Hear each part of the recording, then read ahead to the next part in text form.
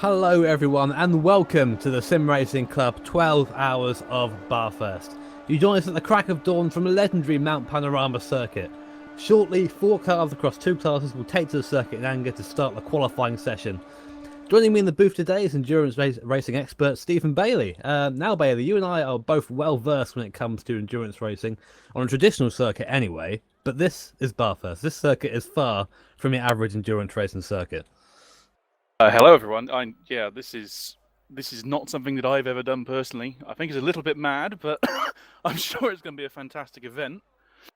Well, so, obviously, as sim racers, we strive to get as close to reality as possible, and having not be too long behind the real life 12 hours of Bathurst, the guys at SimRacing.Club thought it would be a fantastic idea to come and do it, and I'm in agreement. I'm looking forward to seeing these guys go around here. We're just coming up to qualifying session now, so that's just about to start. It is a mixed qualifying session, so both classes will be on the track at the same time, which means that for the GT3s at least, it's all going to be finding a little bit of pocket of free air. So we're just watching the cars come out on track now, coming out to start their laps, and obviously we have the way this race works for those maybe joining us from a non-sim racing background. This is a multi-class endurance race over 12 hours. Now, the question I get asked a lot, Bailey, I don't know if you've seen this a lot, is when I'm driving with such things, people come in and say, "Are you driving the whole 12 hours? Are you doing 12 hours?" Thankfully, it's not a question I've come across a lot, but I have seen other people get asked it. This is a sim that obviously has driver swaps, and I don't know if some people don't know that necessarily, but we got some 4 or 5 driver teams in this race.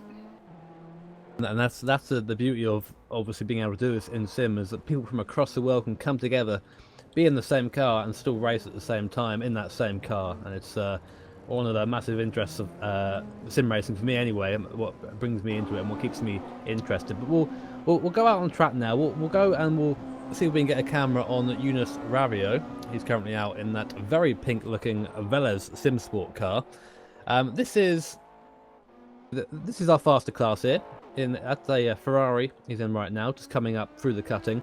And you can see already, quite dark. We're starting in darkness. We start in the darkness just like the real event, and we'll move into day as the day progresses. It's running real time here, and one of the awesome things as well about running this on this server is we have a real weather plugin, which can be good or bad depending if you like rain or not. But essentially, it takes data from the nearest weather station to Bathurst and puts it into the game. So we could end up having rain at some point. I've been told by our trusty weather forecaster that in the last couple of hours we are maybe expecting rain, about 70% chance of rain around here. It certainly sounds like it. There was some practice going on last night in the rain very late on, and I can't wait to see it actually rain. I think it'll be a fantastic spectacle. Watching the GT4s squirm around especially was, well, they're going to have fun. So we've quickly touched on the GT3 class. Quite a mixture of cars there. You got your Corvette, got your Ferrari, got your McLarens in there as well. Going down to, also and Porsche I should say, but going down to, Ravio gets that wrong there, just coming into the start flying. That didn't quite manage to do that there, but we'll go on board with a GT car now. Let's go on board with the GNS car, because that's the closest one I can see here. Also, we're not on board. We're with Adam Hodgkinson, and a unique challenge for these cars around here because no traction control in that GT4 and not much downforce either. So we say sliding around, and you'll see it as the race sort of progresses. But even now, on this sort of relatively easy setting, this circuit right now, it's still a challenge out there in those GT4s. Well, as we saw from the video that we posted up on the Facebook page during the week, where Enzo Fazzi was basically fighting the car come out of every single corner. It looked fun, but to do that over 12 hours round here, a hell of a driver. It's going to be a very difficult task indeed. As just you see now again, looking at the car, the DNS car, just seeing the cars having to make their way around. It's not an easy overtaking place around here at Bathurst. If you get stuck behind anyone pretty much at the cutting onwards, you are waiting behind that car until you get down to Forest Elbow. So you see a lot of the GT3 cars quite desperate to get past this Nissan now, just so they don't have their lap sort of hindered.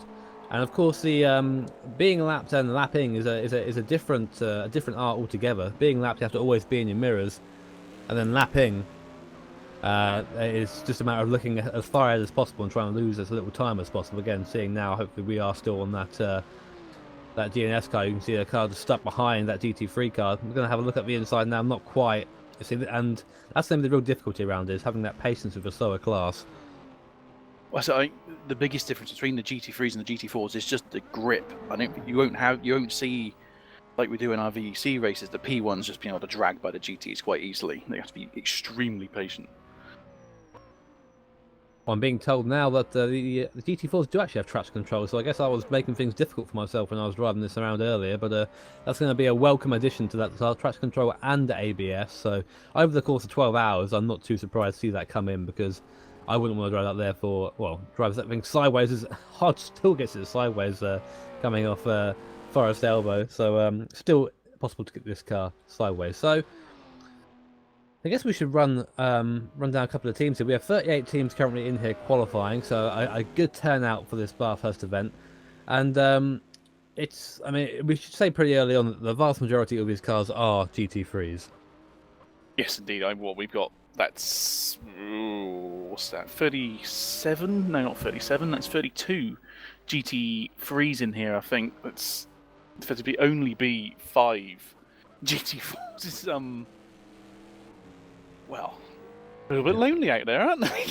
Yeah, I mean, obviously it's a long race, and only having 4 people to race against may not appeal to some. But of course, in this instance, it's just a matter of survival. The 12 hours of Bathurst is, winning is very much secondary. Getting to the end is the first thing you've got to worry about, because there are just infinite chances around here for you to have a massive crash, which is something you really don't want. I've had plenty of big crashes around here in various cars. There aren't too many races I've finished around Bathurst. So just looking at our standings, looking like the 42 car has taken the lead for now. So they are currently on provisional pole with a time of 2:01.9. So just dipping under those 2:02s. Adam Taylor second at the moment in that Zanjo car, just 7 thousandths off there. And I wanted to very quickly say that we did see in practice sometimes going under the 2-minute marker. I'm wondering if we're going to see something similar today in qualifying. Of course, practice the track maybe would have been a little bit quieter, so not quite as much traffic to worry about. But that still would be an awesome achievement if those guys could get below the 2-minute marker. I think a lot of that's going to depend on how much rubber is down. There is some, but it doesn't look like it's fully rubbered in. And that will come as the track progresses and the track develops. Of course, we are using the R Factor 2 simulator, which means we do have the real road progression. So rubber will build up as the race continues. And that means, let's say, for example, we're going for the line through the cutting. You take a very tight line through there, get on the throttle as soon as you can, and then lay down that rubber. That's a good example of rubber will be laid down there. So there'll be a nice rubbered in line, nice grippy line on the inside, but if you try to go around the outside, there'll just be marbles out there and you won't be able to get off the corner. So the racing line around here is obviously dictated just by the average, essentially. You'll see it get wider and wider as the race goes on, because sticking to one exact line is pretty much impossible around here. I mean, you always deviate slightly, but so that'll progress throughout the race, meaning that more grip, and I'm sure that'll be good for the guys later on, because obviously 12 hours around here is definitely a challenge. But if it does rain, Bailey, that all goes away. It does. It does. And see, should it then stop raining, the track will be nice and green. We'll see them slipping around a little more. Yeah, I mean, we talk about the wet weather conditions, and we saw that this is definitely a challenge out there for those 370s. They seem to be the ones that are more affected by the rain. So GT3 cars having a little bit more advanced of a car there, GT3 and GT4. Sort of you can understand the progression going down there. Not as much aero, not as much technology in those GT4 cars as there are in the GT3 cars, meaning that they're a bit more, I don't know, they're a bit more versatile than the poor GT4s. But there are some talented drivers across all classes, so I'm not. I don't expect to see them struggle too much with that wet weather. I mean, obviously we got some. In GT4, we've got some LMP1 drivers from VEC, so there's certainly no question about the ability of drivers in all the classes. I can say as well, that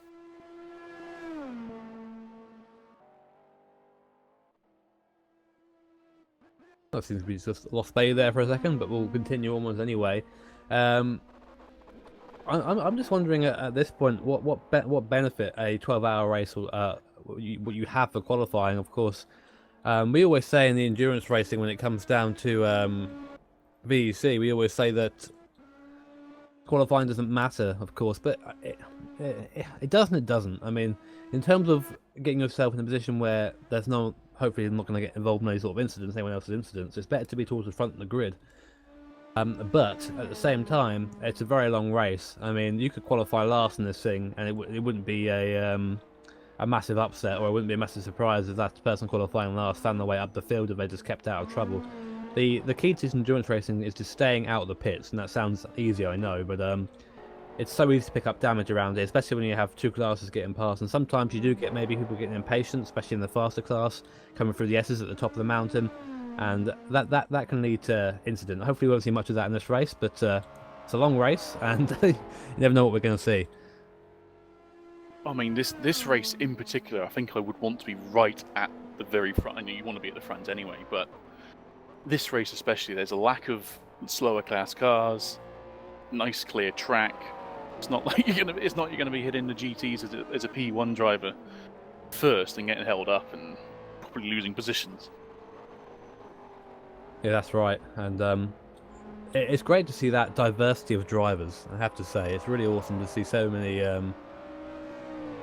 different drivers coming to into this event and showing their versatility as well as drivers. You know, driving a LMP1 car is vastly different from driving a GT4 car, but again, talent is talent, as a friend of mine likes to say. But yeah, it is. I wish I had a little bit more, if I'm honest. Qualifying them 50 or 10 minutes into it now. Currently the 14 car has the board at the 201.4, so leading by 2/10 from the 42 car, so it's very tight at the top at the moment. Bit of a gap after that, down to the 5 car, so second behind. Sorry, the number 2 car, sorry, in 5th. I don't know. I've seen a lot of people putting quite a few laps around here, so I do expect a fairly close run at the top. But of course, Bathurst is a long circuit, so you don't traditionally get the same sort of close spread of lap times you maybe get at a shorter circuit, say Interlagos. Well, no, you don't. In Interlagos, it would be fairly common to see 20 or more cars within 2 seconds, whereas here, as we can already see, there's about 8.5 seconds covering the GT3s that have done a time so far. And it's going to be that way throughout the race as well. There are going to be some people, see a bit faster drivers than others, but as we touched on briefly before, it doesn't particularly go that way in endurance racing. You can be the fastest driver out there, but if you aren't consistent, if you aren't good in traffic, it all comes to naught very quickly. So while there may be some people, some names you might be seeing on here that maybe aren't as high as you would think they'd be, as soon as the race gets underway, I'm sure we'll see that shuffle happen again. That's why qualifying is so interesting to me, because it takes a completely different sort of driver, in my opinion, than it does to actually go out there and run fast in an endurance race. Absolutely, it does. I mean, I was going to bring up your wonderful pass of David Greco. I mean, let's be fair. We'd expect Greco to, on pace, he'll pull away from most of us, but in that particular race, you were able to keep up and you even managed to pass him, which was shows you how different multi-class racing can be.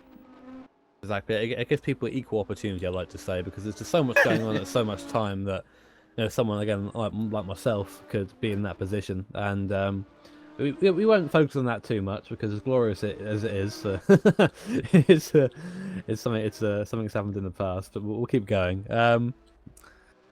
Yeah, I mean, around here, I mean, we'll quickly touch on it before we speak about tyres a bit around here in terms of stints. Around here, overtaking is going to be incredibly difficult. Never mind in the same class, but of course when you have GT4s in the mix as well, who are going all the slower, and when you're in the faster class behind the slower class through a series of corners, it is horrible. It's like going through the pit lane on the speed limiter. It's just it completely disturbs the rhythm. It slows you up, and that's what you need around here, around Bathurst, is rhythm, and you're constantly being sort of ripped out of that. This is where we talk about having a certain sort of driver for endurance racing. So it's going to take patience, I think. Patience and decisive maneuvers. I mean, we speak about lapping a lot in endurance racing, about how you approach slower cars, and get instances, say, with the GT4 cars where maybe they're not being predictable, and the same thing with the GT3 car. I think that's the most important thing around here, Bailey, predictability. Round here, predictability will play a massive role. Another thing with the GT4s is they, like we've said before, they are just a harder car to drive. They are squirming around so much for grip. As a GT3, you really have to pick your moment.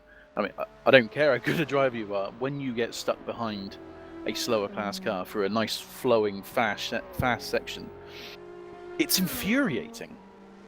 It ruins the flow of everything, and just to stop yourself trying to put in a silly move is challenging sometimes. We've all been there. We've all been there again when waiting behind slower cars. But you just have to allow yourself that time. You really have to allow yourself to think of the long race, think of the 12 hours you're putting under the clock, and then make sure you don't make any rash moves, because that's when you start getting the silly moves come out. That's when you start seeing penalties happen. I mean you see it in real life as well as you see it in sim. But of course, these guys are they aren't professionals. They're all as close as you can get in terms of sim racing. So, but you still, despite that fact, you'd be really surprised. I mean, the quality of driving we get over here at SRC is you don't really find that in other leagues, in my opinion. I mean, I'll say SRC in terms of rules and management and having that quality there. I don't think there's another league in R Factor 2 or another. I guess it's not really a league, is it? It's just another place in R Factor 2 or across sims that you can find that sort of quality. Well, no, there's one race from this so far this season at SRC that I pick out was the Suzuka 6 Hours. That race, honestly, when we saw that it was going to be raining, the morning of the race, this might be a bit messy, but it was actually the best race we've seen this season. The driving was fantastic in that race. Exactly, and I have no doubt we'll see something similar here today. As we already touched on, a lot of drivers in here are from the Virtual Endurance Championship, the VLMS, etc. And if you guys are interested in getting involved in events like this, I mean, this event, for example, there is no license required, no entry fee. All you've got to do is turn up, drive safely, and go round. Then go check out SimRacing.Club, SimRacing.Club.com, I believe it is. SimRacing.Club. SimRacing.Club. This is why Bailey's here in the background. SimRacing.Club. Loads of stuff going on there. I know there's a Formula Truck Championship happening soon in Automobilista, so lots of stuff going on. Very exciting. Make sure you're signed up. So we've even got another season of SRC Academy coming up very soon. We'll touch on that quickly before we go back to qualifying. SRC Academy is basically what it sounds like. It's a feeder series to the biggest series in SRC. We have, of course, the Virtual Endurance Championship, which I think is probably the premier series over there, probably the most famous one. And we have the Virtual Le Mans series as well, which is a feeder to the Virtual Endurance Championship. And to take part in those, you have to be licensed. You have to sort of be proven. It's a way of making sure people don't just come in and drive badly. Essentially, it's a bit of a safety test. And the SRC Academy isn't about being fast. It isn't about setting in the fastest lap times. It's about being safe. That's the big thing. If you can get around the circuit safe, stay on the circuit, run a good line, be good around traffic, that is enough to get your license. So again, if you're interested in that, go check out that on the SimRacing.Club website. But for now, we'll go back to Bathurst, and the 14 car has dipped in to the 2-minute bracket, Bailey. I said James Johnson there with a 2-minute 0.9. We're just over a second off what the times that we've seen in practice. We're going to see, as this track rubbers in, I think we will see them dip below the 2 minutes towards the end of the session.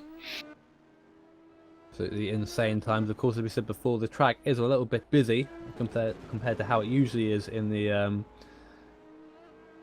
practice sessions. So not quite as easy to get a good lap in around here, but still, a lot of people still doing good times regardless. Yes, they are, including, in fact, Max Sheeder has just taken pole by 0.3 in GT4. Hadlack was 1.5 seconds clear of everyone before that.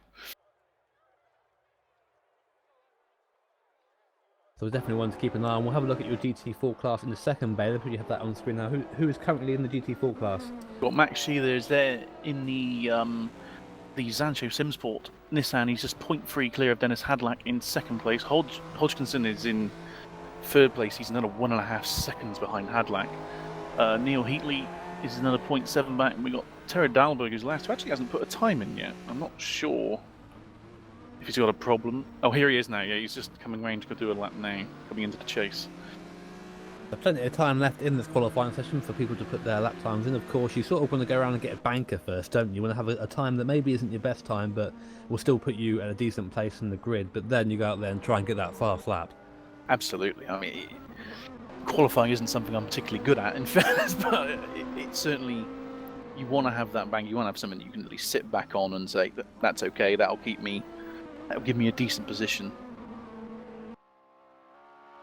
Definitely one to keep an eye on, of course. And we talked about, again, the qualifying specialists around here. I mean, it's not unusual, especially with events like this, where you tend to have more drivers because it's more of a this isn't a championship race. This is a one-off event. So the prize here is pride, which is a lot of. I mean, saying you can you've won the inaugural SimRacing.Club 12 Hours of Bathurst, I think, would be someone that anyone wants in their CV around here. But you tend to have a qualifying driver and then drivers who are better in the race. I mean, not to say the qualifying driver is worse in the race, but I know for our team, for example, we recently in Virtual Endurance Championship have acquired Oscar Hardwick, and we know that he's a good qualifying driver.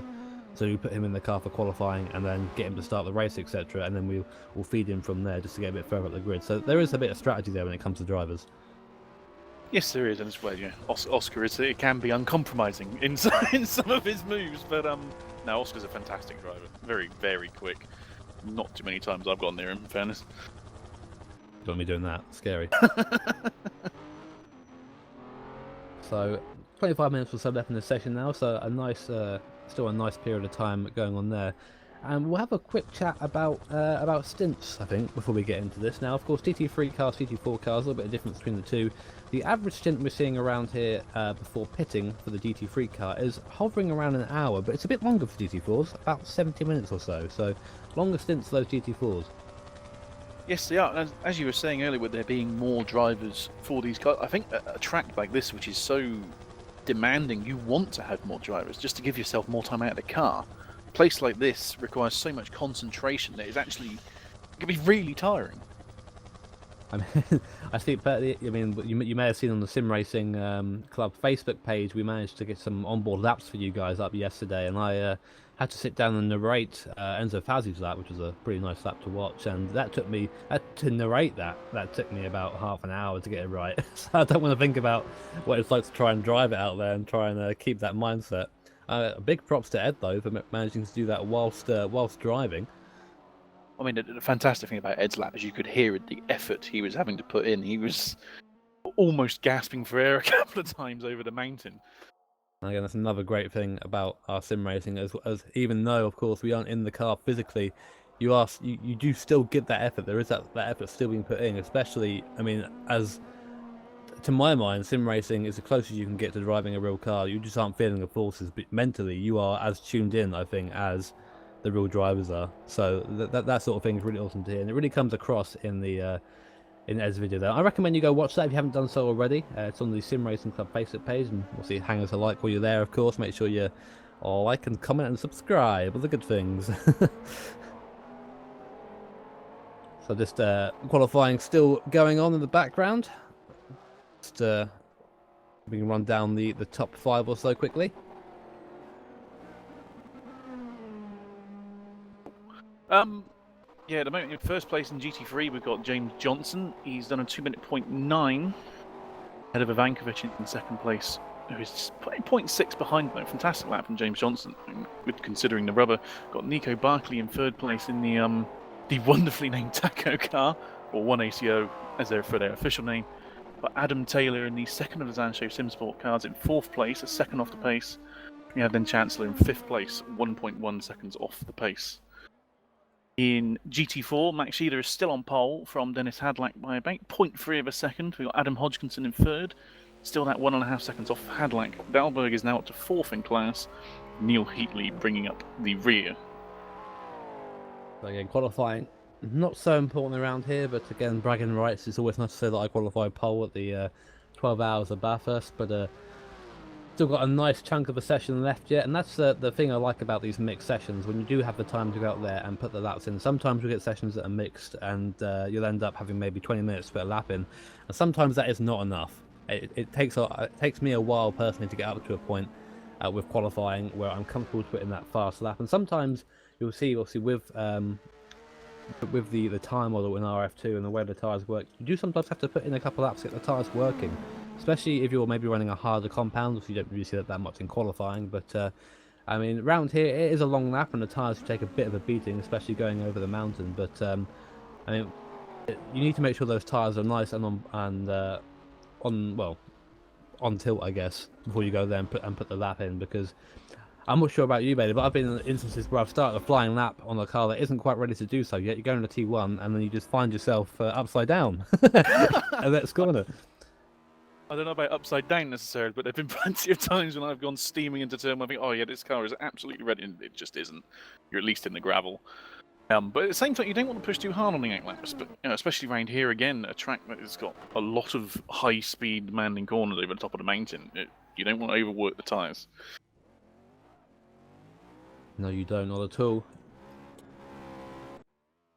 Here we go then, 29 car, still leading, that's Johnson from Taylor.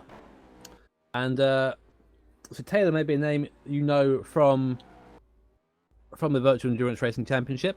He's someone that's been around for quite a while now in VEC. I mean, well, I say that he started last year in VEC in a GT Am car, and then made the quite massive jump to the LMP1 class, where him and Nicky Jakovic have been really a force to be reckoned with. Not quite a good outing at Sebring for them, but showing strong there in the Zansho car, currently running over the mountain. And just 3 tenths between him and Johnson in front in that 29 car. So it's looking good at the moment for the Zansho guys. We're currently 1 and 2, which you can't really moan about that, can you? Well, they're first and second in GT3 and leading GT4. So I mean, although Hadlack has just closed about a tenth off of Sheeda now. So you know Max Bailey. Max is a driver over at the Doug Henson Racing over in the Virtual Endurance Championship. How do you think he's going to fare in this 370? It's obviously a very different car to drive than the Audi LMP1 car. It is, but he's one of those annoying youngsters who's putting me out of a job for one. Max can drive just about anything in any sim. He's a fantastic little driver and just gets on with it. Wonderfully unfussy. Sometimes he scares us in the races a little when he has a little or he makes a noise and it's like, oh god, what's happened? Is the car okay? And it's, yeah, it's fine. What's the panic about then? But no, he's Max is just a wonderful driver and still so young. Like I said, I mean, definitely. I mean, you get old very quick in sim racing, as funny as that sounds. I know. Yeah. I mean, like in real racing, I mean, I think you last a bit longer in sim racing because you don't have to put up with the forces that a real car can put on you. But the same sort of thing happens, of course. Drivers have their peak, and it's a lot of people in sim racing are very young. You know, it's becoming a hobby that I think is becoming even more accessible now, given that a lot more companies are putting out sort of cheaper wheels, more entry-level wheels to get into sim racing, and that's something I really want to dispel, because there are people out there who say you have to have X amount of equipment to go out there and drive properly. You don't at all. I mean, you can start with a low entry-level force feedback wheel and a set of pedals, and you can be out there and be pretty quick. You know, I mean. Bailey, again, this is another example. You used to race with a 180-degree non-force feedback wheel, and you were still one of the fastest guys out there. So, yeah, it's not about the wheel; it's about the person behind it. Well, I certainly, in the more advanced sims now, like R-Factor 2, you definitely want a force feedback wheel. But certainly when I started, it was to be able to just hop in with like a 20-pound wheel or something was fantastic. And that's part of the real draw of sim racing for me, is that it's almost a bit of an equalizer. Of course, you can spend a lot of money, and I know for sure that Adam Taylor, we'll see if we can get a camera on his car now as he just comes out of the chase. Adam Taylor, for example, I know he has a direct drive wheel that is worth thousands of pounds, and a direct drive wheel is basically a very strong force feedback wheel, if you put it in layman's terms, and that's the sort of wheel that racing teams use for their drivers in Sim. So I've never actually asked him about it, so I've always been meaning to ask him about how that wheel treats him, etc. But it's a completely different experience to me. I've had one experience of a direct drive wheel where I went to a Sim experience, and those things are difficult. After 10 laps, I think it was in Montreal, in a Formula 1 car, as Taylor goes pole. Sorry, Taylor does take that pole position away provisionally from his teammates. That's he's done a 2 dead 07 there, so 2 minutes 7. From Johnson is 2 minutes point 8, so not much in it at the top of the moment. Only 2 temps between the top 2 cars. It's reading as only a temp. They're 7 temps clear of the rest of the field at the moment. It's a fantastic session for them. So I guess me saying about the direct drive wheel not making a difference, and well, I mean, yeah, you could argue it does, but just to finish that point, the direct drive wheel really it hurts your arms. It becomes a more physical experience, but you definitely do get a little bit more detail in that force feedback. But surprisingly, Taylor getting back out there straight away. You might think at this point he maybe sit by the sidelines and watch for a little bit, but it's really back out there. I think the thing with qualifying for me is you want to just keep going round and round to keep the rhythm going, to keep the feel of the car going. It's been times when I've sat in the pits for like 15, 20 minutes and then gone back out again and feel, oh, hang on, this isn't quite right. I'm very, very rusty. So we'll go and check in with our GT4 filter as Tero Dober goes fastest there in the GT4s in that Ruggiero Racing car. So he puts in quick time there, say 2:16.7. I can tell you from my experience, when I did my first initial laps out there, I was doing 2:23s. So this shows you how much time there is to be wrung out of his car. He's in the pits now, sort of relaxing. Dennis Hadlack is on track in the GHM Motorsport car, so not too far off. I mean, it's only 200ths of a second. I noticed that 200th of a second around Bathurst, Bailey, between pole and second place in the GT4s, and then Max Schneider off the back is only 800ths of them. I'm just watching Hadlack there. He's actually a little bit quicker this lap, but he just missed the apex coming to McPhillamy Park. See if we can get a camera on Hadlack and give you guys on board there. As it looks like now Max Schneider's now gone fastest in that GT4 class. This session, I said, and I think there's still a lot of improvement to come with the rubber going down. It may not be to the last 5 minutes that we see pole set in both classes. Max there with a 2:16.5, give or take a couple of thousandths. So a great time by Max, 2.4 tenths quicker than Tero Dolberg. And yeah, it is a small GT4 class here, no doubt about it. But it's one we'll be watching with great interest as the race progresses. So we'll do a quick rundown of your top 5 in class with 13.5 minutes to go left in qualifying. First of all, in the GT3 class is Adam Taylor in that Zancho SimSport car. Current time of a 2 minutes point 7. Behind him is James Thompson in the other Zancho SimSport car with a 2 minutes point 8. And we go back to Black Hawk Racing. Chancellor at the wheel there at the moment, at 2 minutes point 1. You can do driver swaps in qualifying, I believe, or you could do before so anyway. So maybe someone else having a whack at that. But I still think the same rules here apply as in VEC, as the qualifying driver has to start. I believe that's the case. Yes, I haven't heard about being able to do driver swaps in qualifying, but I'm sure Jimmy will tell us if yes. I'm wrong in a second in our ear. So, but I believe that is the case around here. He often does. And you go back to fourth, you have the Eastern Racing Foundation team. Ivankovic in the car there, a 2:01.5 for fourth, and then down in fifth place in the 1ACO Taco car, as it's affectionately known as Nico Barkley for 2 minutes 1.7. Top 5 in the GT4 class. There are only 5 cars currently in the GT4 class, so we'll run those down. Of course, as you said, Max Schieder taking the pole for now of a 2:16.4 provisionally. Tero Dolberg on a 2:16.7. Hadlack there on a 2:16.7 as well, only 200ths behind Dolberg. And then a little bit of a gap to the DNS racing car, Hodgkinson there with a 2:17.7, and then Neil Heatley, another one of our commentators here at Sim Racing Club, currently down in at 2 minutes and 19 seconds, a second and a half off the back of the DNS car. But as we said, qualifying is not everything around here. No, it's not even close to everything, right? Especially in a class that's that small. For them, they'll just want to survive when the GT3s come through them the first time, I think. So guys, any questions you guys have for us, and feel free to contact us on social media. Bailey has all the tags and whatnot, so I'll pass over to him to pass it on to you guys. I do. On Facebook, if you look for the SimRacing.Club Facebook page, and you can comment on the We Are Live post that I've recently put up. If you've got anything to ask us there, our Twitter page is at SimRacing.Club. Simple as that. At Sim Racing Club. If you have any questions, we're going to be watching Twitter more than we are going to be watching Facebook. So any questions on the broadcast, anything you want to add, then let us know on there. Get in contact with us. #SRC12hours. fact, to be precise, if it could be hashtag SRC Bathurst 12H, it'd be fantastic. I've even got a little search up ready for that. So SRC Bathurst 12H. You look forward to hearing from you guys. Only 11 minutes to go in this session now, and it's about now that the teams are going to be thinking, for those maybe who do have only the banker lap in, are going to go out there and now try and improve, try and go that a little bit faster. I mean, we'll go down a little bit into the GT3 field. Obviously, there are 34 cars out there right now. Kieran Parkin, baby, another one of your drivers out there currently. Currently driving.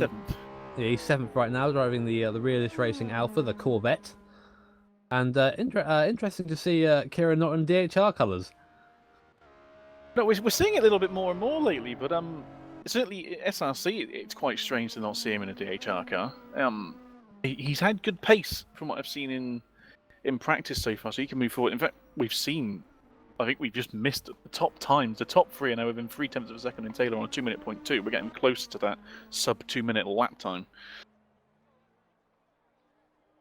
Yeah, it would be great if we could see that in qualifying, but that would be an absolutely insane lap at this point. I mean, for example, just for comparison, that we have Kieran here, who is a quick driver in that Corvette. I mean, usually he's more at home in downforce cars, but still managing to wring the neck of his C6. He's on a 2-minute 1.9, or nearest makes the difference 2 minutes 0.2. So to go below 2 minutes would be an absolute achievement here.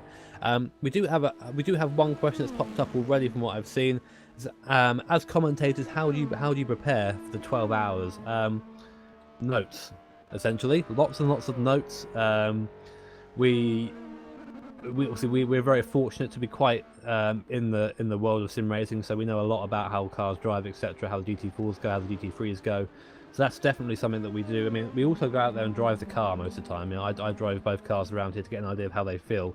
And I would say I much prefer the GT3 car to the GT4 in terms of keeping it on the circuit. But we have the luxury in sim racing to be able to go out and do that. Obviously, you can't do that in the real world. You can't just go up to the Bentley team and be like, guys, can we pinch the car for a bit and send a hindy round, see what happens, you know?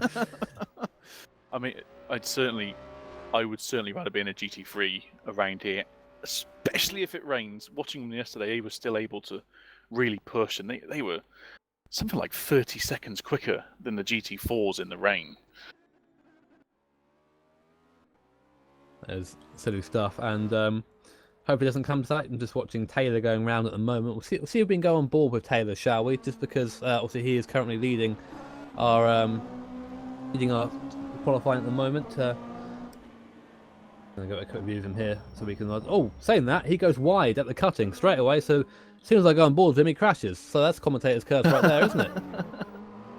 Hopefully that'll be the only time we have the commentator's curse today. We saw it a few times at Sebring, so less of those incidents, please.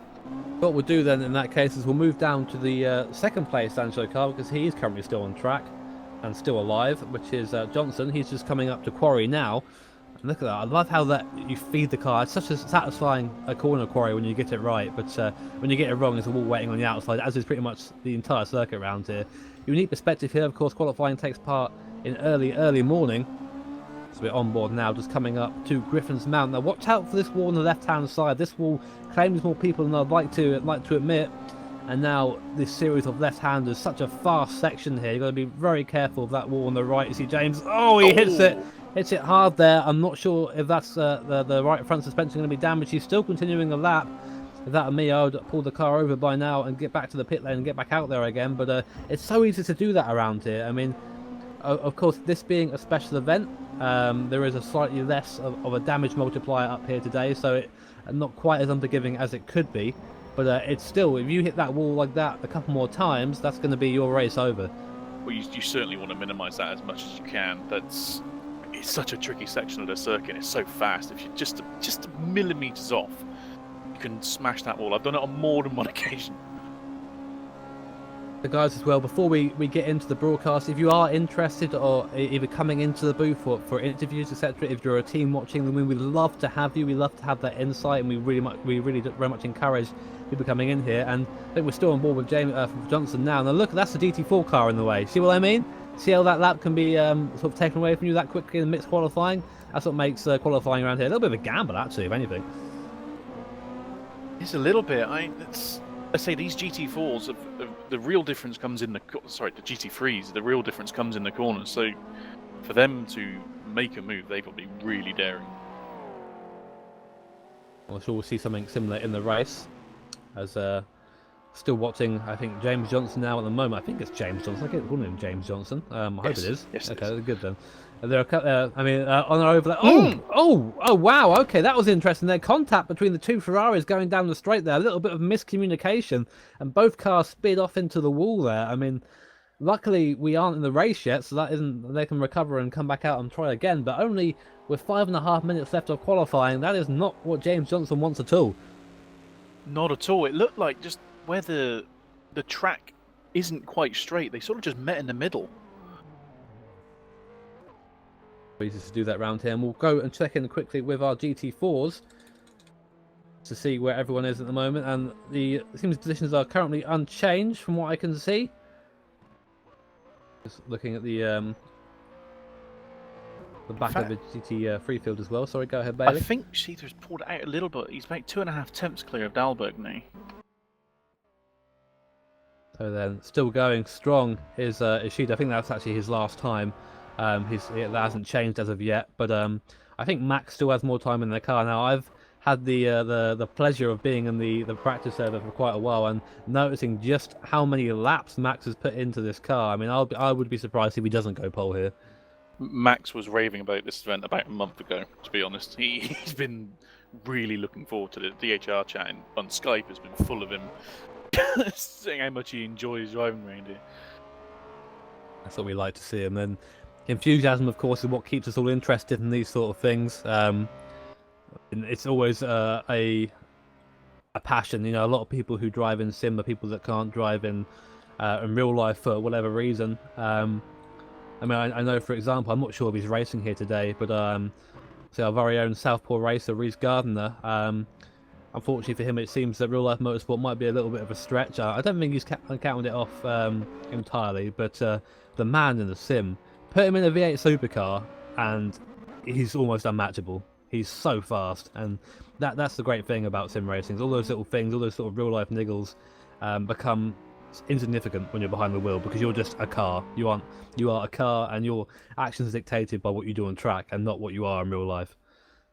I have a huge amount of respect for Reese, how he is able to manhandle any car, from a downforce car into a slow little, even a fun cup. I suspect he'd be fantastic in a fun cup as well. Don't bring in the fun cups. It's too early for the fun cups, Bailey. The coffee hasn't set in yet, so we'll wait for that. Still looking pretty tight at the top there. I think I've seen Eunice Rabbio go a bit faster though in that Scuderia blue flag car in that very pink Ferrari. At least we'll know who it is. You're certainly not going to miss it. It's a little pink for my taste, I must admit, but you won't miss it. Even in the dark, I think you'll see that thing coming. Do you think Eunice has ties with Force India in real life? You could well do. I mean, this pink is a little more offensive than the Force India pink, but it is a bit. And that reminds me, guys, we do currently have a livery competition going on, which I think will close at the end of this race. Bailey, a couple of details on that, if you don't mind. Yeah, it's quite simple. If you go to our Facebook page, go to our photos, and then the albums, there should be both GT3 and GT4 albums. To vote, simply hit like on your favourite skins. You can vote on more than one skin if you like, or just a single.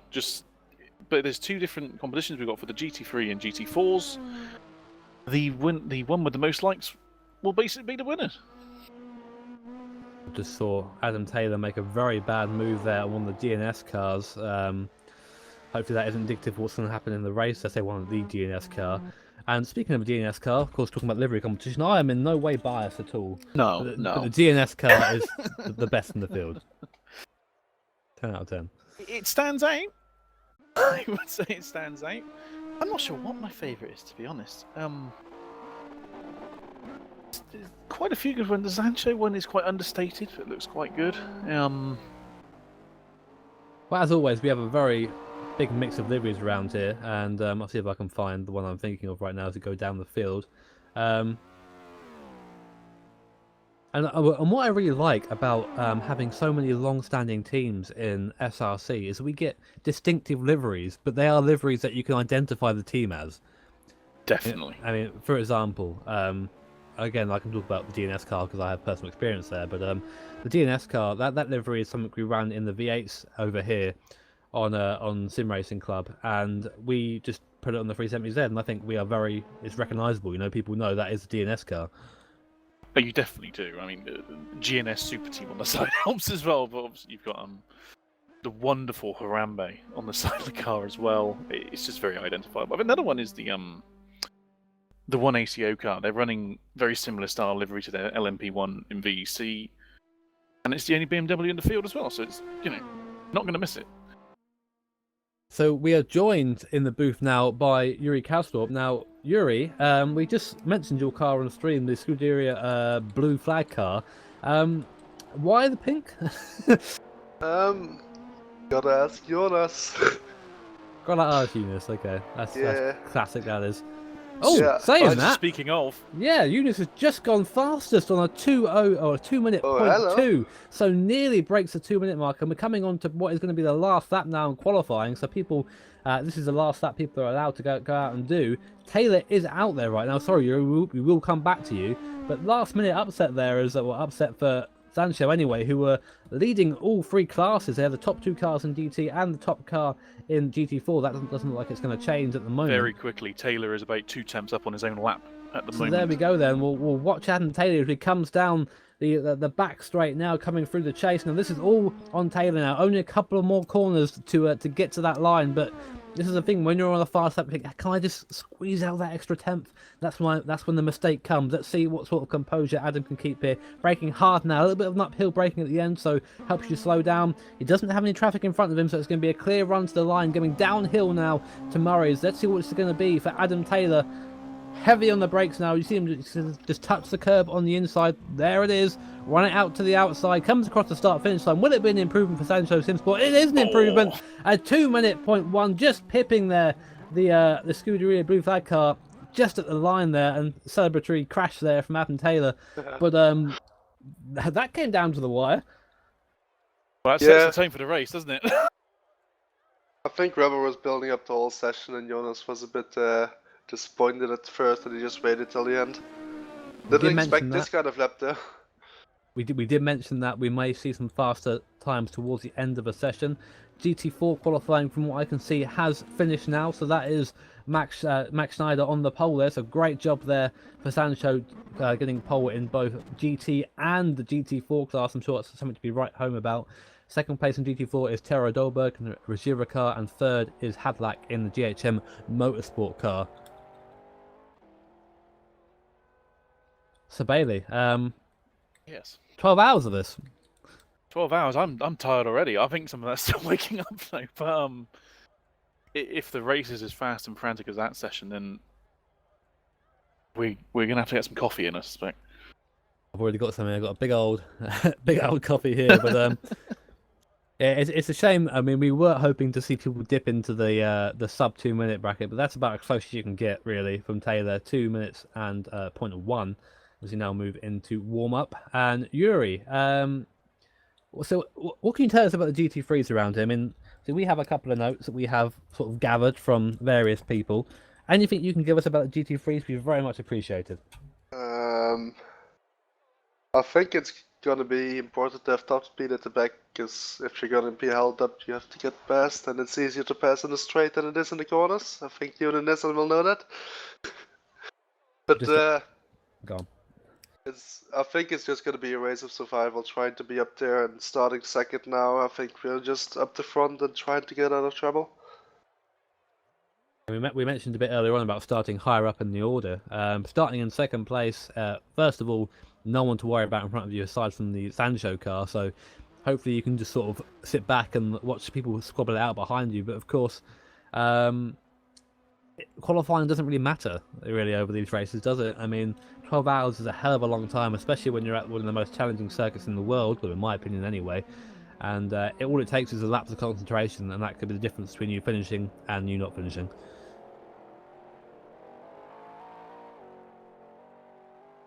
So just coming into warm up now, the guys going out there and getting used to the tyres, getting used to how things feel on the race setup. Of course, race setup usually vastly different from qualifying setup, and that's something that can catch drivers out there around here, that transition from qualifying to race. Oh, easily. It's one of the reasons that I used to like the system where we had the qualifying on the week before a race. The one race I did this season of VEC, going from qualifying to race, it was very hard. As someone that requires a lot of laps to be on pace, it took some time to adjust back to the race setup at Istanbul. Is the warm-up session open here? Yes, session is open, people are out on track, so... Oh, nice. And we are also joined by the voice of Room 2 VEC, Josh Anderson, who is taking part in the #1 Cosmo racing car, who qualified 31st in the GT3 class. Nice to see you, Josh. Nice to see you as well. So, tell me, we just heard Yuri's perspective around here, saying how Nissans are going to be a bit of a difficulty to pass around here. What's your perspective of the track so far? How's it feeling out there for you in that Ferrari? Well, yeah, the Corvette's it's a good car. It's nice and balanced, but the problem for me is just going to be keeping up with the rest of the grid because I was doing 204s in practice and now I just have no pace whatsoever in the qualifying. I ended up at a 208, so I don't know how it's going to be in a race pace, but I think I'm about 3 or 4 seconds slower than I should have been. Really feel like I should have been up in the 20s, 23s and all that. But you know, back at the GT3 field's actually where I probably want to be in all honesty because you know, if anything goes wrong with the GT3s ahead, I'm there to pick up on that, and that I feel as actually as a racer, not like obviously as a commentator, I've got my own skills, but as a racer, I just feel like my skills lie in capitalising on others' mistakes. So it's going to be a case for me of just trying to make sure that I get a good start, make sure nothing goes wrong for me, get away from the GT4s as quick as I can, and just if anyone makes mistakes ahead of us, just nicely, calmly go ahead.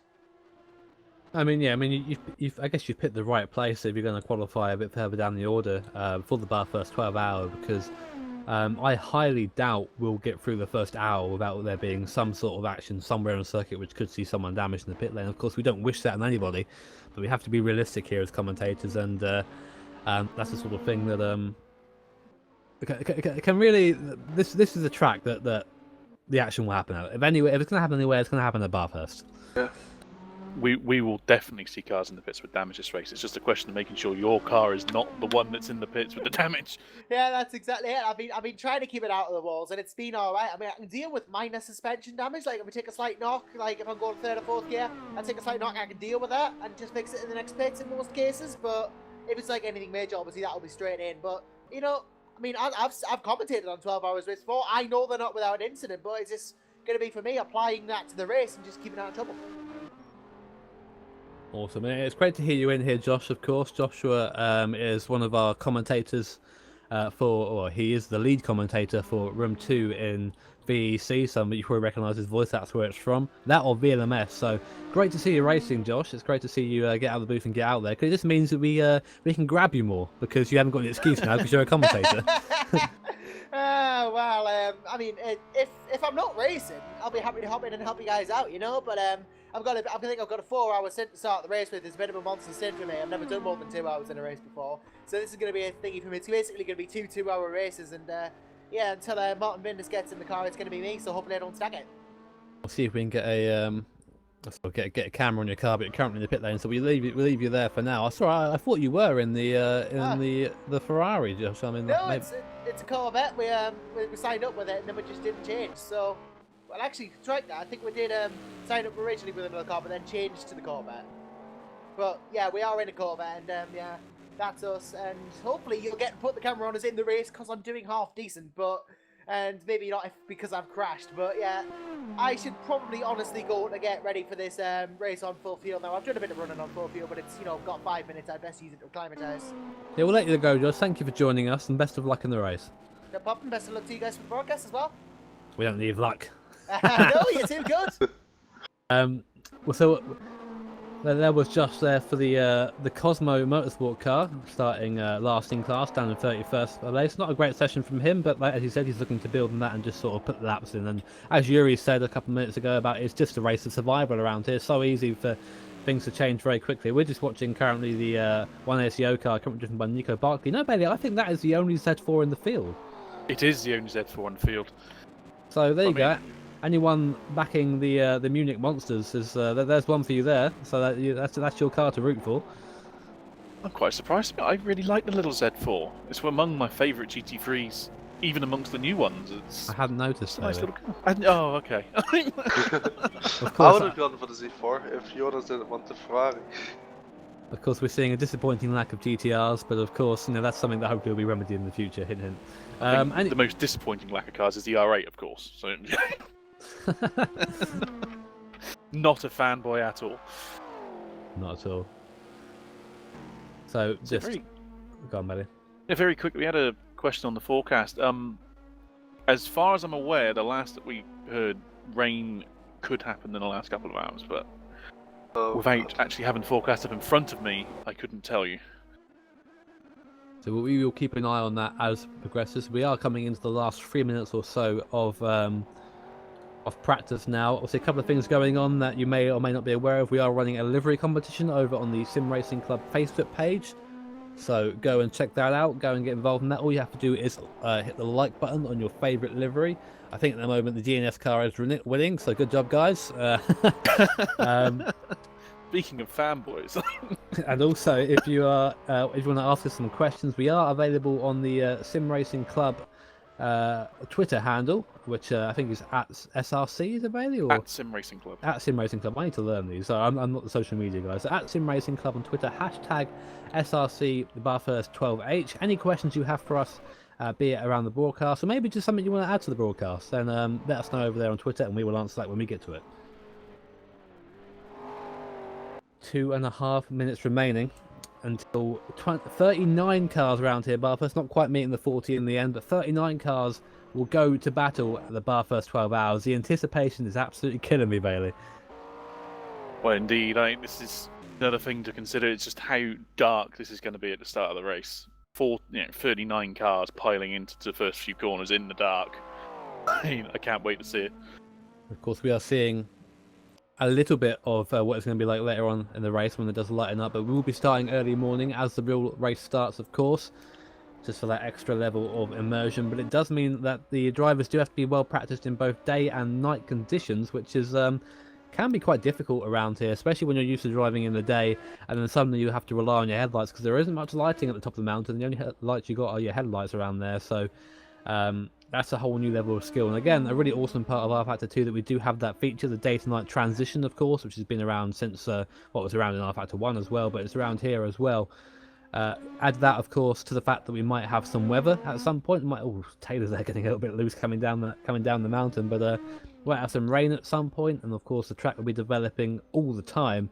Makes for a truly immersive experience with the circuit, and it's awesome to see R-Factor 2 getting a little bit more love nowadays, now that we have 397 leading the way. But we won't get into that too much. Only a minute left of qualifying, of warm-up to go. We also have something running in the background as well. We Bailey and I like to do this, but when we're commentating together, the Spirit of the Race Award, which will go to the car we think embodies the spirit of a true endurance event at Bathurst. So that's something we'll come to at the end of the broadcast in 12 and a bit hours time. Don't like saying that out loud. It's a long way away, that is, but it's always something cool to look at, and maybe focus on someone who maybe isn't the fastest guy out there, but really has shown just that passion and spirit that we come to associate with endurance racing now. When the passion for endurance racing is why we're all here. If it wasn't for that, this race wouldn't even be happening. So it's very important to make a thing of it. It is indeed, and it's worth noting that we actually have 3 commentators taking part in this race. We have Nick Newcomb, who we're watching now, or should be anyway, if my camera tool is working. He's currently in that Fanatec Drag Racing Porsche, just getting some laps. And we also have Neil Hilty as well. He's in a GT4 car. So Heatley, sorry, I've done awful names today. In that 54 GT4 car, and of course we have Josh Anderson. So we have a good representation of people here today. We do. I think we're being well represented. I mean, that's the only reason I'm here, to be fair, is that the fact all the commentators are racing. Is it got a Dragon Bailey? Cars now just preparing their final preparation, so we get into the 12-hour race. Obviously, we'll do our best to call as much as we can. We have limited cameras here, so we'll do the best we can. But here we are then, into the race session, and you can see back to the crack of dawn. It's going to be nice and dark on that mountain. And we'll train a camera on our pole sitter in the GT class. And Bailey, if you can do us a favour while we go, keep an eye on those GT4s before we get onto the grid. As now people are doing their last preparations, loading race setup. What is going through their minds right now, Bailey? Don't forget, guys, opening lap is under pit limiter. I mean, formation lap under pit limiter. So at the moment, yes, not much in terms of that, but just waiting now on the grid. It's going to be a formation lap before we go round. So Adam Taylor will lead us around in that SimSport car on the pit limiter. And this is when the heart really starts getting going for me anyway. I'm not sure about you, Bailey, but being on Definitely. the grid every time without fail, even though I consider myself a bit of an old fart now when it comes to endurance racing, I'll still sit on the grid and I'll still get that initial burst of adrenaline of all the cars around you in the first lap, because it just becomes a matter of this is it now. This is it. All the training, all the practice, all the qualifying amounts to this session, and that's when you have to really try and keep your cool. That's when you separate people who are able to deal with that pressure and people who are not. Absolutely. Sorry about that. I was somewhat rudely interrupted. But no, at this stage, it's certainly for me. My heart's always going, always pounding, because the pressure of starting the race and you just want to get into a rhythm nice and quick, settle in, not hit anything. I know it sounds really basic, but it's just what you got to do. Focus on the basics and get into the race. The temptation, especially when you're racing people for position this early on, because people are very close at this point, of course. So it's very easy just to get caught up in that. So easy to get caught up in that, and you have to you have to control it. You have to sort yourself out and say, right, stop. You need to calm down. You need to back off. You need to save the car, save the fuel, save the tires. Think of the long game. There's no point fighting for a position with 10 hours to go. Especially around here, I'd say, especially around Bathurst. As I said, there will be incidents. There will be some accidents around here. It's unavoidable here, but just focus on what you can do, control what you can control, and try and get to the end. So we'll just run down the top 10 in class quickly. We have the 39 car of Sancho SimSport leading us round from the pole in the GT3. Yunus Ravio in the Scuderia blue flag car. That Ferrari there, very memorable livery. James Johnson in the other Sancho SimSport car. Those guys denied the 1-2 in pole by the bright pink Ferrari in front, so I'm sure they'll be looking to get past them as soon as possible. Ivankovic in the Eastern Racing Foundation Ferrari there behind. Ferrari is making up quite a lot of the top lot here, so maybe the quicker car. Pengoli in the Witchwood car is 5th. Chancellor in the Black Hawk Racing car is 6th. Barkley in the one ACO, the first non-Ferrari, in the top 7. He's in 7th place. Then Stefan Holzkamp in the VRE Motorsport car. Good qualifying session for them, up into 8th place. And we have Hart in the Dragon Racing number 9 car in the Porsche, first Porsche. And then Team Hey-O Argentina with Asturi at the wheel in 10th, your GT4 field. We have Max Scheider in the 72 car, leading off the field there. He's just a bit of a gap between him and the GT3 cars, which is sensible. Behind them, Tara Dolberg in the Regira number 69 car. Behind them, GHM Motorsports, Dennis Hadlack with Hodgkinson in the DNS car, best car, in the 99 car there. And then Neil Heatley in the 54 British Racing Beta car. And also behind them, it seems that the Texas Squadra Corsa Junior car, still out at the wheel, didn't get that qualifying session in, so they're actually right at the back of the field there. So they've got to get past the GTs before, GT4s before getting onto the back of that field. But we'll go back to the head of the GT3 field now. This is when...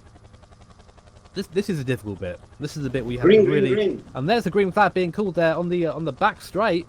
Waiting for people to go green. Taylor has not come there. I've heard the green over the TeamSpeak. People haven't heard that. And there you go. Taylor finally goes there. So we are green now for the SRC. 12 hours of Bathurst. Taylor gets away nice and cleanly from Yunus Ravio. And it's like the Witchwood cars made up a couple of places before the line there, obviously catching the green a bit earlier for everybody else. But Taylor leading us off. I haven't quite seen what's happened to that other Sancho SimSport car. Looks like it's now fighting for fifth place, but up into 4th now. So coming across the line now to start the first proper lap of our 12 hours. It's very close to the front already, with Taylor defending from the number 33 car behind, coming into Hell Corner for the first time. Hopefully everyone gets through here nice and cleanly. We'll keep an eye on the head of the field for now. It's like Sancho with a good exit out of Hell Corner, so no issues from them. to worry about so far. Everyone seems to be getting through cleanly behind. I'm noticing a couple of cars off in the distance. Bailey car off in the at hell there, off wide. Rejoins, I think, in the background, so we'll get back to that in a second. Kangori looking up the outside, actually, to the Scuderia blue flag car, but not quite in a position to get through there. And now James Johnson there in the Sancho SimSport car, side by side in the 29. Coming into the cutting, not quite having to back out of that, and cars all slowing down behind. Also, we have a car going a bit too fast. A Black Hawk racing car nearly puts it in the wall there. You see just how out of shape he is. Action all the way in the first lap. When we've already got 3 cars in the pits at the moment, I'm not sure what's happened to them. We've got Newcomb, Anderson and Alimos Jr. all in the pit lane. So I'm not quite sure what happened back there. We'll see if we can get. And also the 47 car looks like of Rezo there. So I'm not quite sure what's happened to him as well. Another GT3 car on the back of the field there. Looks like Hodgkinson also has lost out a couple of places. And Heatley's had a good start in the GT4s. He's up to 3rd in class. But back to the GT3s. Taylor already with a bit of a lead there. So starting as he means to go on, it seems. A very quick car underneath Adam Taylor. Eunice Ravio in the blue flag car. It's sort of the next car down. Then a bit of a gaggle here. We're going to have James Johnson sitting in the slipstream of the number 3 car. Sorry, the number 27 car goes to the outside. Going to look around the outside at the chase. Not something I would like to do around here.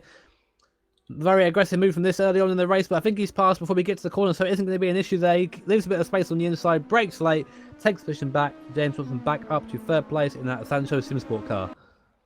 Sancho obviously looking to get into the 1-2 positions that they had in qualifying for so long. Yeah, we can get that back nice and quickly.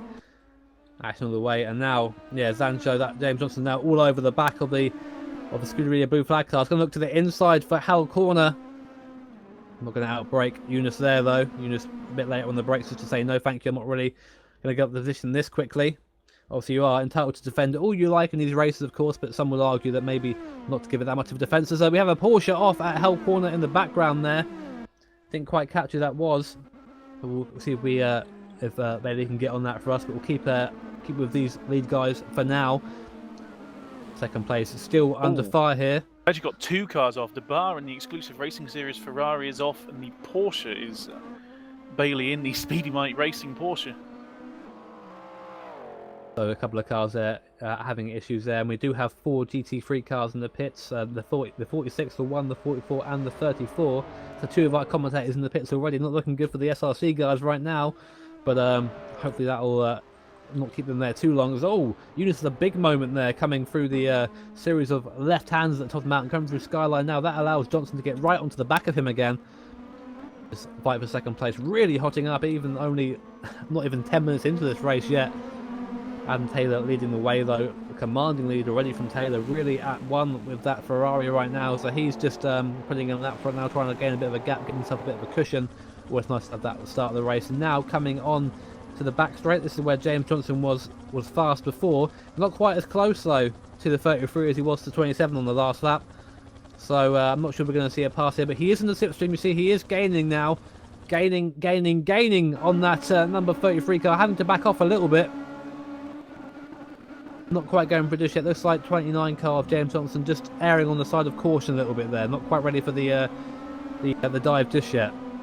At this stage, still 11 hours, 51 minutes to go. Although, here he goes. Going up the inside now. I think that's the move done. They had a good run coming off the left-hander there, and that is that move made, but not quite done just yet because Ravio is now right up behind. Now he's in the slipstream. Now his turn to be the chasing car. If he's quick through hell, he's going to have a good run maybe up to the quarry, but looks like the James Johnson had a better run through there than Eunice did.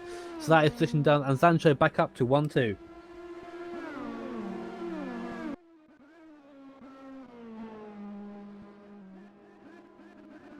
Meanwhile, Josh Anderson still in the pits in that Cosmo car. Not quite what's wrong with him there, but Nick Newcomb is back and racing again.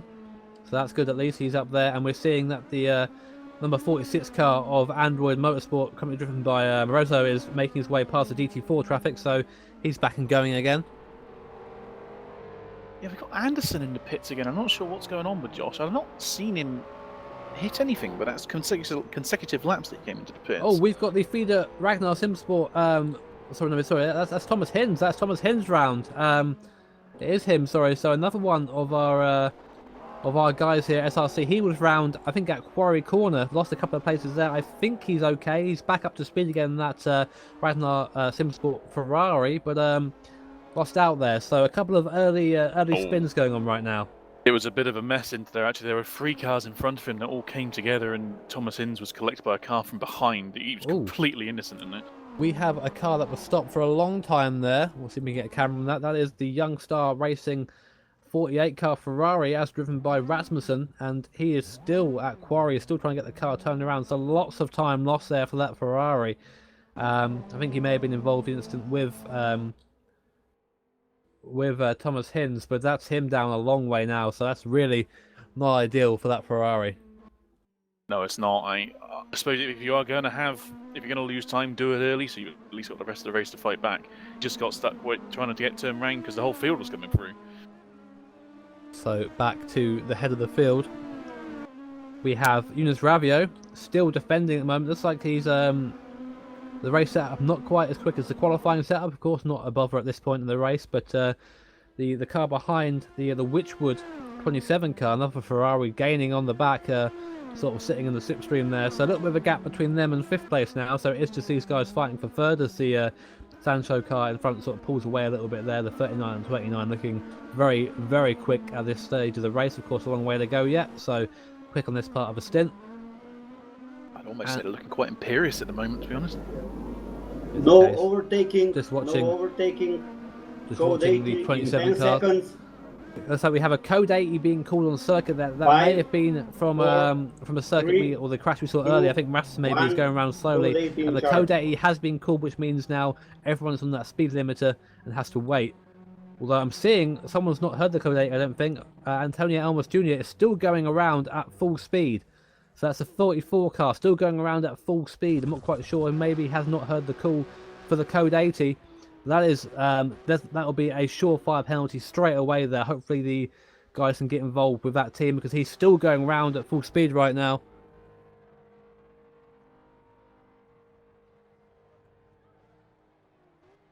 Sounding like they are not getting the message, but we're seeing some cars pitting in. Looks like Hodgson's pitted in for the DNS car. And hopefully that Porsche gets a message very soon because that's going to be a big message. Just like the DNS car coming in just to fill up on fuel. A good strategy there. We see that a lot when the code 80s are called. People will come in for that little bit of fuel just to get the car a little bit longer on the stint and go from there. So we're wondering how many more cars will come in. Of course, it does depend where you are on track. It's a long lap here, especially when on the code 80 limiter. And it looks like now that the 44 car has got the message and is down to the pit limiter, but that will be a penalty for sure for that 44 car. I would certainly suspect so. Well, it's been quite a lively start, hasn't it? Yeah, it's what you expect, really, isn't it? From Bathurst, no punches pulled, so to speak. Looks like we're seeing the Rasmussen car, the 48 car, coming into the pits now. I think I'm seeing that car is damaged, so that's coming in now. I'm going to set up a quick catch up on GT4. Actually saw Hadlack managed to get in front of Shida at the start, but Shida's since got him back again. So good fighting in GT4 already.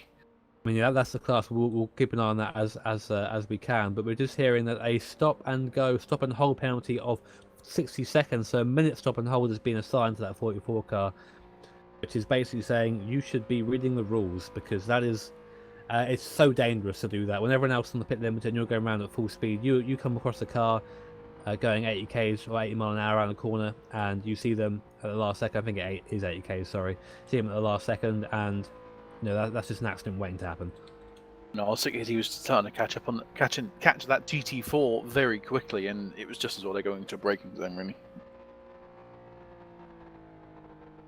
I've just noticed we have a very tight battle. Well, I say a tight battle. I say it's not right now. Obviously, we're under code 80, but a very tight fight for 7th in the GT3s. Stefan Holzkamp leading the VRE Green car. flag in 10 seconds. Green flag will be called very soon. So we're assuming we get a camera on that VRE car for the 5, restart.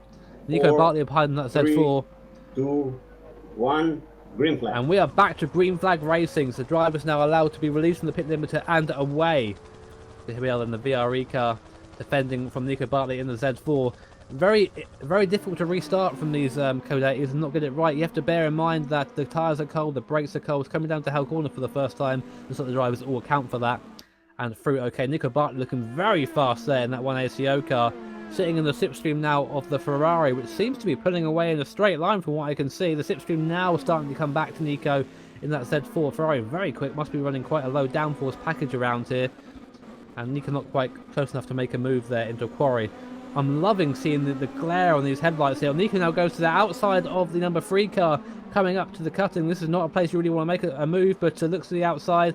Ferrari has the inside line, not really much you can do there. Nico has to slot back into place here and wait for another chance to overtake. No, we even saw it at the restart. He was immediately looking into the last corner. If he can stay in the slipstream, I'd certainly fancy him to get by. That's something you have to think about around here as well. We do talk about being patient, but of course, that also has its downsides. If you are in a quicker car, and I do think that one ACO car is pretty quick, although Stefan doing a good job over the mountain there to sort of spread the gap a little bit. The last thing you want to do is be behind a car that's slower and sort of been stuck there, especially if they're running a high downforce package or a low downforce package, as I say, so they're faster in a straight line. So Nico, I'm sure, will be very happy to get past soon if he can do so. We'll stay with this battle for now, coming down to Forest Elbow now, and just see that exit there from Nico. Very had to almost get off the throttle there. He had such a better exit. The back of the VRE car now is going to be deep in that slipstream. This is the best place he wants to be now. That Ferrari is very fast in a straight line. Look at it. Only just now is the Z4 catching up. He goes to the inside line here. This is the best line for the right-hander here, but he'll be on the outside for the next left-hander, breaking down hard, and then the VRE Ferrari still keeps it. Will he run wide there? Runs a bit wide on the exit. VRE car goes to the inside now. Fight behind, and another TXL racing car is getting free wide contact between the BMW and the TXL racing car with I think that's Christian Mikel. That's not a move you wouldn't be making there that early on, free wide. And there goes Nico past now the VRE car. I think the VRE car sort of given up a little bit, doesn't want to be involved now. And here comes the number 8 car, the TXL racing car, coming to the inside. Not quite going to be close enough there in that Corvette. All this fighting is allowing the Team Heyo Argentina car, the 49 car behind them, to get involved in two. So soon, this will be a 4-way battle for 7th place. Fantastic stuff there. You see Holtzkamp. We saw Holtzkamp over the first part of the main was really quick, but coming back down, he lost a whole lot of time. He did. I mean, I'm not quite sure. I think maybe the car may be geared to that the ascent rather than the descent, but now we're seeing that TXL car getting involved as well. And careful, boys, you've got a long time left yet. I mean, that free wide manoeuvre there attempted by the TXL car is not something that I would do personally, especially at this point. I would back out and let them get on with it. But obviously, you have to ever the optimist. It seems the TXL car trying to take advantage of those situations. This is where we'll see maybe the difference between Nico and Stefan Holtzkamp. So the gap is spreading, of course, and that Z4 there pulling away, now coming downhill again. Such an easy place from here to make mistakes if you are not careful. Just the complete dynamic of the circuit changes with a second. And that's the car behind there. The Heyo Argentina car went very wide. Not sure if he touched the wall there, but that's going to allow Kieran to park in the Realistic Racing Alpha to get a bit closer. And Kieran, a bit further down than I expected him to be there. I think maybe the qualifying didn't quite go their way, but Kieran is a driver that's very much better in the race. He definitely is. He's got fantastic single lap pace, but as we know, it's very hard to put it all together in qualifying. But as well, he might just be easing his way in. As I say that, he's trying to get side by side into the chase, but he might just be trying to ease himself into the race as well. I think he thought better of it there in the background, so that's good to see. There is fights going all over right now. We're doing our best to cover as much as we can for you. At number 3 VRE car getting a lot of screen time right now, because that is the battle on track that I can see the close one anyway. I'm sure. See, we have Bailey, our analytical genius, in the background going through the grid as we speak. But that TXL Racing Corvette again, even so, that Ferrari seems very fast in a straight line.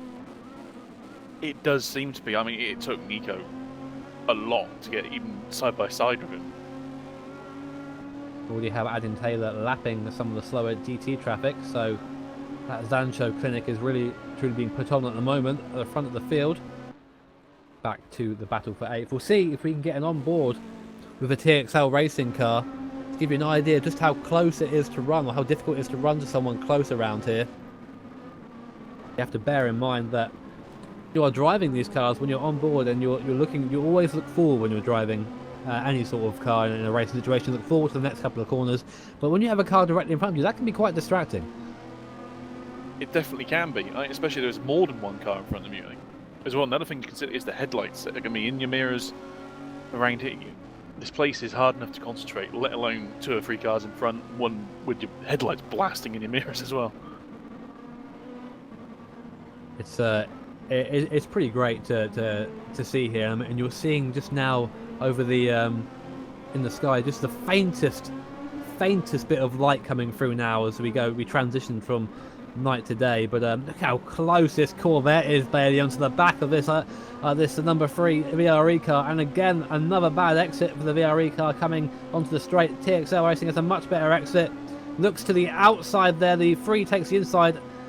And that Ferrari again, even with the slipstream in the back, it's still the Corvette just about getting on, really squeezing the Ferrari on the inside now. Going to go to the outside on the chase. Here we go then. 2 cars through, 2 wide, goes to the inside. Number 8 still the inside. VRE goes to the outside. Can't make that stick, I don't think. Goes a bit wide. TXL Racing through up into 8th place.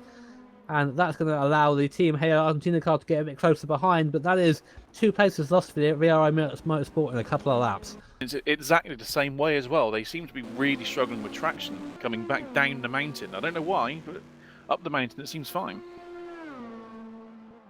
So we'll leave those guys for now, and we'll go check in with our GT4 class. I think we haven't given them much coverage as of yet. Currently, it is Max Schneider. He is running away with this at the moment in that Zanjo car. He's seems to have the most pace at the moment of the GT4s. So one of us to keep an eye on. And keep in mind, these guys started at the back of the field, and with the issues we've had so far, the leading GT4 is already up to 28th overall. So we've now got, there are some 7 GT3s behind these to come through these GT4s. So it may not necessarily be first place in the race that has to come back through them. So there actually is a bit of a gap between the GT4s. The closest battle in the GT4s is between first and second, between Shida and Hadlack there. Gap is just about two seconds or so. It's not a big gap, but not enough to warrant any sort of panic for either of the drivers at this point. Now, we sort of know for the GT4 drivers it's going to be a matter of just the long race. There are so few of them signed up for this event, only 5 cars showing up in the GT4s, that it is just a matter of keeping out there and just logging laps. I mean, a class win in the GT4, getting to the end of the GT4 car, I think is going to be more difficult than the GT3, because you're dealing with that GT3 traffic trying to pass you every which way through the mountains. So that's something to definitely keep an eye on as the race progresses. Speaking of the traffic, they are now lapping the GT4s. We just had Taylor coming through past Heatley. We'll see if we can get a camera on Taylor. Just to give you an idea of what it's like to lap a GT4 around here. There he is. Oh, car stopped on the side of the road. That is a Schmittling in the Virtual Racing Entertainment car. I'm not quite sure what's happened there. He was stopped there. He was down in 38th place, so this is not a good run for this Porsche so far. But he was stopped at the side of the road. Again, now really struggling down the mountain. I'm not sure if he's damaged or not, but he seems to be running fairly slowly. Yeah, he's nursing some sort of damage there. He ran wide coming out of McPhillamy into the wall and then got collected by another couple of cars. So sorry to our camera guy there to switch so quickly, but that car is running slowly. I think he's coming down the straight now. He's really cruising down the straight. Hopefully he'll get back to the pits in time to avoid another code 80, but at this rate I wouldn't be surprised if one is called. Might just get away with it. He's nearly there now. There is some fast traffic in the background, but I think he will just get in just in time. So we'll come off that and we'll go back to Taylor at the head of the field. We've seen James Johnson, as we've started going through the traffic, he's gained about a second on Taylor. That's interesting. To saying that, Johnson going wide, actually cutting a little bit of the skyline there coming down the hill, easy to do. But yeah, of course, bear in mind that the traffic around here does dictate your pace over the mountain. So if there is GT4 traffic, that could be slowing Taylor down, but that does ebb and flow. But saying that, in the background, you can see in the same shot pretty much, there is James Johnson in that Sancho car. So he definitely has gained. He certainly is down to about 2.2 seconds, so another half a second. One to watch, and I wonder what would happen with when these guys get close to each other. Because bear in mind, they are teammates. We don't expect to see them fighting too much, but anything can happen at this point. Anything can happen. It could do. I can imagine Ed down there pulling his hair out already, to be honest. It's having experienced it this season with R2 LMP1s and VEC. I was very happy for them to race, but I was quite nervous watching it, if I'm honest. It's always difficult to see that, especially when you are the guy on the wall, because you have zero control, and that's always difficult. It's the worst. Just to notice that Eunice Ravio is still up in that third place in that blue flag car, so he's still going strong, although he does have company. He isn't on his own. Whoa, whoa, whoa, where's that GT4 going? Oh, the Ruggiero car there. I'm not quite sure what happened there. Maybe just a lack of concentration for a second there, just going a little bit wide. That's a bit of a scary situation. There's Tara Dolberg at the wheel of that, so maybe we're being distracted there on the straight. It's very easy to do that around here, especially if you have a team, if you have maybe a second monitor with data on, etc., as a lot of people do around here. It's very easy just to glance at that second monitor and then just maybe find yourself running in the gravel. It is, and like I say, it's all the headlights can be distracting. We just had Ivankovic and Chancellor are really close. They very nearly came together coming up the hill. They are indeed, and that is a battle for 5th place in class. We'll see if we get a quick on board with Chancellor, because we do like to see the driver's perspective around here.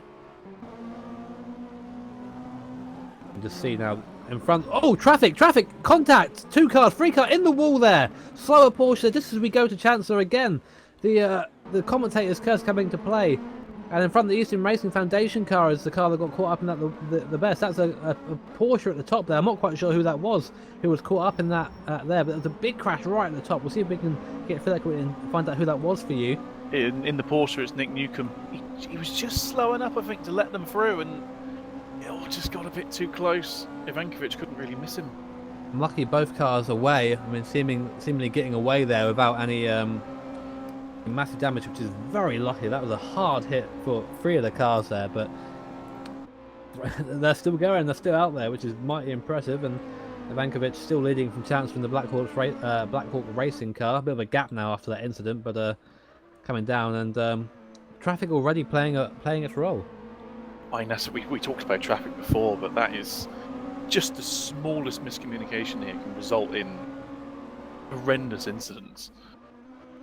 So guys, just a reminder, of course, we are on Twitter. If you have any questions for us, anything you want to mention, anything you want to add to the broadcast, tweet us at SimRacing.Club at the hashtag SRC12H. Or was that SRC Bathurst 12H? Let's get that right, shall we? SRC Bathurst 12H, and we'll get to you as soon as we can.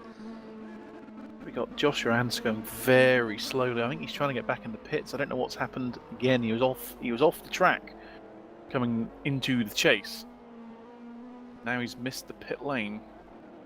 Interesting. We'll see if we can get a quick camera on Josh Anderson and see what's going on back there. Yeah, I'm seeing him very slow there. I'm not quite sure what's going on in that Corvette. Cosmo Autosport car, obviously struggling there. Might be some sort of suspension damage, I'm unsure. It seems to be back up to speed now though, but... Would we say technical difficulties, perhaps? Perhaps. But now at the front of the field, we've seen Taylor. Now they've got out of traffic. Taylor's been able to pull away from Johnson. He's about 4.5 seconds clear. Ravio's in a pretty comfortable 3rd place now.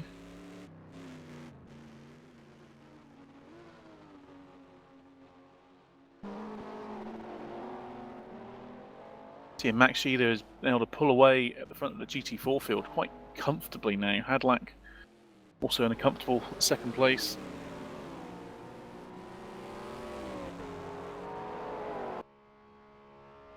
Just seeing the held-up GT3s now coming through the GT4s is Budzinski hits the wall coming into Forestdale, but he's hit it really hard. I'd imagine that's done some damage right now. A lot of people hitting the wall quite early on here, it seems. Yeah, there's probably a lot of nerves coming into this race, and it just, when you're actually racing other people, it can be hard to get into a rhythm, especially around a track that's this difficult.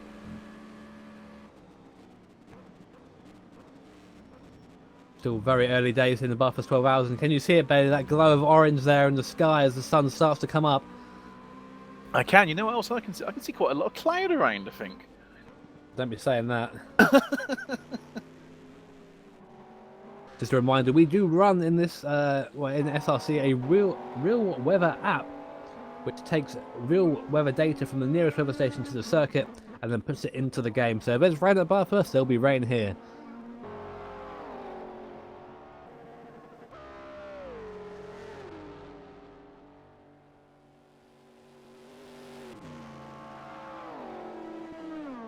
So what we'll do is we'll check in with the GT4s because we haven't seen them. What I think would be a good idea is to maybe ride a lap on board with our GT4 leader, give you an idea what it's like to be accosted by all the GT3s around it, give you an idea of just that situation. So again, they're on board with Max. Cars making their way through. A couple of GT3s behind as well, so you're probably going to see maybe another overtake. And this is where Max needs to be really aware of his mirrors around here. This is the dangerous bit for Max. Absolutely. In some ways down here, actually, I'm a big proponent of watching your mirrors as much as you can, but coming down the mountain, I don't think you really can. You've got to just concentrate on what's in front of you. As close as those GT3s are, you take your eye off the ball, you're going to be in a wall. That's right, and you have to sort of trust the guys behind you not to do any silly moves. Really, that's the difficult thing, especially when you're on the GT4 car. You're just concentrating on your race. You see their Porsche streaming past now, and there goes a Ferrari as well, the VRE car actually, which seems to have dropped down a couple of places. That's the VRE car. It does. Where is it now? It's 13th now. That's definitely lower than where it was. We have a spinner. It's the number 10 car. Team 4 play down at Forest Elbow. Code 80 in Code 10 80 being seconds. called because it is stuck there. Oh It's my stuck word. there. Oh. No, it's just about getting He's going moving again. 5, 4, 3, Here comes the Code 2, 80. 1. Code 80. It shouldn't be too long there. Of course, that was a sort of knee-jerk reaction there to get the Code 80 out to make sure no one else went into the back of that quickly. So I don't think we'll be under Code 80 for too long, given the obstruction is cleared now. We've got Daniele Pizzo in the pits in 14th place. Mate, it's, I was, we're just over half an hour in. We're seeing a tyre change on that car. This is the right time to come in and do these pit stops. Green flag in 10 seconds. Maybe green will flag. it pay off? 5, 4. We'll see. Green flag 3, coming in now, so 2, not really. If you're in 1, the pits now, no, green flag. it's still good to come in when under the Code 80 because you're losing less time. So very quick Code 80 there. Nice to see that we're back green nice and quickly. And Holtzkamp, going back to that VRE car, is under pressure from that Porsche behind. Well, I think just before the Code 80, he managed to pass McGowan into the chase, so he should be pulling away, I think. And we're hearing that the 99 GNS car was hit on the slowdown for the Code 80, which is something that I think is absolutely awful when that sort of thing happens. So hopefully we'll see something done about that. But I'm not sure about damage or not. They seem to be running. Hodgkinson's in the pits now. So Hodge comes into the pits there. That's a real shame for that GNS car. Don't seem to be able to catch a break, those guys. Every event they're in seems to be caught up in someone else's incident. But long race for them guys. Long way to go yet. Only half an hour gone of 11.5 hours, so it's all to play for at this point. Well, there isn't, like, it's unfortunate as it is, if you're going to have an incident, at least have it early. At least you've got plenty of time to try and fight back. And we're hearing that it is the 44 car, the car that did not hear the call earlier, that went into the back of the GNS car. So obviously there's a bit of difficulty there. That number 44 car is obviously not getting the message to slow down and just running into the back of cars, and now it's completely unsafe. So I'm not quite sure what can be done about that, because if we do end up with another Code 80 again, he isn't going to hear it. He's going to go out and just maybe hit someone else. And we mentioned that before, it could happen, and of course it would happen to the DNS car. It does. Bad things seem to be attracted to GNS. I don't know why. It was definitely the 44 car. I've just seen a replay of it. He's come piling down the mountain and just hit Hodge from behind. So I mean, right now, I mean, it's a hard thing to do as a race director. What you do in that situation when someone's just not hearing the calls, but I would have that car pit and stay in the pits until there's some sort of communication form with that car, because that just is not acceptable. But we'll leave that for now, because we won't dwell on that too much. Hopefully, I have great faith in the stewards that the appropriate action will be taken. What we will do, though, we will go to the battle for 10th place between MK Simsport and United Racers team. And these guys are actually very close on the track right now, closer than I thought they were. Just sort of rolling down the standings now. So we do have fights all the way at the moment. So this is something that is early on. Of course, it won't be massively important about the position right now, but it's a McLaren from the McLarens. To do McLarens together on track. Nice to see the McLarens running pretty high. There's quite a lot of McLarens in this field as well. The field is generally dominated by the McLarens, the Ferraris, and the Corvettes. Yeah, I mean, we've seen the Ferraris be the strongest around here so far, of course, but that is just over the start of a stint. You may see other cars come back at this point as the cars work their way back down the mountain there, the MK SimSport car. Another interesting livery, of course, we are running a livery competition at the moment, guys, so feel free to go vote for your favourite. So go check us out on Facebook, SimRacing.Club. You can find both albums, the GT3s and GT4s there, and just like, reaction, or whatever the hell you do nowadays on Facebook, to the car you enjoy the most, and then at the end of the race we will read out the winner. Like what you like, is what I've been saying for that one. Like what you like, easy peasy.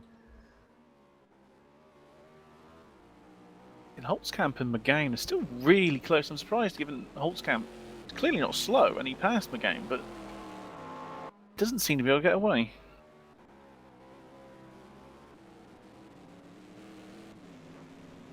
Yeah, very interesting that that Holtzkamp has just that pace that Ferrari has sort of gone off a little bit. There has been a penalty added to that 44 car, so I'm not quite sure if we could see a lot of those for them. Yeah, there's not much more we can do there, unfortunately, but we'll see. That's another 60-second stop and hold. I'm not sure though if that communication is going to get through to them, considering that there is no in-game chat allowed during the race, of course. Don't want distractions for the drivers. But maybe it will be a occasion when they need to be. Oh, and Pizzo off the GT Italia car off there. He's just had his stop as well, hasn't he? And it's looking like the DNS car flashing its lights there, so maybe Pizzo with a aggressive move in the DT4 car and not going too well for them, so unsure what's going on there.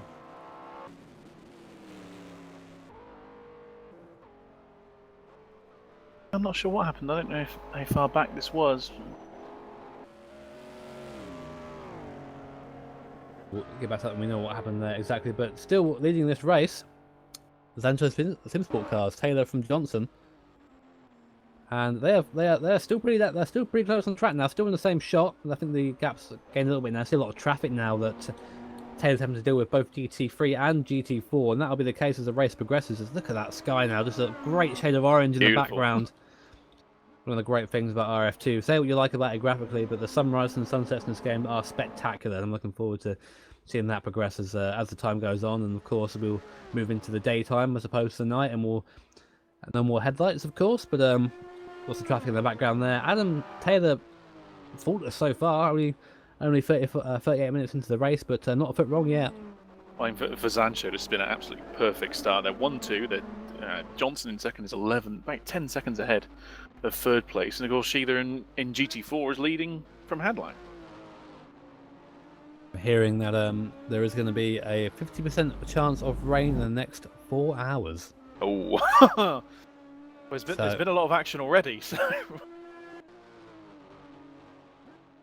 It has been. It looks like off our cameras that the Witchwood car has got past the Scuderia GT blue flag car, so that's that out of the way. Now 27 up into third place. Good start from that Witchwood car. They didn't qualify.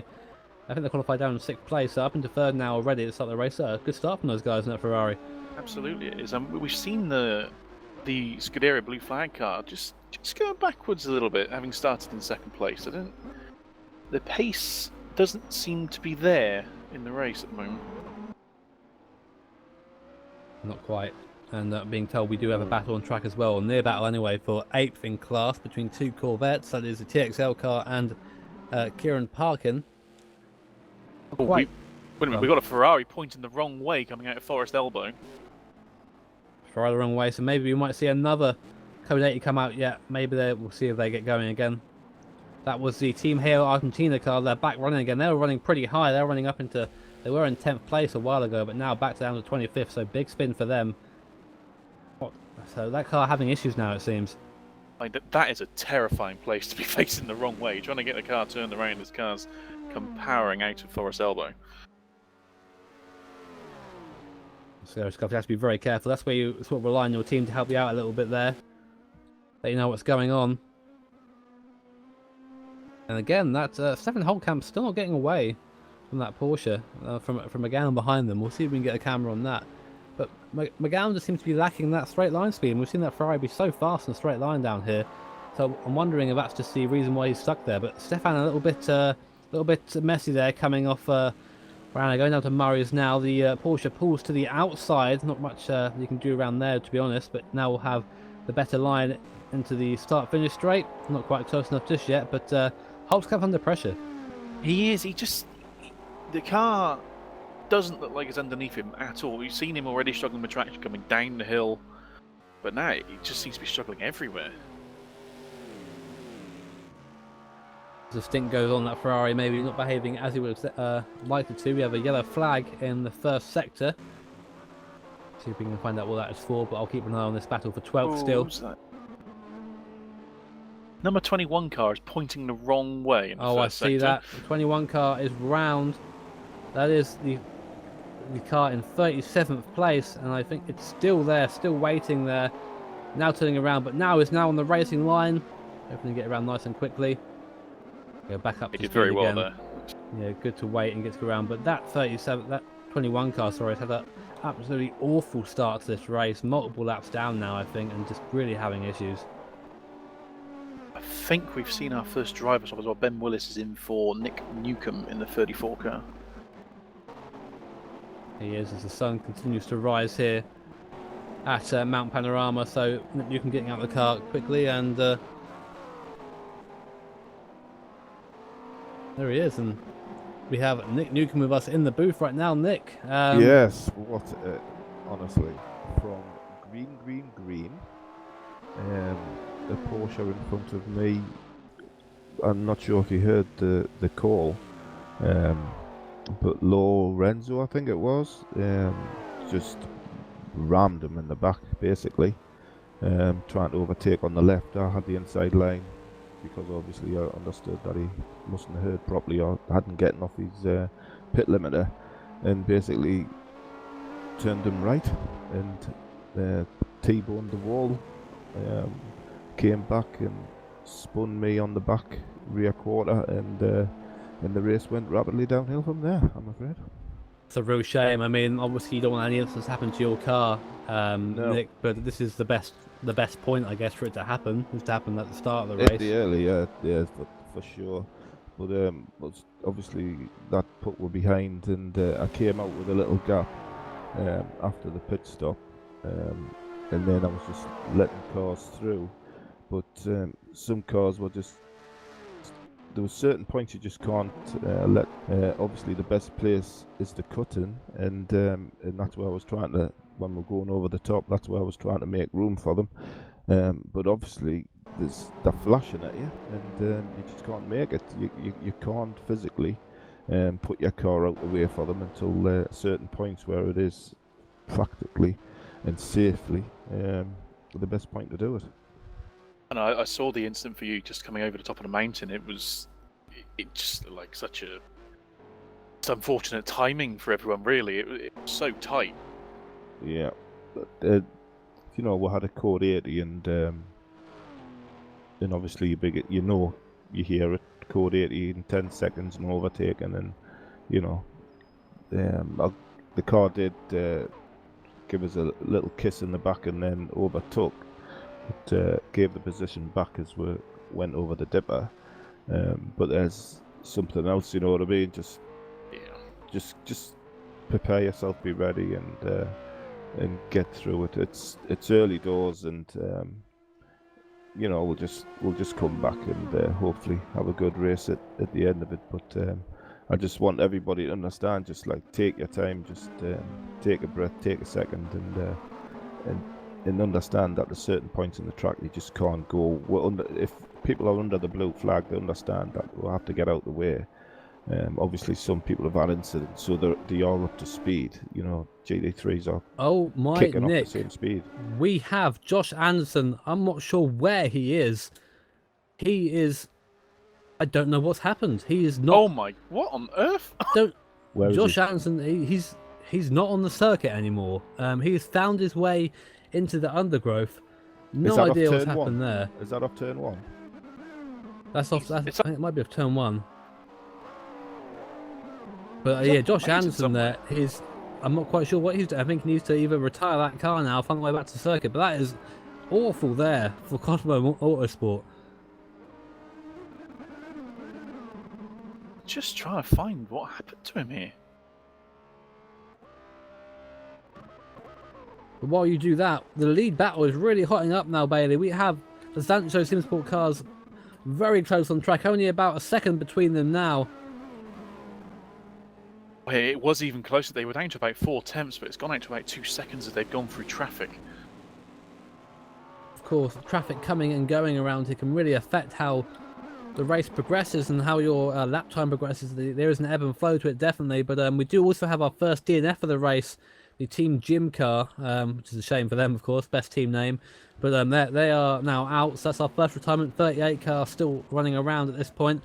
But James Johnson, that 29 car, really is putting up to the back. Now getting the sister Sancho 370Z right through Hell Corner. That would have slowed him up a little bit. I'm sure he would have a couple of curse words under his breath there. But Almost certainly. But he's really looking hot in this 29 car, really getting up to pace now. They've also maintained their gap to the rest of the field despite going through traffic. Is that just trying to do a Chris Meek through the undergrowth, trying to find the exit? No, he's still there. He's trying to find his way out. I saw that in practice, and I'm not sure if there is an escape from that position. I'm not sure. We will see. We'll keep an eye on that as it progresses. But we'll sort of go back to the head of the field right now. We aren't too sure what happened, unfortunately, to that number 18 car. Assumingly, probably just some sort of damage there. But what we'll do is we'll go on board with Mr. Johnson and get an idea of just how close he is. And talking of Sancho SimSport, we actually have Ed Trevelyan Johnson here, one of the drivers for one of these cars. Which car are you in, Ed? I'm in the 29. Well, you're in the chasing car right now, of course. And yeah. So, how does this go down? I mean, you obviously James is gaining at this point. James is catching Adam. What happens when he gets there? Well, I imagine most people will probably be quite pleased to hear that there's no team orders going on. And I mean, even if I tried to enforce any, you can imagine how much Adam Taylor is going to listen to them. So you're probably on for an interesting little battle early on in the race. I'm just hoping that we can get our camera onto the 29 car. It should be there now. Hopefully, we'll see. I have a working with a tool here, so just bear with us. But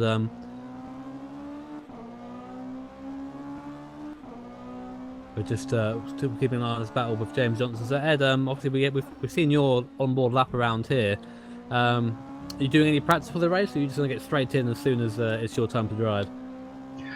Yeah, we're using the other server just to make sure we're up to speed. I think James is going to take us through to the morning. He's going to deal with all the light transition stage of it.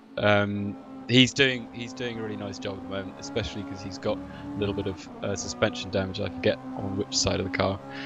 So I think he's got, either right or left hand wheel side, whatever it is, down a little bit. But as you can see, it's not really costing him that much pace, and it's putting pressure on Taylor, which we're enjoying. So no love lost then between the two teams. Just go at it and do what you want, sort of thing. That's good to hear. Obviously, well, the stakes are quite. It's a fun race. Like we're racing seriously, but the stakes are lower than sort of like a championship where you have to start racking up points. So we're not going to be crashing into each other, that's for sure. But we're certainly going to be going pretty hell for leather, and not sort of pulling back, thinking of our championship points or anything. The sun is coming up here, and we do have our second DNF. Unsurprisingly, the number 1 car, the Cosmo Autosport car, driven by Josh Anderson. Unfortunately, he has DNF'd the car, so that is 2 retirements now. 37 cars still remaining, and the battle for the lead is still hotting up, so we'll keep our camera on this 29 of James Johnson. A little bit more traffic there ahead for Adam Taylor, one of the Porsches. That is GT3 traffic, so that will be lapping them. And that's something around here, Ed, of course. Something you can't really practice much in the server is traffic. I mean, obviously you do get a sort of semi-idea with the servers, but you never have a full field on there.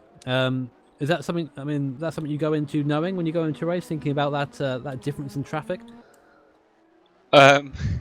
Yeah. I think there are some people who are better at it than others, particularly with the GT4s. I wouldn't put myself among them.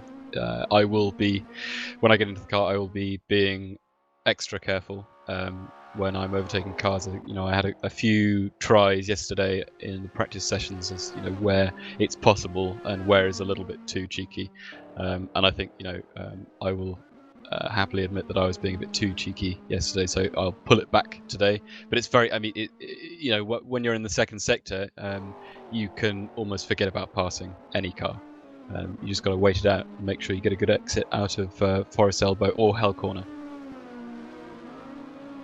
That's it around here. We heard a couple of other guys saying that, talking about the best place to overtake really is just down the straight in the slipstream. Easiest place to do it is sort of dangerous going up the mountain. So yeah, I mean, and as well, when you have the kind of the Ferrari is not slow by any means in a straight line. So when you have that as well as a string to your bow, you can relax a little bit with.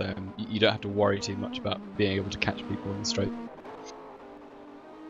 Yeah, we've noticed the Ferrari being very, very fast around here. So especially down that straight, we saw earlier the VRE car sort of struggling a little bit to, well, not struggling, just in a straight line, just pulling away from cars behind it. So it's good to hear. We also have waiting for us now Josh Anderson, who obviously part of the Cosmo team that just DNF'd. Josh, welcome. Commiserations of the only DNF. What can you tell us?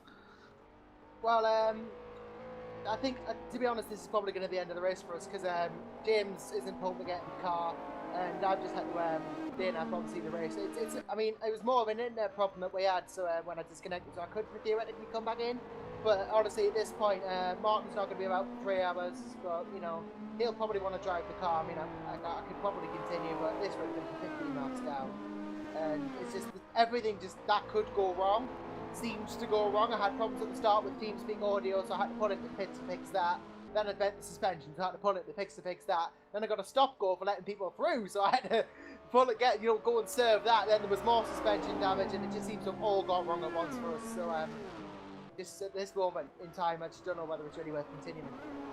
A disastrous start there. Of course, I always say it's always worth continuing because finishing this event is a achievement in itself. Of course, you can understand when that amount of that amount of issues can really kill the motivation. But of course, it's a bit of a fan favourite there, Josh. So people were sad to see you DNF.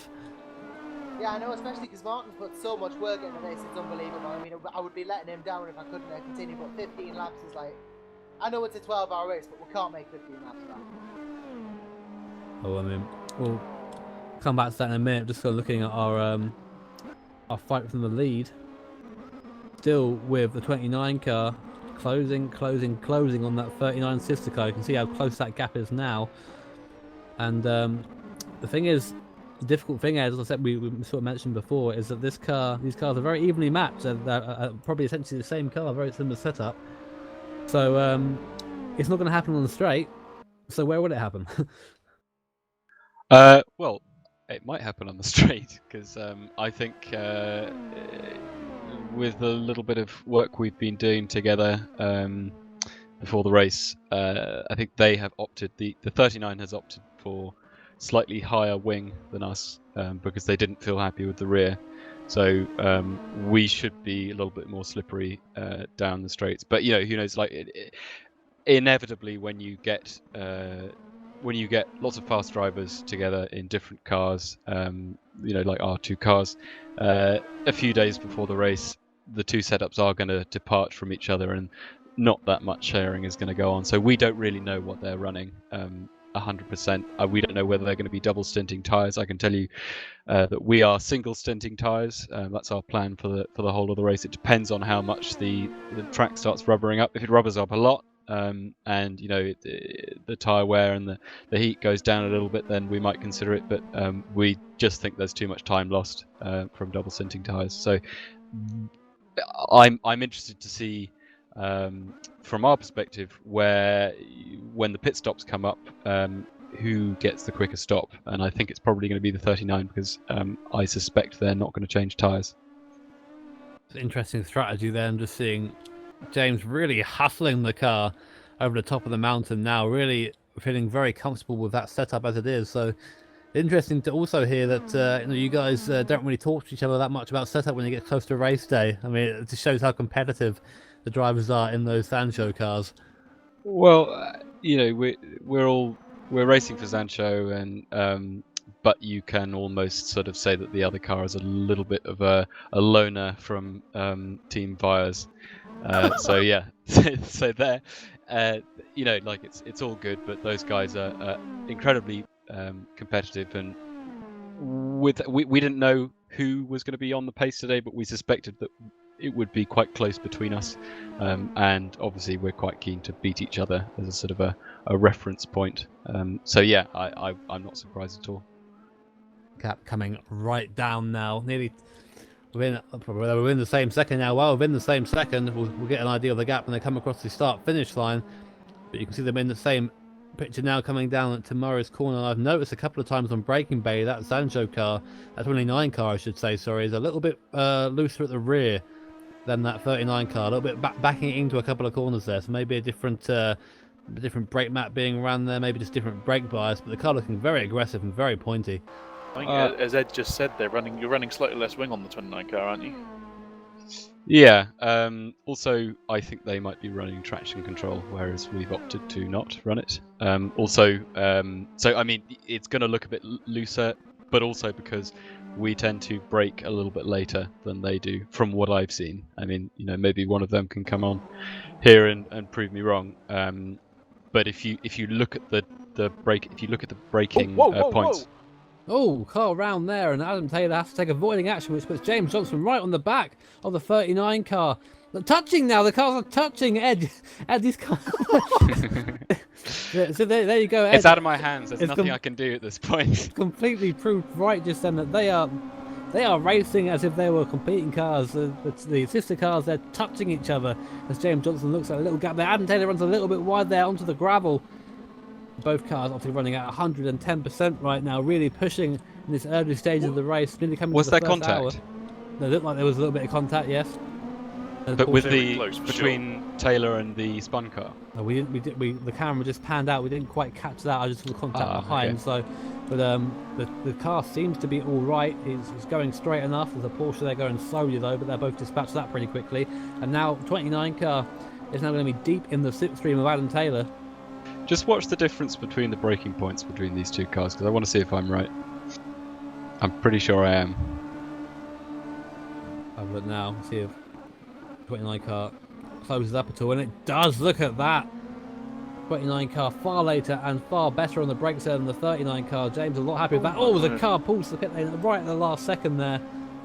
Again, it's that 44 car again that's caused so much trouble in this race so far. Again, coming into the pit lane. So. And that is one of the, of course, we do have a license system here at SRC, but this is a license-free event.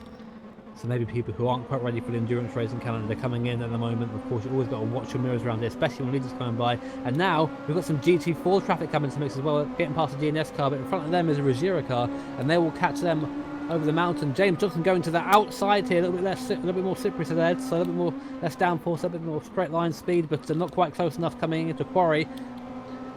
Cars nose to tail. I think, Ed, you're talking about their car possibly doing a double stint on tyres. Their car looks worse at the moment, even if they're running TC and more wing. Well, I know Adam Taylor reasonably well. I suppose oh my word! Sorry, James Johnson there. Just squeezed past the GT4 car. I'm not sure that move was on, James, but you're through, I guess. So. But you still lost time, so that's an interesting move there by James Johnson. The GT4 car, Ruggiero car, getting absolutely mugged on the way through there. Leave any space here, and these guys will take it. Johnson is absolutely on the edge. In fact, over the edge. To be honest, he touched the wall. He was trying to pass the GT4. He nearly lost it on the exit curb there as well. So you have to wonder, is that sort of move worth it that early on into the race? I think that's I don't think that was intentional. I think it was an error. Obviously, I would say that, but he got caught in a slightly tricky situation. But I mean, look, I think whether it's my team or not, it's interesting to see these kind of top-level drivers and how they cope with the pressure that both of them are dealing to each other. And I was sort of I don't know. I was just wondering how Adam Taylor generally deals with this sort of pressure, and it looks like he does pretty well so far. It's just sort of same old as you see in the VEC, perhaps. You see though, because of that, the gap has widened a little bit. Although I won't be surprised if we see 29 put it back in. And we're coming to the end of the first hour now, or just about. We went green at about 56 minutes to go. Now I hear these GT3s have about an hour out there on the stint edge, so they'll be in soon. I would say they'd be in imminently. I think they might get 1 or 2 more laps out, probably just the one actually because of the code 80s. But yeah, I wouldn't be. I just watch them in the pits, just see who stays stationary for longer, and then you'll know what the plans of each car is. So Adam there, just watching him, watching James Johnson. We're going to switch to Adam Taylor, dealing with a little bit of GT3 traffic, flashing the guy in front to let him know is that the GT3 goes, the McLaren goes a bit wide there. That's the Rothmans car there. So that's them through. Oh, I love that livery. I have a saying about F1 liveries and non-F1 cars, but we won't get into that. Go on. It's just why? Why do that? You're not an F1 car. You're a McLaren. You're a McLaren Rothmans livery. Come on, stop it. See, very quickly, we do seem to be seeing the first of our pit stops that haven't been affected by damage. Ollie McGain's coming in now. Cyril Ball is already there. Okay, we can see that of our tool there, but see again, Johnson held up a little bit by traffic there. So traffic working a little bit in Taylor's favour, but I won't be surprised if we see them come in at the end of this lap. Will anyone double stint? As the next question, given Ed has mentioned, it might be a possibility. I'm being told we've had an incident in the last chicane. At the chase there. Parkin's missing his right front wheel. Oh wow, okay then. So incidents then coming at the end of the first pit stop. I'm not quite sure what's caused that. See if we can get a view on Kieran Parkin there. So we're looking at the battle, but a couple of cars in the pits. Parkin comes into the pits as well. Might be parking that car, Kieran. No, he's up on the jacks now, so we'll see what happens there. But a couple of cars in the pits. Looks like whatever happened has been cleared, but trouble then right at the end of the stint. I think that might have been maybe caused for people coming into the pits and maybe not being clear about it. It's unsure. Being told that is actually the TX car that went into Kieran there. So Kieran there, a passenger, again another person that seems to suffer a lot of bad luck in these races, Kieran Parkin. So he'll be less than pleased about that. But the car is in the pits, and hopefully the mechanics get that back out again.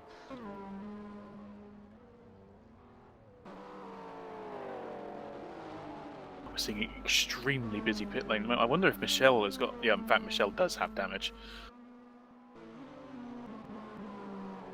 Well, I can see a Corvette missing its front wheel.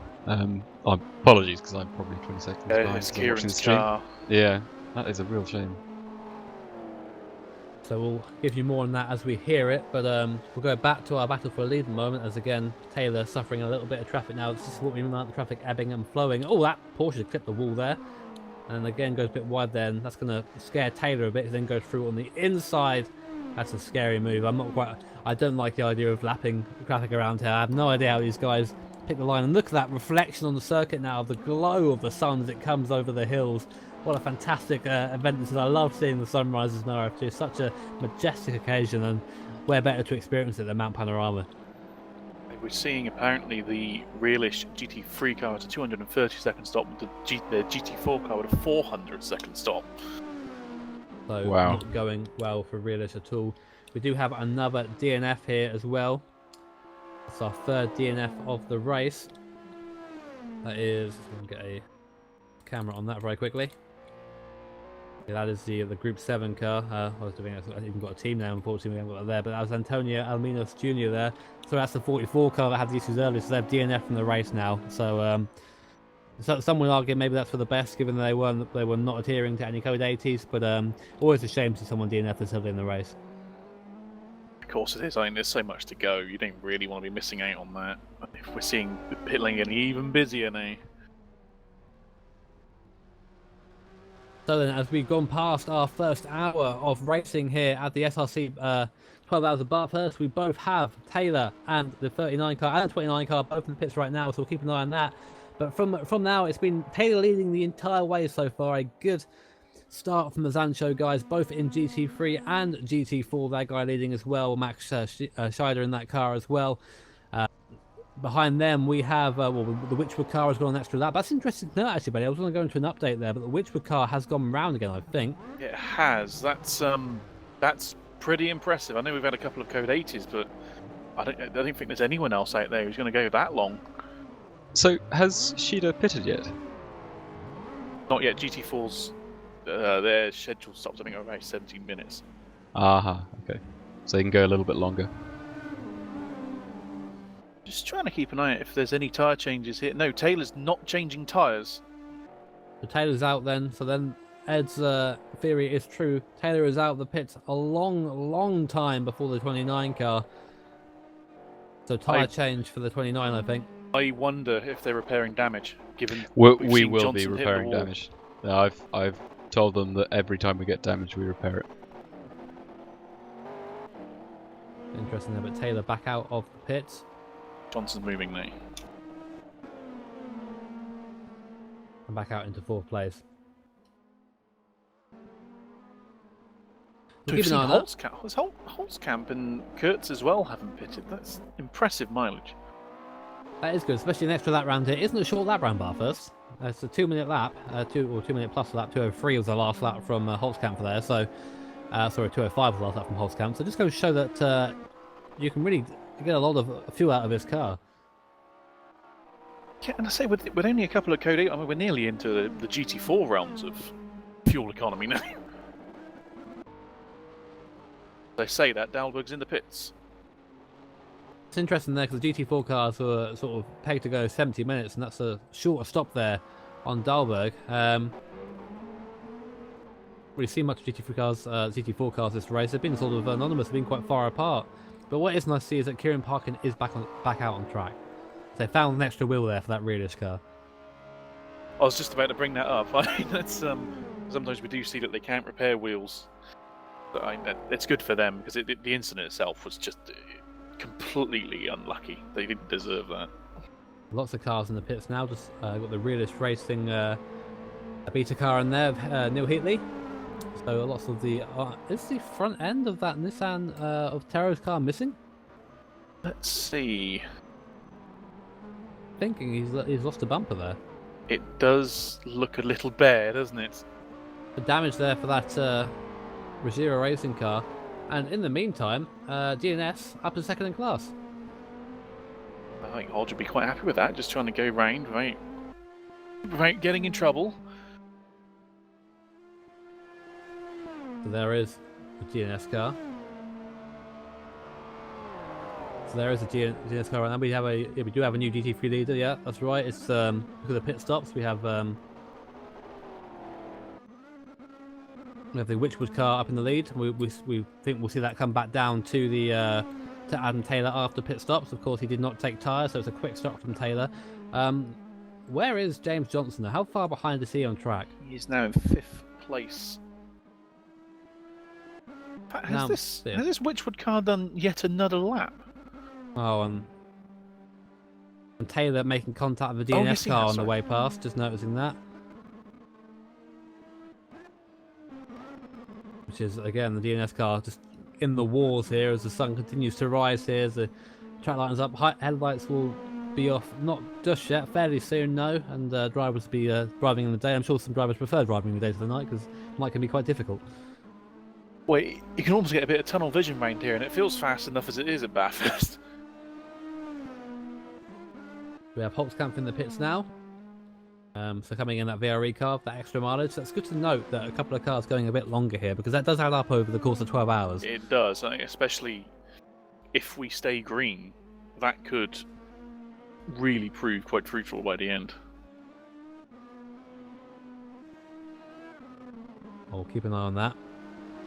See if the Witchwood car peels into the pits now. 27 car, will it come in? No, it goes round again. Apparently, it has already pitted from what we're Oh, it has hearing. pitted.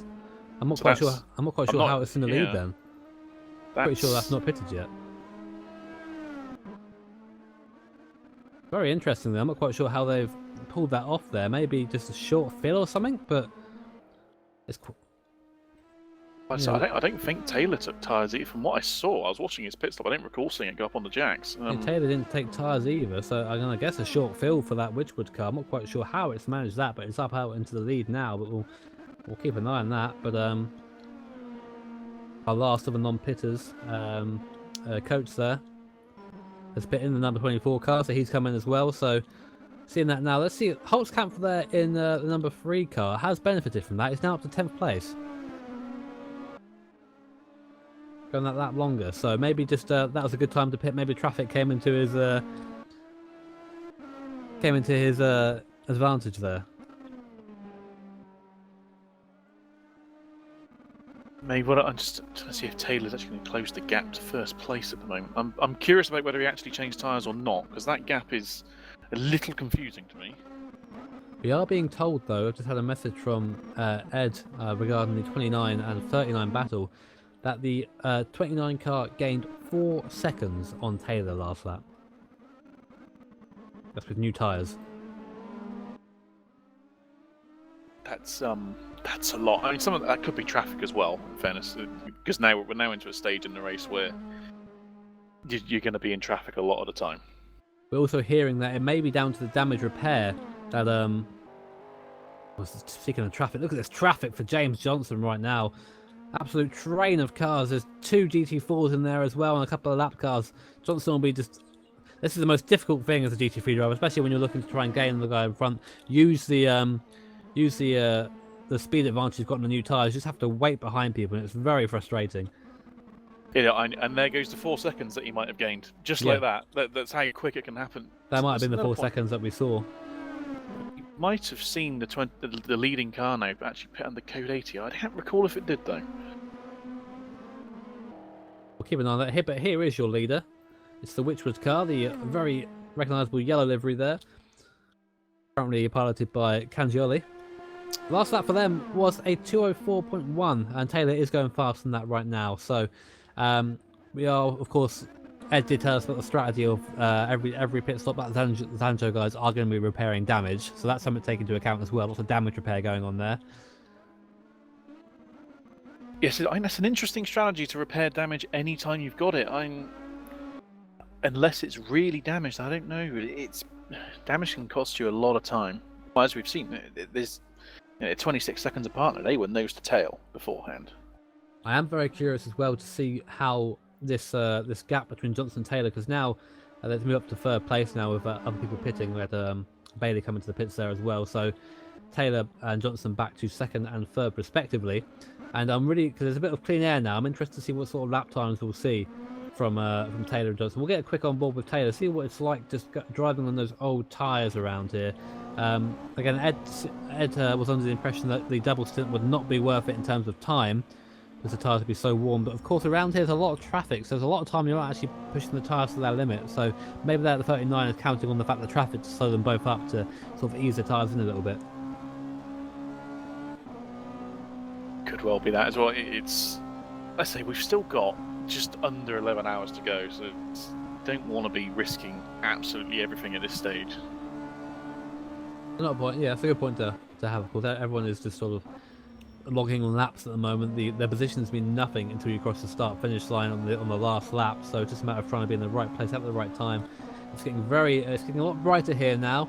Headlights becoming less and less useful around here. There is a bit of a transition where it gets a bit difficult to see without the headlights and with the headlights, because the sun isn't quite up yet. But there'll be a bit of glare coming into play as well, which might hinder some of the drivers, of course, around here. But just something else you have to drive around at this event. Yes, it is. This sort of lighting level, I can give it another 10-20 minutes. It might be even worse as the sun comes higher up. It's already pretty difficult to see out there. It's almost, you'd rather it be dark now than this level.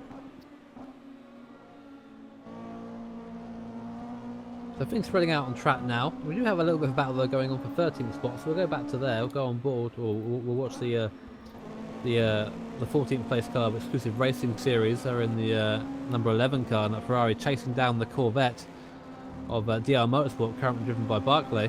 And now again, at this point, you're sort of catching people. Pit stops do shake things up a little bit, so you do end up as the number 11 car goes a bit wide there. pit stops do shake things up, and you do end up coming out sometimes as being forced into a battle. I mean, what do you do there on new tyres? You've got new tyres, you've got a full tank of fuel, the car is at its heaviest, but still at its safest during those fresh tyres, unless you've opted, obviously, of course, to double stint. Is that something you try and get done straight away and get on with your stint, or do you sort of just wait behind and wait for things to take place? If you're on those fresh tyres and you are right up behind the car that's double stinting, you need to get past it, because they've already gained time that they have in the pits. You want to maximise what you can, the performance of your new tyres. With a Porsche there running on the grass on the way down the straight. Not quite sure what happened there, but with a mix up of a GT4 car. That is the Sancho GT4 car there as well. So interesting to see those guys having a bit of a difficulty there. But fight still going on for 13th position. There's a bit of a gap now, sort of is forming, but a bit of that is down to traffic. I'm not quite sure who's the fastest right now on circuit. We'll get a good idea of lap time when they come across the start finish line. Of course, traffic playing a part in that. So last lap there was a 2:07. For the bar, but it looks like Barkley he actually pitted the last lap, so we can't get a decent lap time for him right now. It looked like Barkley let the bar go into the chase as well for position. Barkley was oh, he did. Sorry, you're right. I just completely missed that. That's been a change in position there. So looks like Barkley's just sort of let that go for now. I wonder why that is. Maybe he is running a bit slower. He's certainly eased out of it. He's not dropping off massively quickly as they go through traffic now. Or Bar there did well to hold on to the car. It looked like he lost the rear a little bit under braking. Things getting a bit scary, it seems there. That's got to be. And just watching again, looking at lap times for keeping an eye on this battle for what is third and second now. And of course, interesting how the leader of the race has sort of have switched that way. But Johnson is running 2.5 seconds. He ran 2.5 seconds faster than Taylor in the last lap, so he is definitely gaining. Last lap was his very nearly his fastest lap of the race, a 2:01.7. So Johnson absolutely flying at the moment. He has to be on new tyres. I think, given what we've heard about the tyre wear around here, I can't believe he'd be able to do those times on the old tyres. Maybe Johnson did change tyres and we just missed it. Taylor is the car that didn't change tyres, so we saw Johnson change those tyres. But the 39 obviously did not. I mean, looking at this, I mean, he has had traffic on the last lap as well, but a 2:04 for Taylor as comparison, so a time really getting on things. Looks like we've seen a driver change, for our GT4 leader. We now have Schuldenstein in the car for Schuyler. So a very short stint there from Schuyler. I thought he'd be in there a bit longer. So did I, actually. Given his speed, I'm surprised, but Frederick's hardly a slow driver. No, just watched him back it in, which is great to see. True Nissan style. But, yeah, this is interesting to watch him now come from the mountain. You see a bit of traffic on the right here. Will he go around the outside? McLaren thinking about it, does it anyway. I think Frederick does roll there just to slow up a little bit and give that position. That's something you can do as a GT car, of course, as a slower class, is just get off the throttle a little bit if you think something's going to happen. You know, you can also avoid accidents as a slower class, even if maybe the car in front has made it, or the car behind has made a bit of a silly move, or the Porsche they're getting like way that. out of shape. Yeah, and you can also help avoid it. I mean, it's not obviously ideal, but if it can avoid you going to the wall, then do it.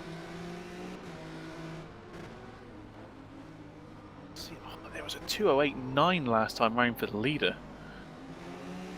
A bit of traffic there coming in for Witchwood, so I wonder what sort of time what sort of pace that Witchwood car has. This is the interesting thing to look at. We'll go back to them very quickly, of course. Them leading the way right now as the GNS car just comes into the pits. Just watching that over the corner of my eye. Look how close Taylor is now. And we're seeing James Johnson's got the gap down to under 20 seconds to the leader. He took 6 seconds out of the leader last lap. So interesting. We are hearing from Ed, our roving pit lane reporter. I say that, our roving Sancho reporter, that whilst Johnson repaired damage and took tyres, Taylor did neither. So that explains the gap there. And we're watching now. This is your battle for the lead. We are on board with Adam Taylor coming down the straight, making the way past the Regera GT4 car, ducking into the slipstream of the 27 now. A That car's got a lot of speed. Look at the straight line speed difference there. That Sancho car is just going to pull past in the straight line, goes around the outside of the chase, braking heavily now, still on the inside, and that is position made. Adam Taylor back up to first place in that 39 Sancho SimSport car. That was a lovely move. I wondered if he was just a little hot on the brakes into the chase, but he got it done perfectly. Yeah, it's very easy to do that there, but now again that Witchwood car goes back down into second spot. Maybe of course they did not repair any damage, wondering what's going on there. We'll keep an eye on that Witchwood car. I think we're going to see him drop back into the clutch of the James Johnson pretty quickly. It seems that the car has really fallen off pace wise. Again, last lap Taylor was 1.5 seconds quicker, as was Johnson, so both Sancho cars lapping the fastest GT3s on the track at the moment. Johnson was another nearly 2 seconds quicker than the Witchwood car that lap. That's something definitely to keep an eye on. I wonder where he is now. We'll keep an eye on that as things progress, of course. So we don't always sit here and just look at leaders exclusively, but that is pretty much the most interesting or the closest battle on track right now. We have the GNS car in the pits again. Is that? So Hodge in the pits there. It's not been a good race for the GNS guys so far. They've been sort of battered around a little bit by GT3s, and I've noticed a couple of issues then. Of course, having the 44 run into the back of them at the first code 80. It's not been nice for the DNS car at all, which is a shame because, of course, it's always very frustrating at the start of the race. You have others sort of jump in and ruin the start, but a long way to go yet for those guys. So still anything can happen. As I said, there's a long way to go, and this is anything could happen. Still, we've already seen plenty of things going on. There's plenty of time for more. Also seen a driver change in the Jira car with Fati in the car instead of Albert. Enzo Fazzi in the car now. We saw him on our onboard lap yesterday on the SimRacing.Club Facebook page. Make sure to head over there and give that a like to get up to date with other stuff. You see the front end of that 377 still missing. They're opting not to repair that, it seems. So just going about the front splitters, maybe a little bit of speed differential there through the car, how it would usually be. But I guess they're going fine without it, it seems. I think they have the splitter is there, but the bumper itself is still missing. So maybe they just duct taped it in place. I don't know. Yeah, that's the 12-hour straps right there, ladies and gentlemen. But also, guys, we are on Twitter, of course. Any questions you guys have for us, let us know on the Sim Racing Club Twitter. Hashtag SRC Bathurst 12H.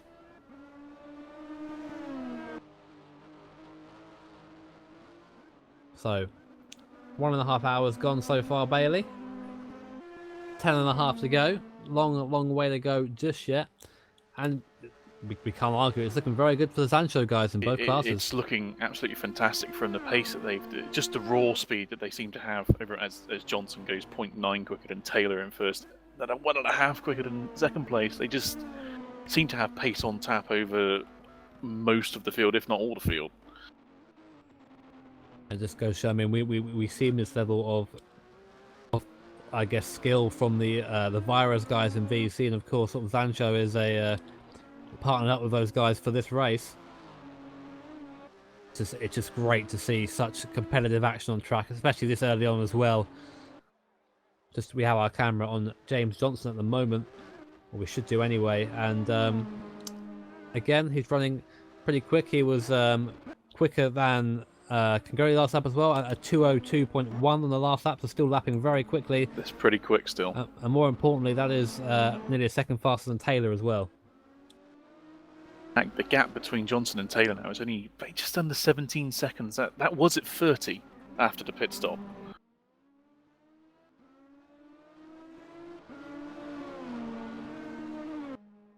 Definitely one to keep an eye on. We're going to be joined in the booth now by Josh Hansen, going to provide a bit of colour for us. So unfortunately, obviously, his race has gone the wrong way, but it does mean we get an extra commentator, Bailey, so we get even more opinions to throw around. That's good. That's good for me. Well, you know, I'm just here to help anywhere I can. If I'm not racing, I may as well help you guys.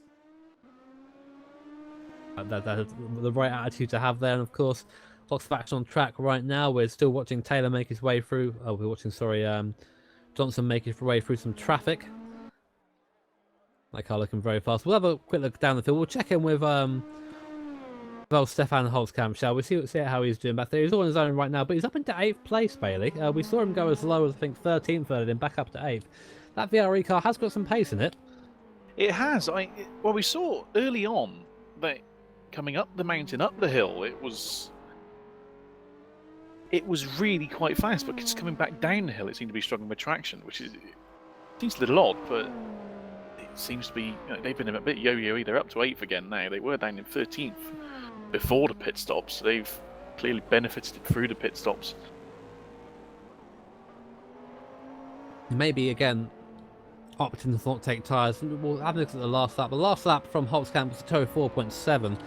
Just for reference, their best lap is a 203.0. So we'll come across the line now. We'll get an idea of just what sort of time they're running. I don't think they had much traffic this lap, so this will be sort of a good indicator of what sort of pace he's on. Hard to tell, of course, if he took tyres or not. It comes across the line now, 205.3. So not running the best pace so far. Code 80 in 10 seconds. Oh, we're hearing a code 80. I'm not quite sure who that is for. I just saw Pizzo come into the pit. 5, so I'm seeing 4, it now. It is 3, the 49 car, which is 2, reversing down the 1, mountain Code 80. and has come back to the pits now. So that has been, well, that's been sorted out nice and easily. But that was the 49 car, the Team Heo Argentina car, that was reversing down the mountain. No idea what happened there, but they have now been disqualified because they were going the wrong way on the circuit. So good to see the game has picked up on that very quickly, and that is something you do not want to do. Green flag. Green flag in 10 seconds. What on earth is he doing? 5, 4, 3, 2, 1. Green flag. The engine was dead. It had no drive. Oh, he's had a crash going up the hill, I think. It's just that's killed the engine, and for some reason he's taken his foot off the brake and let the car roll back down the hill. Just see if I can. We'll be able to get a anything on that. I'm afraid our replay tool is not the best in the world, but essentially that car is out now, which is a big shame. But of course, you cannot just reverse down the field. That is just not on. You cannot do that. I'm not sure why he took his foot off the brake. He was sat in neutral and just let it go. The game itself has disqualified him just because the speed he was going backwards was ridiculous. Does that mean we're not last? It does mean you're not last. We're not last. That's a positive. I mean, not obviously. I wouldn't wish disqualification on anyone, but. Well, I mean that's on the driver then. That's all on the driver. You have to hit the brakes if you're running back down the hill. There's no excuse for that. So that is that done. So we'll go back to live hopefully anyway. And what I'm noticing, Bailey, interestingly, is that Taylor is not really putting away. Well, in fact, Johnson, the gap has come down to Johnson to about 9 seconds. Another 8 seconds have just vanished from somewhere. Did Johnson get the code 80 call? Because that's a lot of time to have disappeared. I'm not too sure with that. We'll have to check in on that, of course, but hopefully that was not the case. That is something that's going to be a penalty, of course. But that Witcher 27 car is still sort of in the mix as Johnson is pushing his sister 370Z through Skyline, just trying to get past as quick as he can. But that gap is coming right down. It'll be very soon we see Johnson in shot in the top 3 now. But yeah, Taylor not putting away at the rate I expected him to. No, he's not. I mean, it could be traffic, but I still expected him to pull away. I mean, it's not slowed him down through traffic so far. Not yet.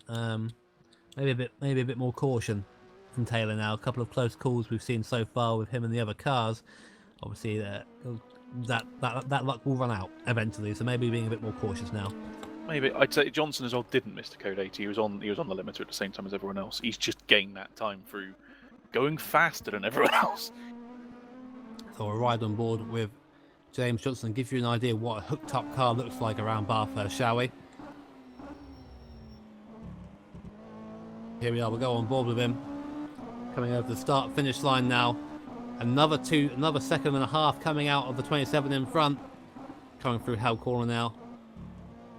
That car looks so neutral. That's the best you can say about a car when it just looks neutral and looks fun to drive. It looks so easy through hell, and now just coming up the mountain straight. Now we said before in our on-board track guys, this is when you speak to your team, check all the dials are looking nice, make sure everything's looking okay, and just continue up to quarry. Feed the car in, don't touch the curb on the inside. Try and get as close as you can, then let the car just Let's wander out to the outside and now get ready for the cutting. Remember, all the grip is on the inside here, so you brake nice and late in a straight line if possible. Get on that inside line, nice and soft in the throttle on the way out. Use traction control if you can, although we've heard the 29 car is not using any traction control. Now up Griffin Mountain again. Watch out for that wall on the left-hand side. That'll claim you very quickly if you are not careful. After this series of very fast left-handers, that wall on the right, there you go. Surprised there's a bit more paint there as Johnson rubs against it.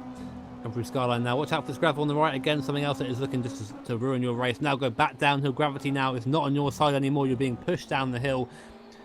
This is when the rear of the car really wants to come round on you, so you've got to be nice and careful. Keep the line nice and tight through there. Very clean and tidy by James. Coming up to the Dipper and to Forest Elbow. We've got a McLaren in front. He shouldn't get in the way. Look how well that car stops into the corner. Such a good exit there. Onto the back straight, coming down the mountain straight now. Sorry, on the back straight up to the chase. Sorry, again, another chance to look at all the dials, make sure everything is reading right. Now coming through the chase, completely flat in these GT3 cars, not even a hint of a lift. Right up to the top of the rev limiter now, then brake very hard.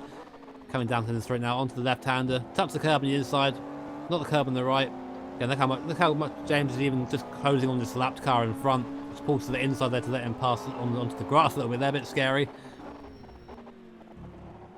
That's a lap on board with James Johnson. What sort of lap time is he going to post after that? 2:01.9. What a lap. Oh, it's only a couple of attempts off of his fastest lap of the race. So we've had another retirement down there in 33rd place. Rasmussen, the 48 car, has DNF'd. Another retirement there. Rasmussen this time in the 48. DNF. Unsure what happened to him there. Which we were on board with James there while that was going on. But a couple of cars starting to falter now, Bailey. A couple of cars in the last couple of minutes that retired. So we are down now to 34 runners in total. With 10.5 hours to go. This as I said earlier, for as much as we're only an hour and a half in, but this track itself is both mentally and physically demanding. It's an hour and a half here is not like an hour and a half somewhere else, like Monza or somewhere like that. It's a lot easier on a track like that. This place demands concentration 110% of the time. Yeah, it's just pretty much, it's one of those tracks, isn't it, really, that just demands your full attention all the time. I mean, I found it hard enough in 40 minutes. I tried to think if these guys are doing like 2-3 hour stints, how they're going to be at the end of it. I mean, I've not had the pleasure, shall I say, or the pain of driving around here for that length of time. Yeah, I mean, I was set to do a 4 hour stint. I would have been absolutely drained by the end of it. I imagine having only done 20 and odd minutes and already felt like it was an hour. Just confirm that is a Young Star racing car that has been DNF there. As again, I will go back to the DNS car, and again a Sancho car is muscling its way through, a bit of contact again there. So I'm wondering how long that'll go on before there is something maybe done about that, because you can't be doing that every time you pass a car. That was Taylor going through there. That was from a very, very long way back. But we aren't. There are live stewards in this race. We'll leave that to them, of course, and we'll keep an eye again on Johnson, who does another 2:02.1. That guy's he was 3 seconds faster. Look, he's in the same shot now as the Witchwood car. Look how much he's gained. The Witchwood car also gained another second and a bit on Taylor that lap. So Taylor's, I assume he's coming together with Hodgkinson, slowed him down somewhat. Yeah, Johnson is just flying at the moment. I mean, pretty much it's said to be his Ancho domination in terms of the top two, because Johnson gets past Canglori, it will be his Ancho 1-2 with the 29 second and the 39 in first place, with Taylor just running away with it. So, I would not put it past Ancho to get so far up the order. Keep an eye on Johnson now. This is the difference here. He's behind the DNS car. Let's see how he handles this, shall we? How do you handle GT4 car going through the mountain when you're chasing someone? GT4 car is obviously trying its best to get around there as quick as it possibly can. Sancho car goes up the inside. It's going to be followed through, I think, maybe for another throw in. No, yes, actually, it does go side by side with that. Nissan is forced wide there, just about manages to cover that up. The GT3 car's taking no prisoners around here. And as Nick Newcomb said, we're seeing a lack of patience, I think, by some of these GT3 cars. We definitely, as we saw from Taylor's move just now into the chase, it was from a very, very long way back. It would probably been better served actually just sitting behind him and powering out of the corner. probably would have been, to be honest. I mean, I was driving around the mountain obviously before, and you just got to be so patient with them. You have to be so much quicker than the GT4s to get through safely, and I just couldn't match that, so I just ended up sticking behind them through the mountain, which may have been detrimental to overall pace, but at least I was trying to pass them safely. Like I thought, that is what is important around here. Just keep an eye on Johnson now, and I mean, he's just so much more aggressive through this traffic. I mean, I'm not sure of his aggressiveness, but he's cleaner so far. He's cleaner decisive so far. is what he's doing. He's making decisive moves from what I've seen of him. The difference between him and Taylor, from what Adam's been sort of like, I will take this now, not really thinking about the consequence, whereas Johnson is thinking ahead at this point. He's thinking about making the move, being nice and predictable, which is very important when you're lapping slower cars. To get the job done, and that gap now another 1.7 seconds out. Look how close they are now. I mean, that car will be on the Witchwood car by the end of this lap. I would imagine so. Maybe it depends on traffic they've got. Although it looks like it's pretty clear at the moment.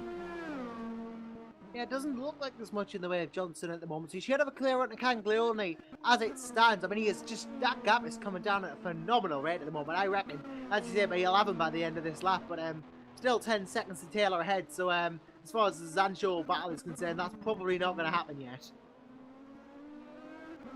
And we know these guys, the Sancho guys, are racing as if they were different cars. No team orders there at all. We heard from Ed, who's driving the 29 car.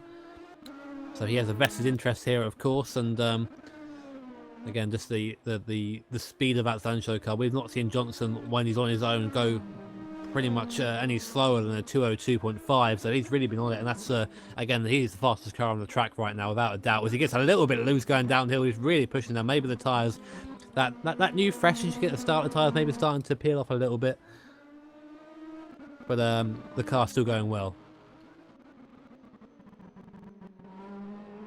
Here we are then, the car now right onto the back of the 27. Not quite close enough, I think, now to do a move coming down into the chase. I think the 27 has a bit of a better run this lap than than he has been in the previous laps. But we've seen these Sancho cars been very fast in straight lines so far, Bailey. We have. It seems to have been quicker than, well, especially this particular Sancho car has been very quick in a straight line. From Ed saying they seem to be running a click less of rear wing, which again, I find interesting. Well, I say that, it gets a bit scruffy coming out of the chase. When we saw Johnson behind Taylor, he looked in far more control, considering they seem to have what should on paper be a more unstable setup. Maybe that balance seems to come well, though. Maybe. I mean, he's certainly eating up the gap. I know he lost a little bit with his mistake in the chase there, but if he keeps it clean this lap, I imagine we'd be right on him again. Slowest lap we've seen from him so far, 2:03.1, so that mistake did cost him a little bit. Maybe he needs to back it down just a tiny bit. The tyres not quite as fresh as they were at the start. I think he's gone past the best of the tyres now. But that car is getting lighter all the time, of course, as well, so that will come into the handling. And we are pretty much halfway or so into the next stint in terms of fuel. So the car's all lighting out now. That will help out Taylor as well, because even though he's on older tyres, that lighter car will be a little bit less abusive to the tyres going through the corners. Although, I wonder now, how far up the road is Taylor? He's nearly 11. Oh, he's over 11 seconds in front of second place now. I think he had a really, really good run through traffic, and I think the pace difference is just starting to show between the two cars. Yeah, and the gap as well as for Johnson. I mean, that gap was up nearly 30 seconds or so, so it just shows you the difference in speed. Johnson goes wide there, just trying to maximise the speed of the car, but just not quite enough grip there, James. Be careful, those tyres, look, they are going the other way now, so be good to them. But still right up behind the Witchwood car. They come flying down the mountain now, coming up to the Dipper and to Forest Elbow, braking nice and late. We've seen James be very good through here, very tight on the inside line. The Witchwood car isn't slow by any means, but that Zanto car is just so much faster, wobbling out there. If you didn't believe Ed saying earlier they weren't running traction control, there is your proof as he gets very out of shape on the throttle. But now deep in the slipstream of the Witchwood car, going to pull outside, then there's going to be a GT4 in the mix just for good measure now. The Sancho car is going to have to wait for the GT4 car. That could have been a pass there, but the GT4 car definitely hindered him there. Now breaking down. Runs into the back of the 27 car. Was in too deep there. Biffs the 27 car wide, but just about managed to keep the position there. Sancho is James starting to lose a little bit of composure, it seems. I think the that gap was is. always going to be a tight gap, to be honest with you. It was going to be difficult for him, but he hasn't gone for it, which is very good. So obviously, no potential penalties there. Obviously, with the GT4 in there, that made it so much more difficult anyway. But the speed they were going as well, they were 295 down into that corner there. I mean, I in my runs was only doing 286, or at least 10k up on our car. But Johnson is just so quick on the straights, and I reckon he'll probably have a look here, to be honest. This might be the Witchwood car's going to have to cover this off. He's not. He's left it out on the outside. James Johnson's going to go to the inside at Quarry Corner. Will he outbrake it? No, that Witchwood car very late on the brakes. Keeps it going around. How did that Witchwood car keep that there? I have no idea. I think James was a bit earlier on the brakes and he could have been through there. But the Witchwood car still keeping the position. Kenny Gully keeping the position very well there in that 27 car. I mean, he's dealing with his pressure extremely well, considering that Zancho car is considerably quicker. All this time, though, that 29 car is stuck behind this 27 car. He's going to be losing out to Taylor in front. Just touched the wall coming out of the right-hander there. Call it, James. Call it. You've got a long race yet. Yeah, he just needs to kind of go, no, onto the gravel. Like you say, he just needs to calm it down, I think, because I think he's focusing too hard on Canglione ahead. If he just drives like we know he can, he'll catch up. I think he's just probably thinking too much about catching Canglione at the moment.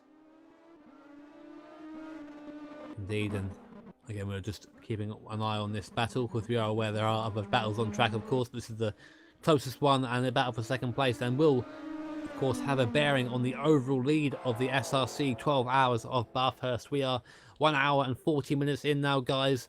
Hope you're enjoying the broadcast. If you are, make sure to hit that like button on the YouTube broadcast, of course, and share out the stream.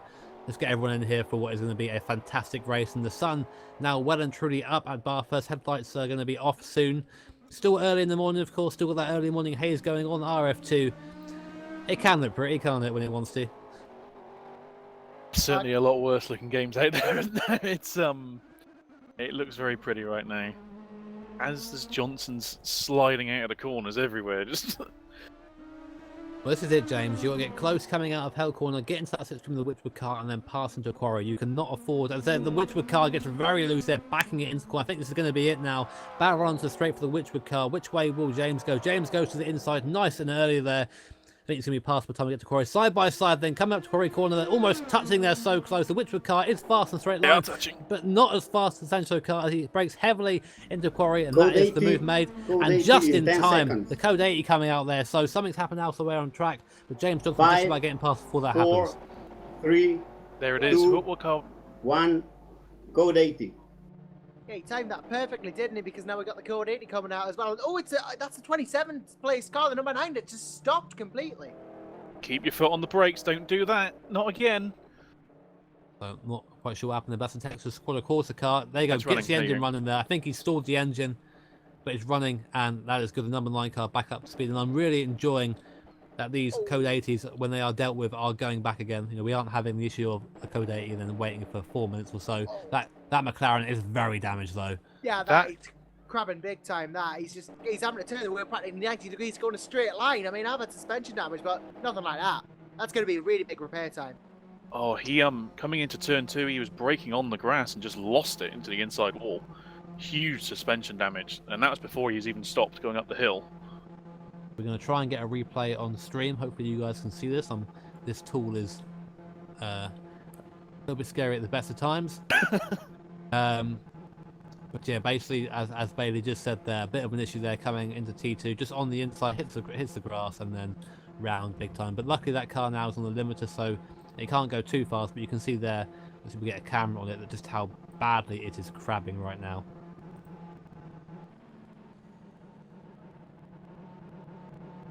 It's a bit of a lull in the action now. We have some people opting to pit. This car is still out on track. This is the right time for people to come to the pits. I wonder what our leader's going to do in this situation.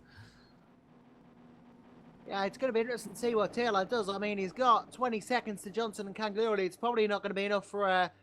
if he pitted now, I imagine just for tyres, he's going to come out reasonably close to them. But he's going to obviously drop the lead because there is not a pit stop in that gap. But, Johnson and Canglione is going to be pretty much on James Johnson from the start. He knows that at the start of this Code 80, it's going to be crucial that he gets that position back. But Adam Taylor, I think, in a position now where he can't pit.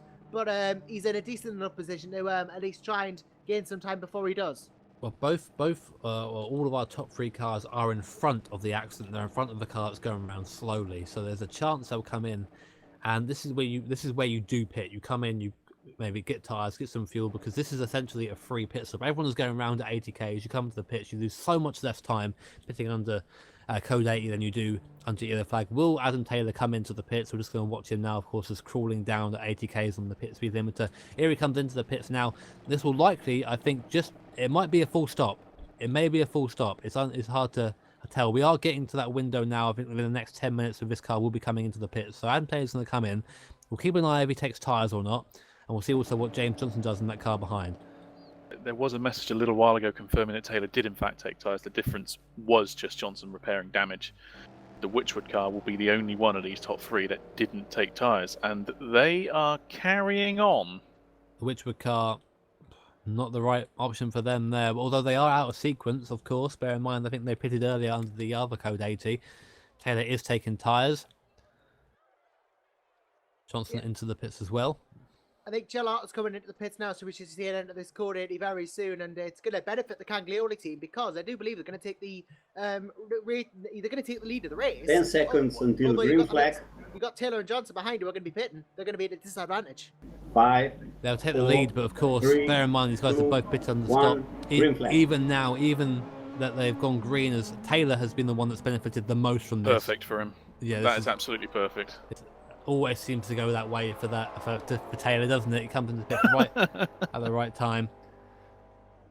And but yeah, out he comes. Again, James Johnson will benefit. The real loser actually is Caglioli at the start there. He should have pitted in, even though, of course, that he it did go green soon after. All that time under code 80, even if you're just coming into the pit lane, even if you're not quite in the pit lane, it does go green. You're still gaining that time into the pit lane. So. We'll see what happens, but I think the Witchwood car will be, when the next set of stock comes round, will be definitely going back down the order. I think that they will need a code 80 somewhat soon again for them, because that's cost away. They're only 11 seconds is the gap.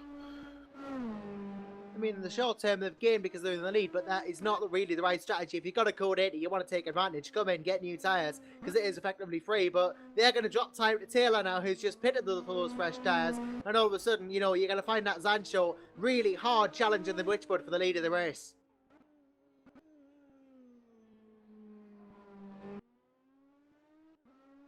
Well, so we've seen the pace of the Zancho cars already. They will, if the Witchwood car hadn't taken tyres at its last stop as well, they are going to be eaten alive now.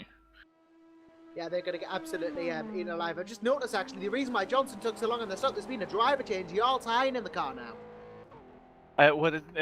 It took longer because the code 80 ended just as they stopped in the pits, and Taylor managed to get away just as it was ending. We know Jarl Tyen has fantastic pace, but that is now a lot of time and cars to work through. Yeah, Jarl has got quite a bit of work to do here, to be honest. And well, he's a minute and 13 down on Caglioli, who in turn is about 11 seconds in front of Taylor. So he's about a minute behind his own teammate here, is Jarl. So he's got time to make up. He's got the number 24 McLaren ahead. Then he's got McGowan ahead in the Speedy Mike car, and he's got Barkley in the Monaco, then Rivio in the 33. So there are cars ahead. He's going to have to try and get, but that is quite a bit of work Tyen's got to do, but we know he's a quick driver, so that Zancho should not have too much difficulty getting through. In fact, he's just coming up the lap. Ben Willis in the Drake car at the moment. Honestly, Adam Taylor is not making as much inroads as I expected he would on the Witchwood car. He's only made about half a second up in that last sector. I thought he'd been considerably quick. He's still about 11 seconds down. So I don't think he had traffic either. I don't see anything in the background that would have slowed him up, but he's got traffic now. Yeah, there's traffic to deal with now for Caglioli. He's got Dennis Hadlock ahead in the GT4 car. He's going to be nice and careful to the mountain here. It's so difficult to pass the GT4s, as we said before, through here. But he's going to do it here. And yeah, nicely done. Caglioli dealt with brilliantly. And well, Adam Taylor's just coming into that same section now. So yeah, the gap 11.3 at the last split. So Taylor is really not making many inroads here. He isn't. I'd think give him another lap or two, he will, if he can avoid traffic. He's got the freshest tyre. Him and Jarl Tyen have got the freshest tyres. They should be able to make quite big inroads at this point. Yeah, you know, at this point, on the freshest tyres, you'd expect them to be the quickest cars. It takes a while for them to heat up, like, you know, tyres not going to be the grippiest at the start of the same life, and it's only as you progress that you start to really show that true grip, so to speak. But we know the Sancho cars so quick in the straight line, maybe they will make more time up. Yeah, 9.3 seconds. Okay, the gap's 2 come down to. seconds. Literally 2 seconds in a sector. There's nearest makes a difference in 2 seconds there. Taylor's just taken a massive bite out of that lead, and you imagine how he's going to be, this is where the inroads begin.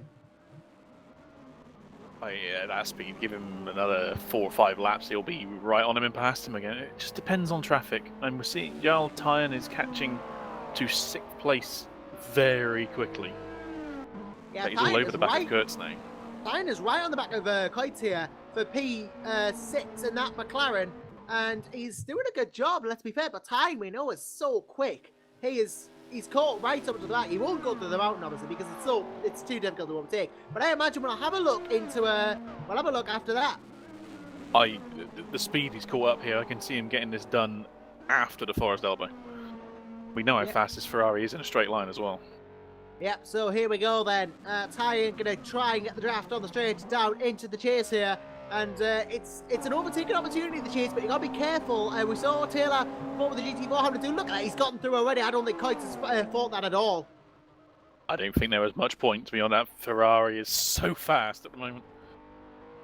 Yeah, he's practically touching 300 kilometers an hour coming down into that turn. Gets it stopped nice in time. That is such a well-balanced and well-set-up car, that Sancho. You can't really blame Coitz for not really wanting to fight it, because just the speed differential, it seems a bit pointless. So there we go, tying it to 6. Next on his list is Ollie McGowan in the Speedy Mike car. Mind you, he is quite a way ahead. There's at least 20 seconds in it, 24 to be precise.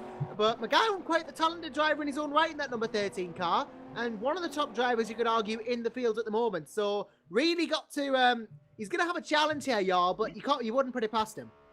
See, he is, I imagine he'll be able to close that gap. We are seeing, it could be taco time soon. We're seeing Nico Barkley is managing to take some time out of Eunice Rivio in 3rd place.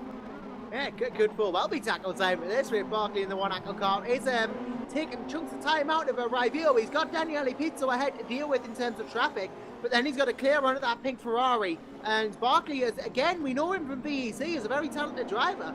But, you know, in that GT, he's done a very good job as well. And I imagine that BMW, the sole BMW in the GT3 field, I imagine he won't have much of a problem catching Rivio, but of course passing someone is another argument. Well, Eunice is a very, very quick driver, but somewhat erratic sometimes. I could say he's a very spectacular driver. He's very fast, but capable of maybe a bit going over the top sometimes. Yeah, Eunice, quite the flamboyant driver indeed. But, you know, his pace is shown. That P3 is very good at the moment. But Barkley just trying to get past Thomas Hinds in the Feeder Ragnar Simulator Ferrari. Drives the same car in the VEC, of course. But, yeah, this is a slightly different Ferrari than the one he's used to. And he's doing a good job in 12. He is having a fairly good race for Feeder Ragnar. But he's just going to let Barkley through here and let him get on with Eunice Rivio. Yes, Thomas beforehand was a little, I think, like a lot of drivers before the race, was a little concerned about just how this race would go with the traffic, but he's going okay. I said just keep it out of trouble and just get to the end, and you will finish in a good position. That goes for anyone. And we are joined in the booth by realist racing driver Kieran Park. And Kieran, Yes. we noticed earlier on you were missing a wheel. Yeah. And from what we saw, there was an incident with the TX car of Christian Mikel there, with a technical issue on his side apparently. Yeah. You're back out there though. I mean, obviously you don't want these things to happen to anybody because you never want to crash, but it happens at the right point. It happens at the start of the race. Yeah, definitely. Mike's in the car now. We've swapped over earlier than planned because at the restart of that last Code 80, I tagged the wall coming off the dipper, and it put me in the outside wall and bent the steering pretty badly. So I figured, let's just take the swap now, fix the car, and yeah. It's not the best start of your race so far, but you do have over 10 hours to go. And Kieran, we're used to seeing you in cars of downforce. This is a bit of a different beast for you here, this Corvette. Yeah, it's It's good fun. I'm enjoying it. It's massively powerful. Like, I've been smoking people in a straight line all race. Been great fun doing that down the back straight. Yeah, it's a shame because we were running quite strongly. I've been back and forth catching and dropping back from Christian for like the last, I don't know, 5-6 laps before the incident. And I was actually looking to try and get a move done down into the chase because I was pretty sure I could get the slipstream and just outbrake him into there. But he suddenly appeared inside my car and then catapulted me. And of course, in typical realist racing fashion, the GT4 entry, my teammate, also involved because of the lag. So I don't know. Unfortunate for both of us. We both managed to lose a wheel, and yeah, both on the back foot now. But we're still going. That's the most important thing. Exactly. Of course, it's just part of endurance racing, isn't it? Sometimes you find yourself having a faultless race and wonder how the hell it happened, but then unfortunately a lot of the time you may find yourself touching a wall having some sort of issue, and in this case you're the latter. But it's good to see you in a GT, Kieran. Like it's nice seeing you in a different car. It's sort of strange for me to get used to, but it's nice seeing you in a GT. I did try and like the Ferrari in VLMS, but I just couldn't. So I jumped ship and got back in my downforce car, and yeah, that's been going a lot better in VLMS. But yeah, for this, it was more why not? Let's do it. You know, these events only come round, you know, very infrequently. I'm just pulled the stream up. I also just noticed that we're still missing our right front fender, I guess. There's just a massive hole in the car. There's a couple of teams going around. There's the Regera GT4 car, which has not got its front bumper on, which Bailey has theorised that they've just taped the splitter on underneath where the bumper was. So pretty cool to see that. But yeah, I mean, as of now, what are the realistic goals for that 45? Finish. Just finish. No more incidents, no more shenanigans. Just get it to the end. Get everybody, because we've got 4 drivers for this. We want everybody to have a go, obviously.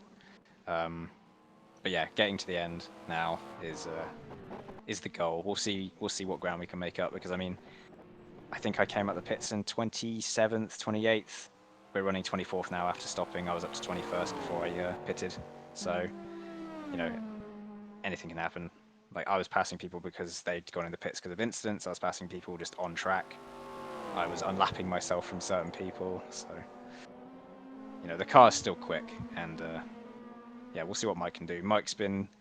He's been having a few technical issues, but he's seemed to have fixed those last night, and he's lapping about as fast as I can go. So that's good to hear. Obviously, we like to have everyone. That's the thing as part of the team. You always want everyone to have a go, as you just said. Yes, exactly. Just to come away from your car for a second, Kieran, I've just noticed out on track we have Jarl Tian currently in the 29 Sancho Sport car getting in for James Johnson.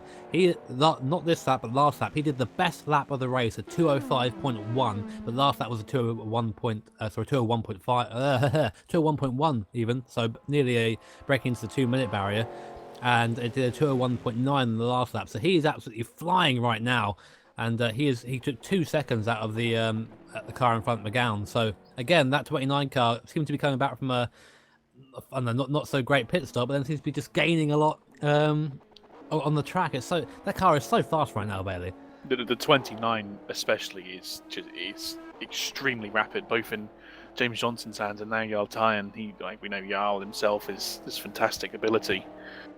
I'm just wondering, Eunice Rivia came in the pits. It seems a little early, but it seems like a perfectly normal pit stop. Oh, Kazdorp's in the car. There we go, driver change. Yeah, I was about to say Kazdorp's has gotten in the car there, and that's a driver change for them as well.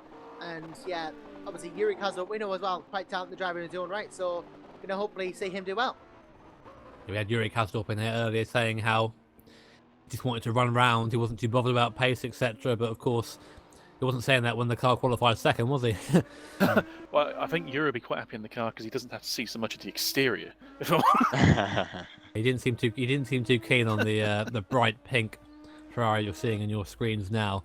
I'll be interested to see what Yuri can do round here. That's the thing. Obviously, the pace of a car is very much dictated by the driver behind the wheel. So we'll sit down and we get this really awesome sort of development, seeing how different drivers have different strengths. I mean, we said before at the start of the race, the qualifying drivers, for example, some guys are just better in qualifying. Again, that using our own example, we used Oscar Hardwick in the DNF team. He'll probably be the better qualifier out of the three of us.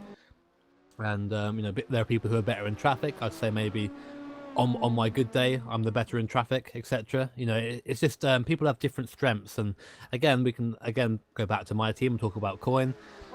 Coin, for example, just has machine-like consistency. So everyone has their own strengths and weaknesses. It's great to see it all pan out against each other.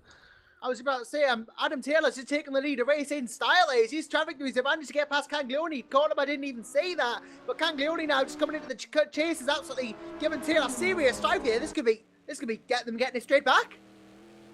Taylor obviously going if he means to go on, and Canglione, that's now pretty much a pit stop lost for him, as you can imagine now, going side by side down to the bottom, down to the left hand, the contact between the two there, as Adam Taylor tries to lean on there, and a fantastic move by the 27 car to go back around the outside of the Sancho Sport car, embarrassing him there around the outside, and I'm sure Taylor will not be taken up. Look at very deep in the braking zone, and he runs to the back of him there. Taylor obviously a little bit shaken up by that. I can imagine he won't be very happy. He's just been taken there on the outside of the corner, which became the inside. He won't be very happy. He'll be thinking, oh, I'm going to get back right back. But it was him who caught him in traffic, went down the inside he went down the inside, and then there was cars there. He just made it through the traffic perfectly well. Canglione wasn't completely gone. He just went straight back into the chase, gave Taylor a taste of his own medicine. Now he's going to try and come back up again. It's a slow Corvette. Just noticed that. We can find out who that was. Hopefully it's not the 45 car for second Kieran, but number 12, DR Motorsport car. Yeah, Motorsport car. I saw them in practice a little bit. I saw Darryl Russell driving that car, having a couple of issues with the Griffin's mount. He touched that wall a couple of times in practice. Big time. Huge suspension. Green damage. flag, code 80 in 10 seconds. A bit of confusion from race control there, but we're going to go for code 80 there, as that DR Motorsport car 5, is unfortunately damaged and is holding up. 3, but now 2, 1, car's coming to a code stop. 80. And let's see, where is that DR Motorsport car? Where is it on track right now? That is just coming up the mountain now, I think. So there are people who this will benefit, because that's a long way away from the pit lane. This is where you want to pit if you haven't done already. Especially the leader right now. They have to pit now. For as much as that was a wonderful move, but they need to minimise the time loss. They need to get in. Yeah, they could get that stop done in the code 80. Yeah, How far away? Sorry, go on, Josh. I was about to say, imagine have to at this point. I mean, they've not got much to tail on, let's be honest. They are going to lose the lead of this race, but they've pretty much got no choice at this point. They've got to take advantage, because I'm sure Taylor will. Absolutely. Taylor's only just had a pit stop, so I don't know if he will, but the leading car now, if they can get in and get the stop done entirely under code 80, it will be a net time gain, given Taylor still wasn't quite at the pits when the last one went green. Yeah, of course, that's not something you can really predict, but that has gone the way of Richwood, and they need to pit now. I'm sure that the people are listening to the broadcast, but so we aren't giving you tips. We're not trying to help you. But it would definitely be beneficial for them to pit at this point, given that Taylor and Johnson behind him, and Barkley, I think, behind them as well. Not Johnson, sorry, Tian now, isn't it? They've all pitted, and he hasn't. So the Richwood car is out of sync, because he actually pitted under the earlier code 80. So this comes at pretty much a perfect time for them. Gets them straight back into sync, gets them back into strategy, and rest of the race should, barring incidents, be more linear for them. So barring incidents, of course, it's always a thing at Bathurst. Let's see what the Richwood car does now. 27 car. We should see it peel off to the right into the pit lane. Yes. And it does so. A good decision there by that 27 car. So the DR Motorsport car now, where is that? That's the important thing. How far back is that now? Because we could see this guy, we could see that Richwood car get a free stop completely. It's just come onto the Comrade straight. We also had VRE Motorsport take a free stop there as well. So they've benefited from that. Yeah, I think obviously a couple of cars are coming in. We see the TXL car there, and with Simon Crispin there. We see the which one obviously had to come in at that point. Taylor has not gone because he's just had his stop, of course, and Barkley's still not even coming to the chase. So while we've got a little bit of a free moment, we'll go down update of the standings. 2 hours now into the SimRacing.Club Bathurst 12 hours. Leading your race currently is Adam Taylor in the 39 car, just taking the lead there under code 80 from the 27 car, who's just pitted in to take advantage of the free pit stop. Nico Barkley in the 1ACO car is in third place. They're coming to the pits now as well. Fourth is McGowan in the Speed and White Racing 13 car, and fifth is Yaltian in Sancho Simsport 29 car, the fastest car on track until we had the code 80 come out. Meanwhile, back in your DT4 class, it is a 72 car driven by Sean's team, which is still currently leading the class. That is the Janzo Simsport 72 car. To 30th overall to find the next car, that is the GHM Motorsport, currently driven by Grau, and they've done well to get up into second place in class. That car was struggling a little bit in qualifying. In third is the Ruggiera car driven by Enzo Fazzi and Tero Dolberg, the number 69 car. 10 seconds until fourth green is Neil flag. Hilty in the Realist Racing Beta car, and behind them it's GNS in fifth and 5, last in 4, the 3, GT4 class. 2, And we're about to go back 1. green again. Green flag. Here we go, and I've just actually noticed during that code 80, Simon Crispin in the TXL car, he disengaged the pit limiter and may have sped a bit under the code 80, but he realised he was mistaken and then pretty much went straight back. So he got out to about 120 kilometers. I'm not sure whether he's going to get a penalty for that. I mean, it's such an easy mistake to make, but technically it is speeding under code 80. We have seen a driver change as well. Piccolo now in the car for Witchwood. So that's an interesting time to do that. Driver change does also increase your pit stop time. So just doing that now again is under code 80 is a good shout by them. And they come out, they're still in second place. They're still on a net second. So that code 80 was perfect for them. They managed to get out before it went green as well. We just seen Barkley. We just seen Ruiz has replaced Barkley in the 1ACO car.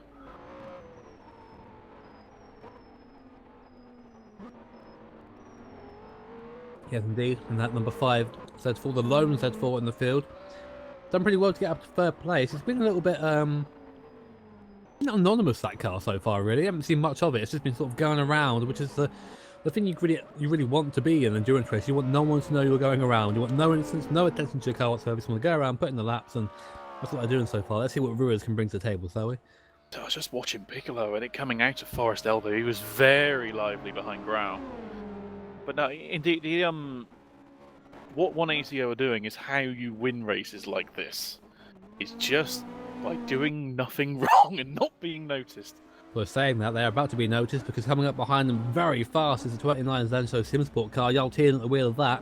We saw him before. He's on the fastest lap of the race. It's 2:01.1 before the code 80 came out. Dipping into the slipstream now of that Z4, and we know that the Ferrari is fast in a straight line. There he comes, just going to the inside now. This will turn into the outside though for the next left-hander, but I don't think it's going to matter. Yaltian's going to get in front before they even get through the chase, and they're braking hard, and that is that done. Sancho Simsport back up into third place. The speed dip on the straight was just immense, really. I mean, there was no arguing that was going to happen. Ty just almost in another class of car.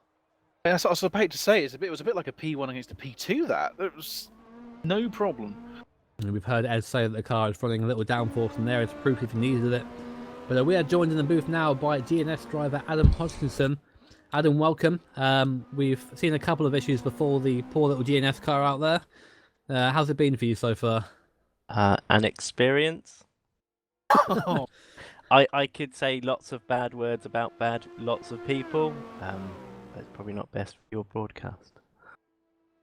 You've seen some choice moves on the GNS car so far. I've seen a couple of moves with the Zancho cars and GNS. Of course, being the slower class out there, you sort of get bullied around a little bit, don't you? It's like the Zancho car doesn't want to win. Because it decides that, it's going to take that apex, even though I have to turn in at some point. So I think there was 2 examples of that with Taylor. I got nerfed 3 times. No damage from Pizzo, but he definitely decided that I was going to be his brake a couple of times. And then Yeah, that's three that stand. Well, two people that stand out. There's been far more. I'm guessing it's the lack of GT4s in practice means that people haven't got used to traveling behind something a bit slower, or they're just retarded. I'll say that. That's quite the choice of word Wow. there. Yeah, it's a case of the track's narrow, and you have to share it. I mean, in qualifying, Taylor took me out in one of my laps. Well, and actually, it was going to be my last run. He just decided to take the apex away at the top of the hill, and that was game over. I know he was battling for pole, but he doesn't have the right to do that. Yeah, No we one know- has. Sorry, No, he doesn't. But he's still in the race now, of course, and we've seen some moves, and we've always said before that having that sort of attitude in the race can only last for so long before something comes to bite you. But you've got Coin in the car now, so he's driving around because you're at the back of the GT4 field at the moment. What is the plan from here on? Just log laps, or? Coin is scared, but I just said try and keep out of everyone's way. We've got someone who's spun at the top of the hill and reversing onto the line. That's nice of him. Yeah. Having been in that place, I know how quite difficult it is to actually maneuver when you're just facing a wall. Yeah, we've seen a couple of people spin at the elbow and sort of be facing the wrong way. And you have to just wait until it's clear, and it's hard to tell when it is clear, etc. But yeah, hopefully no more incidents for the GT4 car. I mean, only 5 of you out there, of course, so you are definitely the minority. But obviously, every bit of luck to hope you guys can get to the end. I mean, yeah, you've got a long way yet, 10 hours to go in this race, so a lot can happen. Hopefully, a bit more of a positive vibe down the DNS garage after the next couple of hours. Fingers crossed. Cheers for joining us, Adam. We're also joined by another GT4 driver. We have Neil Heatley. I keep saying your name wrong, Neil. I'm very sorry. It's close enough. It's fine. Yeah. Also driving a GT4 Nissan around. Also another commentator. We've got a lot of people in here at the moment. Neil, we've just heard the rather traumatised account of Hodgson's time in the car. How about yourself? How's it been out there for you? It's been very good. Hodgkinson managed to pass me just a few laps before I made the driver change, but some of the GT3 cars seem to want to kill you. You do get to learn which ones it is over time, but some of them really do want to get past you at any cost, and that's not necessarily a good thing around Bathurst. Now, we've noticed a couple of people going side by side at the top of the mountain, where there's really one line through there. Have you had anyone try and take you through there? Yeah, but it's been most of the time. If you go slightly wide through at least the middle two left-handers, they can pass you up the inside. But it's some people insist on passing you down through the S's into the dipper, through the little twiddly bit between the dipper and Forest Elbow, when there's a perfectly good straight just afterwards. So sometimes it just needs a little bit of patience from some of the. Yeah, so word we've been using a lot around here is patience, and we are seeing a little lack of it, unfortunately, which is a shame. Hopefully, of course, we can get to a point where people learn from there. But we do also have a battle going on track right now for P6 in our GT3 class, so we'll try and get a camera on that, and we'll come back to you in a second, Neil, if you don't mind. It's between the Eastern Racing Foundation car and Yuri Kastorp, who was speaking about just a little bit earlier on that Scuderia Blue Flag car, and that car in the hands of Yuri seems to be moving pretty quickly. He's been gaining the last couple of laps on the sub-11 front, and now has a slipstream in that Ferrari. Let's see what sort of top speed he has there. It's Ferrari on Ferrari action here, so I don't think we're as much of a difference as we had beforehand, but he is gaining there, and Yuri looking feisty at the moment, Bailey. He is. Feisty in a feisty-looking car. He's clearly closed up on Sobolev quite quickly. Does this? It'll be interesting to see the top speed of these two cars. Obviously, we've seen the Zancho cars be very quick in a straight line. Whether these two cars are anything like that, I don't know.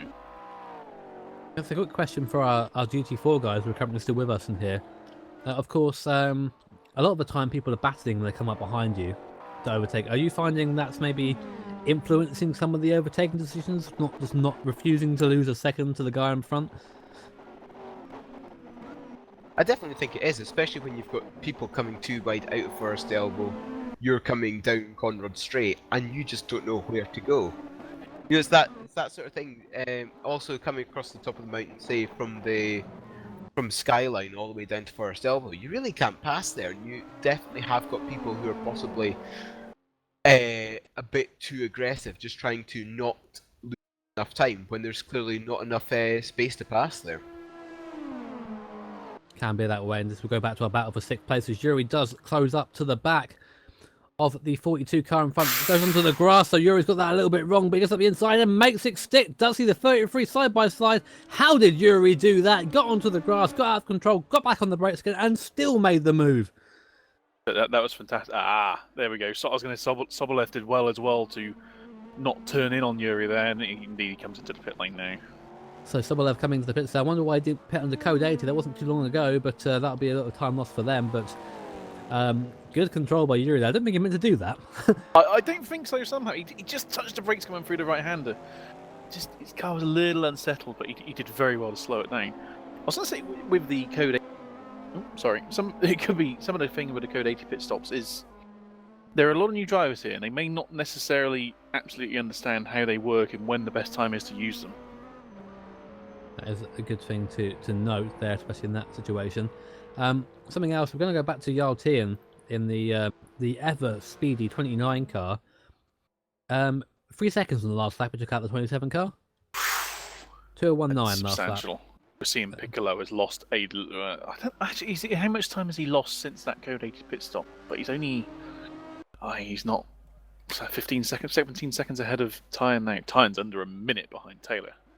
All car in front of Jarl there got a little bit loose on the grass on the outside. Luckily, getting out of the way of the charging Tian, the 202.2 there. So still going quickly, and that was 4 seconds faster than Piccolo on the last lap. So he is taking chunks and chunks of time out of that 27 car. And I just wonder, I mean, obviously we've seen a couple of green flag or the code 80 pit stops go the way of Taylor, but how is the 29 car this far back, given that it's this quick? Well, I think the last pit stop that they had under the code 80 hurt them quite a lot, where they did the driver swap, but they came in just as the code 80 ended, and Taylor was able to get away just as it was ending. So that's where the time went.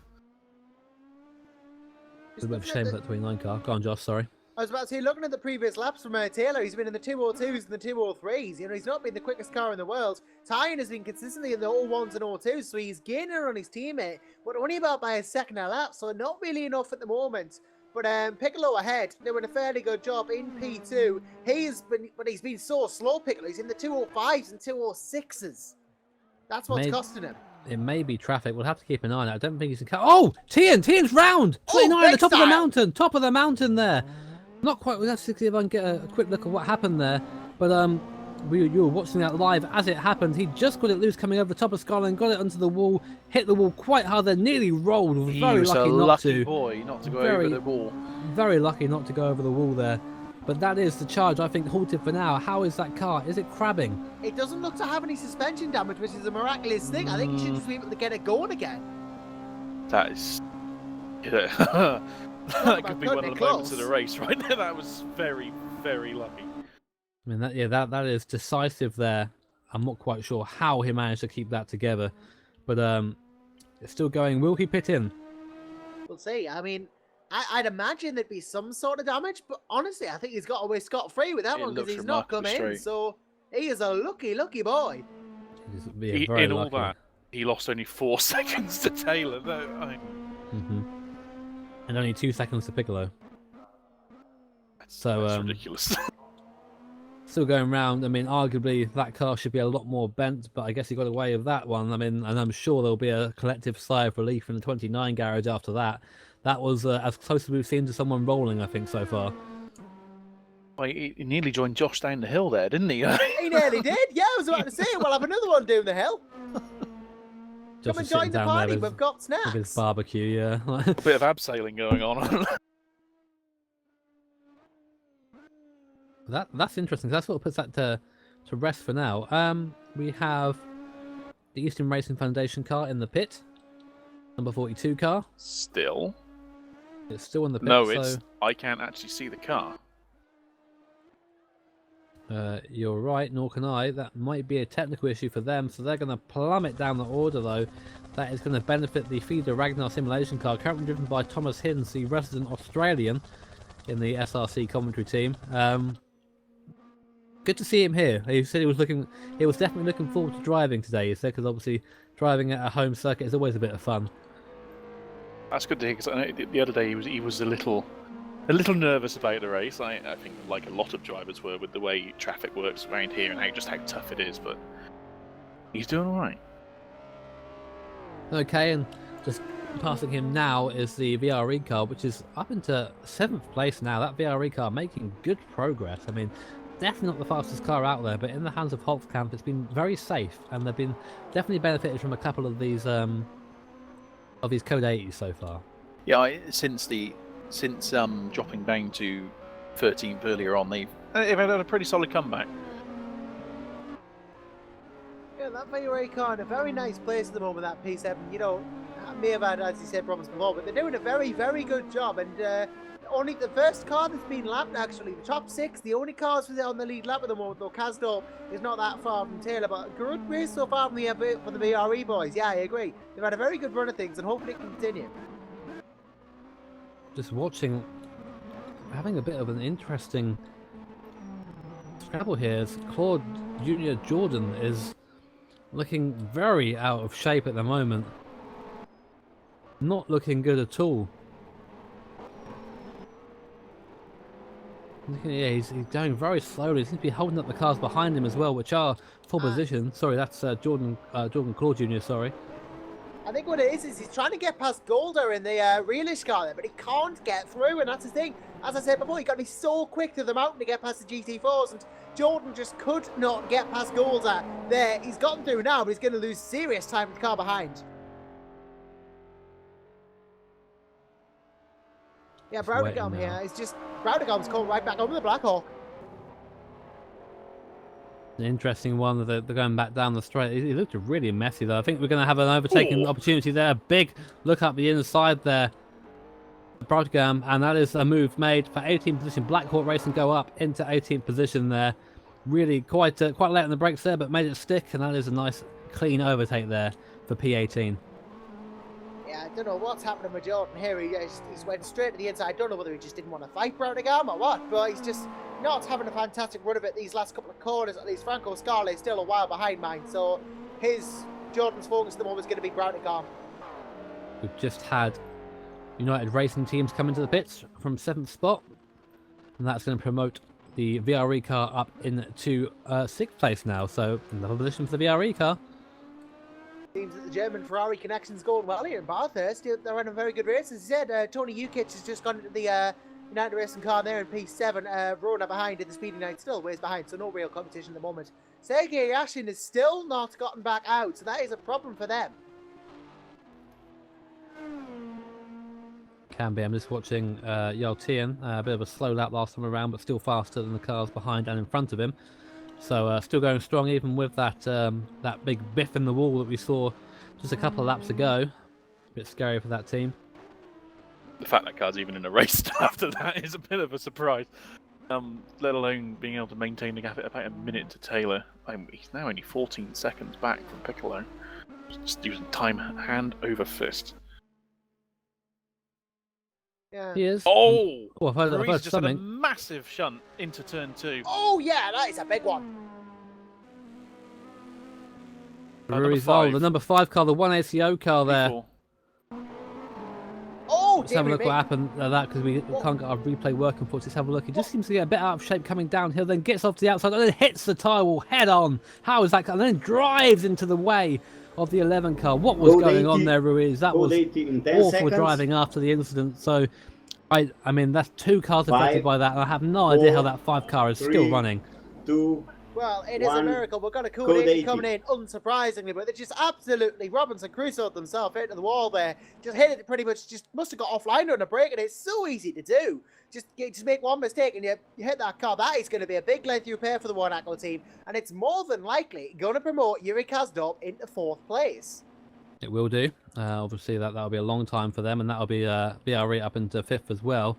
And look where Taylor is. Taylor is at the start of the lap. Look where Piccolo is. He's always just coming to the And chase. look where Tian is as well.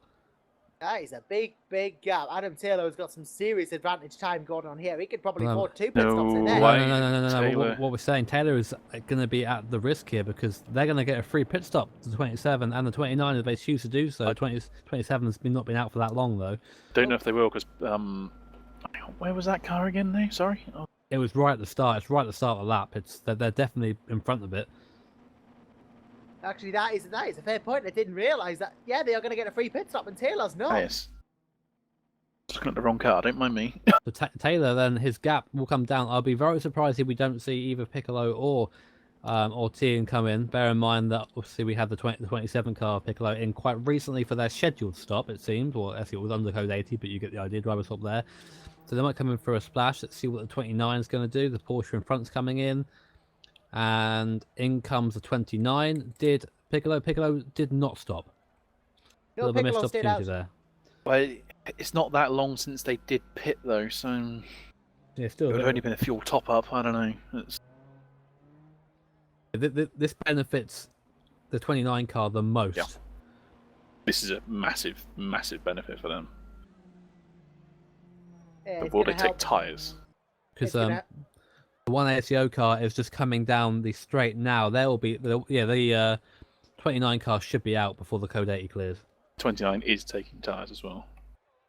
See that it's extraordinary. He kept on going with that amount of damage. I had roughly that amount of damage after the incident that myself and Kieran Parkin and Christy Michelle and everyone else had down at the chase at about the 1 hour mark. Managed to get hit 3 separate times, but somehow the car still wasn't dead. I managed to keep it was still working somehow. I saw some instances in practice where there were cars losing their engines for a lot less than what we've seen so far. I think is just about to come to the pit entry. He's cutting across the track for some reason. Not quite sure why he's doing that, but fast away into the pits there. Maybe the handle of the car just doesn't allow him to take the corner safely. Maybe there was a car there and he felt it was best if he did come, but he's coming out of the pits now. Should be green flag racing very soon again. I've just seen Linus Lundvall's actually in this code 8. He decided to get into the 72 Zancho car, so we're going to be able to see how he does. There you go, 29 car out. 10 and seconds here comes the green call. That was absolutely perfect for the 29 car. 4, 3, 2, 1. And we are green again then, so a fantastic stroke of luck there for the 29 car. The number 5 car is suffering for that. That's going to promote a couple of cars up. Of course, anyone below. I mean, I don't know how long that car's going to be in the pits for. That was a very heavy head-on hit into the tyre barrier. I say it's surprised it's even running, let alone able to get back to the pits. It was big damage. But then we've seen how lot the stop for Kieran to replace his wheel was about 240 seconds, I think, from memory. But we could have a 400-second pit stop for the realist GT4 car as well. So, Some good mechanics around here, it seems, at Bathurst.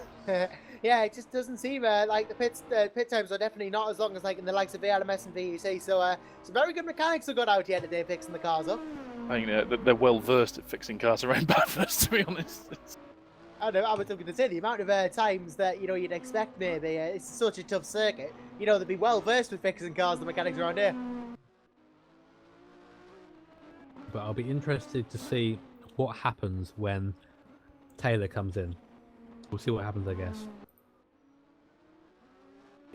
What's it? Just over 2 minutes to gap. So...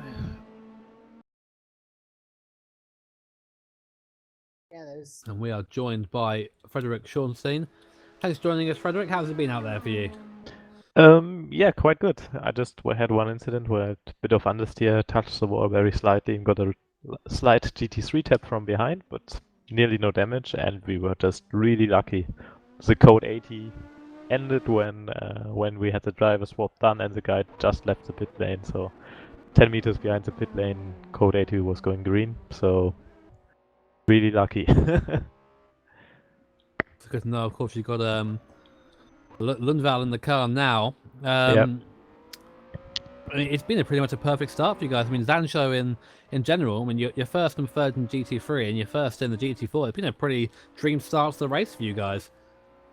Yeah, to be honest, I'm quite happy with it because I was a bit of in a bit of sim racing break for half a year or something, and yeah, couldn't do much practice for this event, but pace was quite okay, I think, and I don't know what happened to the other GT4s. Some were quite good on pace at the start, but even after the first stint, when I got into the car, we were miles ahead of everyone. I don't know what happened. So we've asked you. We had Adam Hodgkinson in here, and we had Neil Heatley in here as well. They've both told stories of GT3s being a little bit pushy. How's your experience being with traffic? Scary. So I mean, for few guys, they really know. Okay, they stayed behind you, and if you have the really fast guys, they can pass you in lots of places. And I usually just back off if I see they are in a battle or something. But yeah, I mean, I had two guys that, the two fast left-hand corners before Skyline. If guys are just trying to go on the inside there, it's crazy because you're in a GT4, you don't have the same grip, so you have to see that from far out if they try to do something, because if they just go on the inside, you are lost on the outside and you will crash because there's no grip and you don't have a lot of downforce. But yeah, quite good. I think the worst thing is if you have guys who are a bit slower and they are always trying to make a move, but they don't make a move. That just scares you to death. Maybe a lack of predictability. Yeah, exactly. So I mean, if you see some fast guys coming and they put the car on the inside, okay, it's stupid what they're doing, but you can prepare, brake, and give them the space, lose a second, that's fine. But if you have somebody who suddenly swerves to the inside and then back to the outside, you don't know what to do. We did mention that before about that predictability, and of course, when someone is being a little bit difficult, it's quite hard as GT4. One thing I wanted to say as well is that we do have, in about 2 hours' time, a 55% chance of rain around here. Have you done much running in the wet in the GT4? Me? Nothing at all. So I hope it doesn't rain. Well, I mean, the general consensus is that people don't want it to rain. It seems. Code 80. Oh, Code we have 80, another code 80. It was Gulpin in the exclusive racing series. 5, Ferrari 4, had a crash 3, all by himself 2, coming up Mountain Straight. 1, He just got on the code grass 80. and smashed in the wall. I don't quite know how he managed that. Sculpin is the car that was involved with Ruiz as well when Ruiz had his accident. So maybe some leftover damage there. Or maybe just a little bit of a lapse of concentration. That car is crabbing as well. Another code 80 here, and again that car is quite a long way around the lap. It's about half the way around. So we're going to do our game of let's see where Taylor is. Yeah, just to add insult to injury to Gulpin, actually, I don't think he got the code 80 until a little bit late because he was still speeding when they was announced, and he slowed down again. So another incident of people just not getting the timing right. Another incident of Taylor being on the mountain straight again. Exact same place he was last time the code 80 was called. He would not get round again. He's going to be cursing himself for that because he's in the wrong place when it comes to these code 80s at the moment. Tynes coming through into the elbow at the moment, and he's probably in the right place because Gulpin is behind him. He's going to at least get in, but it's not going to be by much. But No, Taylor's not even going to get the chance again. There's no point in time pitting Yeah, again now. we He won't should see his literally just line put it. pit. The Witchwood one might be a little interesting where they'll come in for a top up.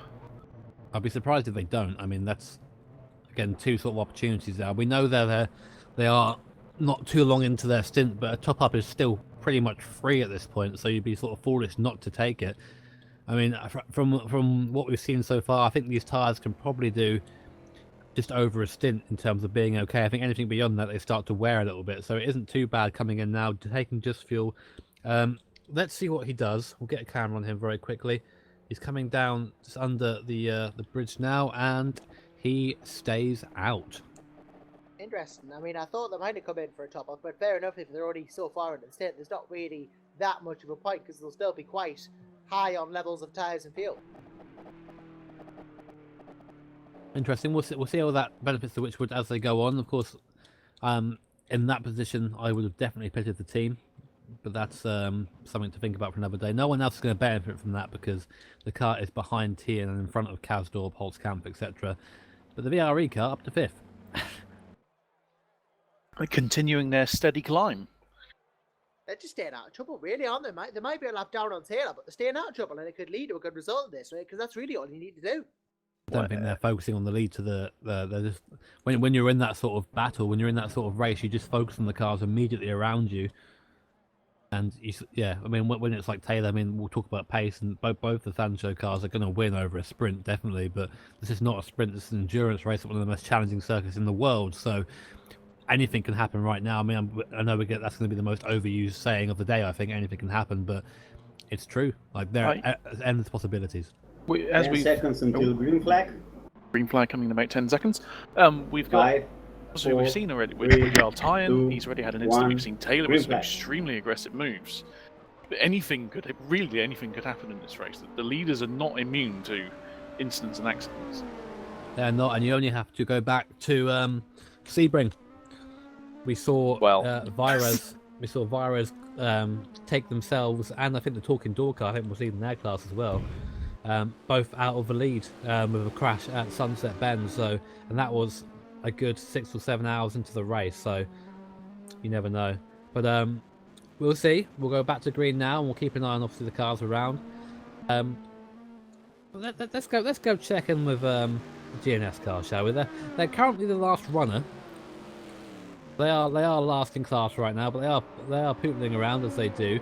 Currently, Pavilis Matunis at the wheel there, which is very odd calling him that because obviously we all know him as Coin. Just making his way around the circuit in that, might I say, the beautiful GNS livery. Which remind me, guys, nice little segue there. We are running a livery competition.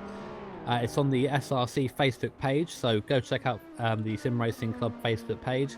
Make sure to hit that like button, of course, on the page to be notified of future updates within the league. And over on that page is 2 galleries, one full of GT3, one full of GT4.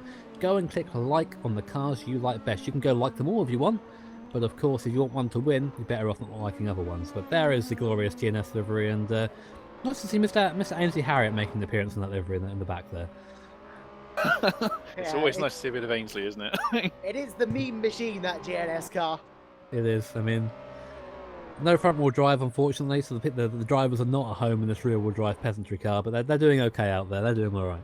You're pretty much just going to take what you can get at this point if there's no front-wheel drive, isn't there? Speaking of GT4, we've had another driver change in the leading car. Lundvall is now in the car.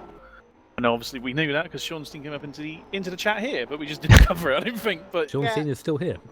Yeah, he is. I mentioned Lundvall getting in the car, but he's leading now, which is great. He is. He is indeed. It's been a good run for the realist GT4. Sorry, the realist, the Zanjo GT4. Sorry, the realist one's been battered a bit, but they're just staying out of trouble, really. I mean, apart from the 29's 50-50 board slide on the rail on the way down on the mountain, he did a pretty decent job so far of keeping that car going quick. Actually, we're going to check in with Tian in that 29 car. I want to see what sort of pace he's running now after that incident, because even after the incident he was putting in good times. We know Taylor's sort of just always capable of going quickly. Let's see. Well, last lap will not really count because I think there was some sort of traffic there or something involved, but same with Taylor. Taylor's last lap was a 203.1. That's good to keep an idea. And Tian's halfway on the lap with Piccolo just coming down the mountain now. So we get an idea of what the top 3 pace is like. I'll say just very quickly, I'm a little confused with what's going on with Yashin in 11th place at the moment. His car is still invisible, 12th place. It's still invisible in the pit lane. It's been like that for a long time. Yeah, something wrong there, and I'm sure obviously some sort of technical issue befalling that car, which is a shame. Interesting to see that it hasn't fallen off the standings though because of that. I mean, maybe it will do soon. Although it is starting to fall down now, down to 13th spot. So we'll keep an eye on that. But wondering what's happened there. Oh, interesting. Piccolo there had a bit of an off, just coming down to Murray Corner, just the right-hander there just went over the grass, I think. Very easy to do there when you outbrake yourself coming into the chase, but still going round. That time for that was a 2:12 for Piccolo. That's a slow lap. I'm not quite sure what happened there. I guess there was an off as well. Again, In you see fact, how... his off into the chase was substantially touched the grass on under braking and cut across the inside of the track, went deep into the gravel. Tell you what, baby, how's this for a car that's damaged? Tian does the fastest lap of the race at 2:01.005. Wow. So 5,000ths of breaking in to the 2-minute marker. 11 seconds faster than Piccolo on the last lap. And 1.9 seconds faster than Taylor on the last lap. This guy is absolutely flying. I mean, for Taylor to retain the lead in the next stop, he might need a code 80. Galtine is absolutely motoring. We might get the Zancho battle. I think we will get it eventually. I mean, it's just a matter of time. We know that 29 car has absolutely ludicrous speed, and Jarl Tyne in that car absolutely hustling the Ferrari over the mountain. They're coming up behind the I think that's the car, the 1ACO car. Oh no, no! Big hit for Tyne there. He just got onto the he's pushing too hard, far too hard. He's not escaped damage this time. He's got a bit of crabbing going on. Yeah, that's it now. This is the difference. This is what the mountain does. You start pushing too hard. That car is damaged, and I can hear in the background Ed Trevelyan and Johnson hitting his face there. A bit of a face palm, but that is a real shame by Jarl Tian there. Just getting it wrong, just pushing too hard. We know that car is not running traction control. It slid. He went wide. He hit the wall, and just as we were talking about, just as we were saying how fast he was going. He does the fastest lap of the race and then crashes. That is a type of driver, that is. We talk about that a lot. That's commentator's curse for you, really, isn't it? Just got too close coming out at the left hand of it. The rear of the car just brushed the wall, which sent it straight into the wall next left-hander. So I'm sure we'll see him going to peel into the pits now. No, he's dealing with it. Wow. Well, no, that's... I don't know about that. I myself would have pitted with that damage. That's a fair bit of suspension damage. I would have probably pitted for that. But Tyne, very brave, maybe foolish to go on. But I tell you this, if he can keep decent lap times, he won't give Piccolo that much of a breather. But if he knows that that car behind is damaged, he'll be slightly more happy in himself. But Tyne is... I'm not certain that's the right call. Well, he's still gaining. Piccolo. Well, I mean, we'll see. And we've got a message here from James Johnson saying that it was actually a technical error there that came in for Tian, so he was unable to steer the car, hence why he hit the wall, which is a real shame. It just looked like to me the rear of the car clipped the wall, which sent it straight. I don't... Well, I mean, I noticed the tyres were smoking before. I think he's been pushing that car very hard. Maybe just a loss of grip from either of the front tyres, because when they overheat, you do not get any grip out of them. Would have pushed them beyond that comfortable operating range. That may have caused understeer. That would have sent him into the wall. So maybe Tyne just pushing his C2, pushing too hard. He's only 2 tenths off his best lap through the first sector on this lap. But even with that damage, yeah, we'll see him getting on boards to see if there is any sort of steering input he's having to put in there. It's a long way to the left. I can't believe... No, sorry, a long way to the right. I can have a look myself. Yeah, he is definitely putting the wheel to the right there. There is definitely steering damage to that car. And he's out there dealing with it. He's a brave man, Jarl Tyne, to go out with that damage. I mean... I'm not sure if brave is the word. I mean, if he's catching the Piccolo, I can see his reasoning, but honestly, were it me, I'd just pit and get the damage fixed. I don't think the risk of running with damaged suspension is honestly worth it. He has just taken time out of Piccolo over the mountain somehow. But, I mean, he's 1.6 off his own best lap, but wow. He has his ways. We'll see what this lap is. He just has his ways.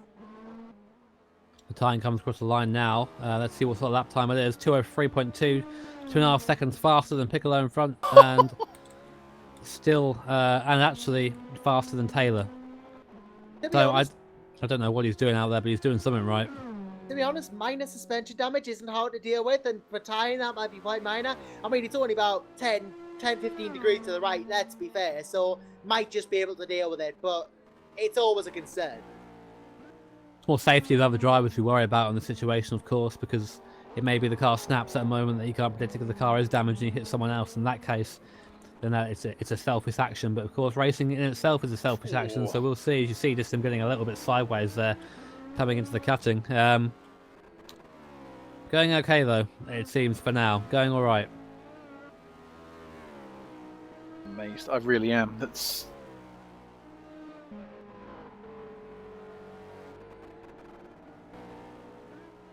looking down through the field now. It seems that we have a little bit of some gaps forming. Although we do have a fight going on for 17th place back in the GT3. It's not to say we don't focus on other battles here.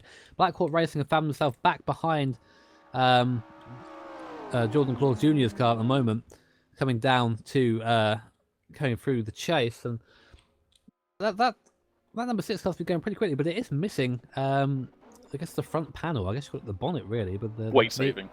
Yeah, it's some inventive weight saving. We don't think about the air implications of that, but we'll pretend he's fine. Again, the old trusty duct tape. Look how much they ate when the brakes of that 6s coming into Murray's corner and coming across the start finish line. This is an interesting idea to look at the lap time through here. A 207.3. Best lap from this car is a 202.8. That's just the difference between pace at the moment between these guys and the leaders. Yes, a 2028 is hardly a bad lap, but as we've seen, the leaders are nearly under 201 now. Brightigan, given the best lap of that car is a 2028, and he just did a 207.3, is he being held up here, or is it just damage for the Black Hawk Racing car? It's a difficult one to tell. He has a sort of half-hearted look there at the inside of the 50 car, but thinks better of it. It may be being held up. It's again hard to tell. I mean, he is glued to the back of that 50 car right now, but no way through. Single line really up the mountain. Unless you have a very good run on someone, which is very rare because these cars are quite evenly balanced. The BOP in this is pretty spot on, so no worries there at all.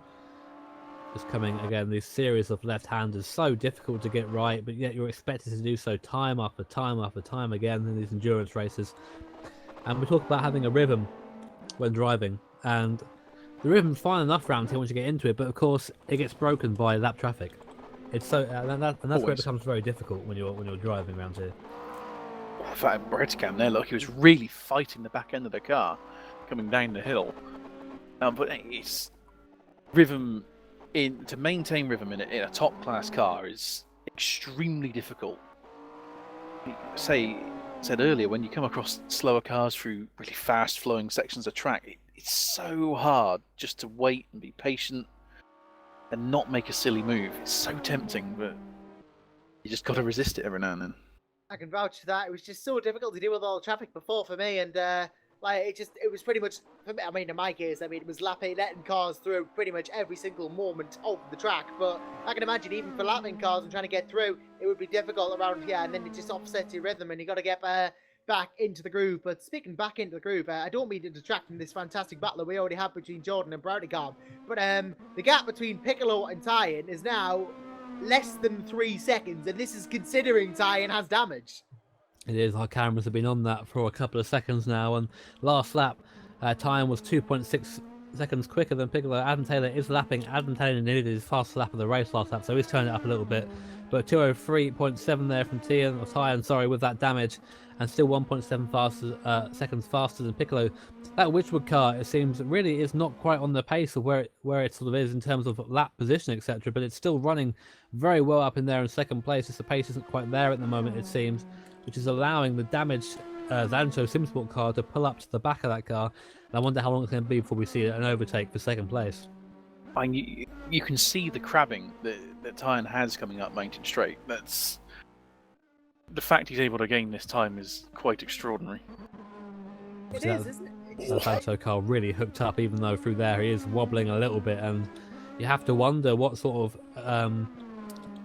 alien setup is on that car for it to still handle with this damaged suspension. But whatever it is, it's working very well for them. And look at this gain. It's through the corners as well. The car with damaged suspension is gaining through the corners on the 27 car in front in second place. I mean, visually, you're seeing that on your screens now. You're seeing this car get closer and closer to the bright yellow Witchwood car. Now, there it is. That is the gap. That is a gap on your screen. It's a blink of an eye now as we come down the S's, down to the dip and down to Forest Elbow. So fast down here, it happens almost in an instant when you're driving, and it's very clumsy down the hill, but when it gets right, it feels very good. And now for the famous Zancho straight line speed of 29 car. Well, something I was going to say. How will their straight lines be affected by the crabbing? Because That it is a fair can't be point. as fast in a straight line now. Will it affect them too much to actually get past? Well, I'm just looking at the speedo, and they're doing. Yeah, they're down. They're down to 287, so they've lost a couple of kilometers. Only about 4 or 5, though, to be honest. They were on 295, they're on 287 now, which is about what the number 1 car was doing before I had to retire. I don't know, we were one of the slower cars on the grid in terms of straight line speed. There you go. It seems that the lower downforce setup is working. You see getting off on that curb, the car not reacting very well to the curbs. Keep it off the curbs. Jarl, you've already had an incident there already. Another 1.4 seconds. Jarl back down to 202.6 with that damage. How is he doing that time with that car? Quicker than Taylor again. That time, I think. Took 1.4 out of Taylor there. Oh, sorry, it wasn't 1.4. It wasn't. He was 4 thousandths faster. So the fact he's quicker at all is ridiculous. Not quite 1.4 seconds, but still 4 thousandths quicker with a crabbing car. I mean, it's just one of those. I mean, that car is going to have to repair the damage at the next pit stop, so it's going to lose time. But I wonder if that's going to be offset by the time it's saved in the code 80. It's odd, that, isn't it?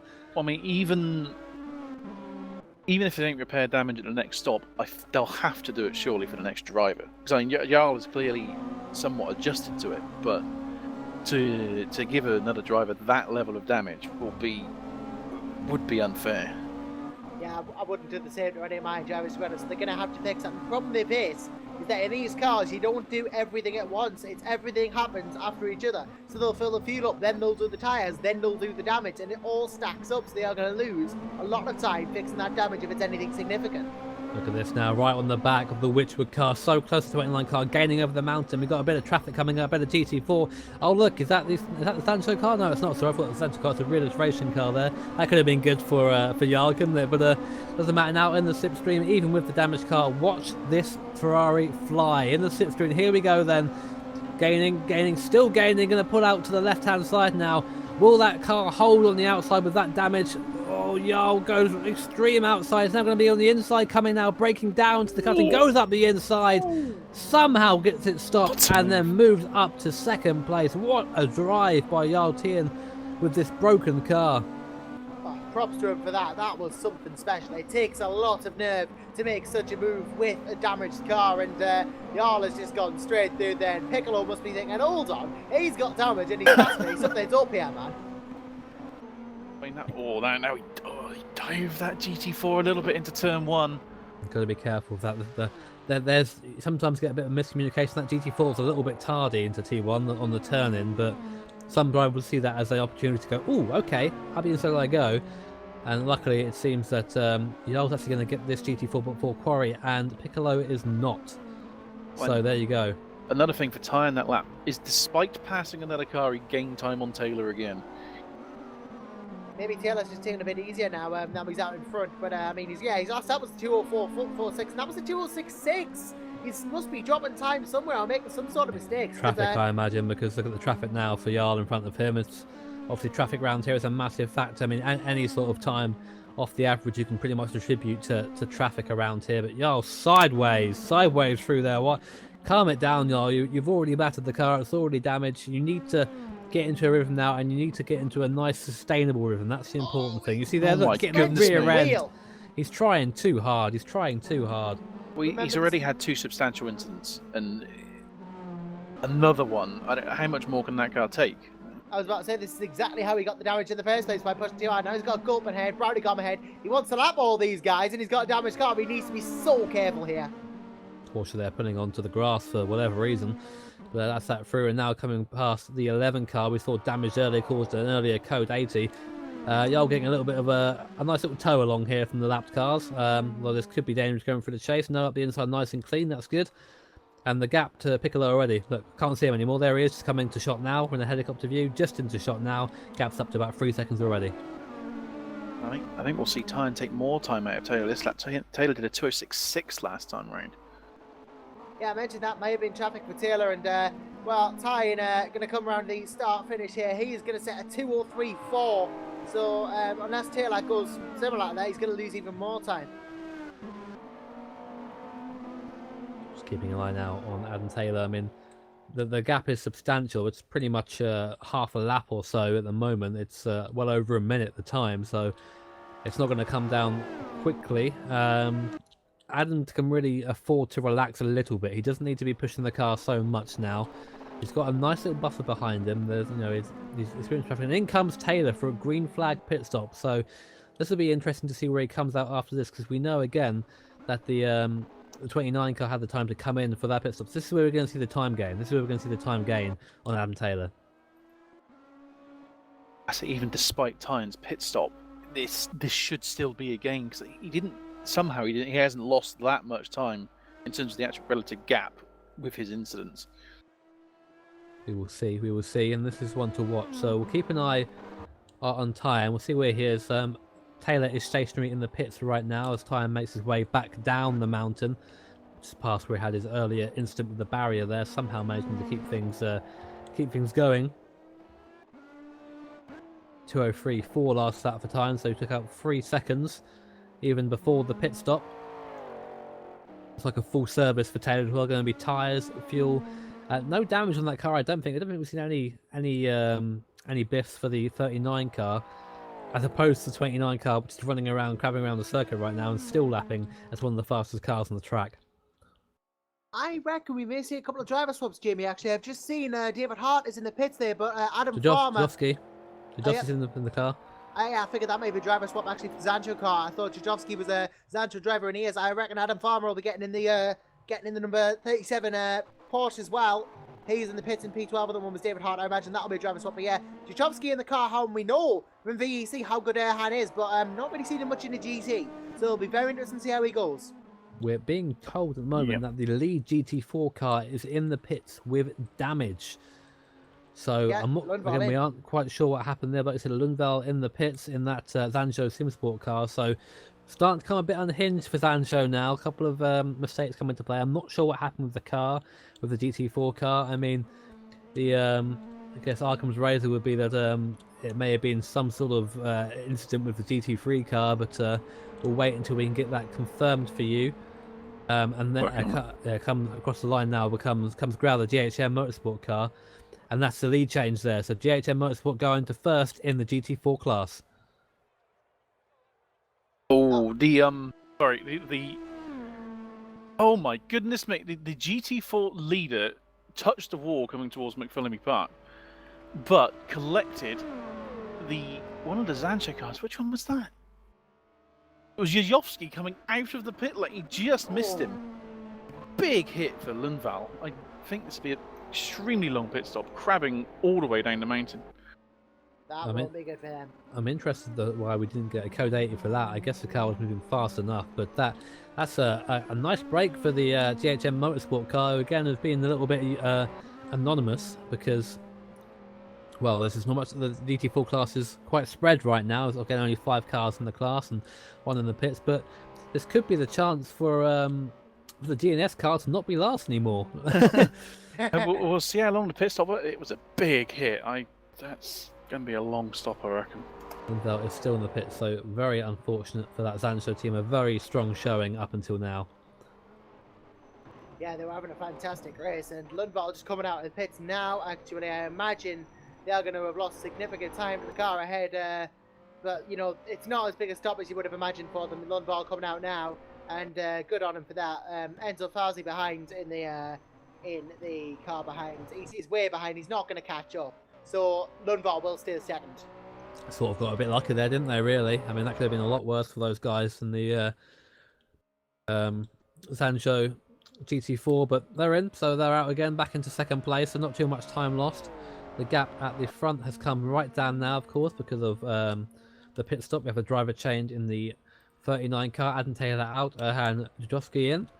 So we're seeing something of a flurry of pit stops at the moment. Yeah. We've got Bradgam in, Willis is also in. We just had another car leaving the pit lane.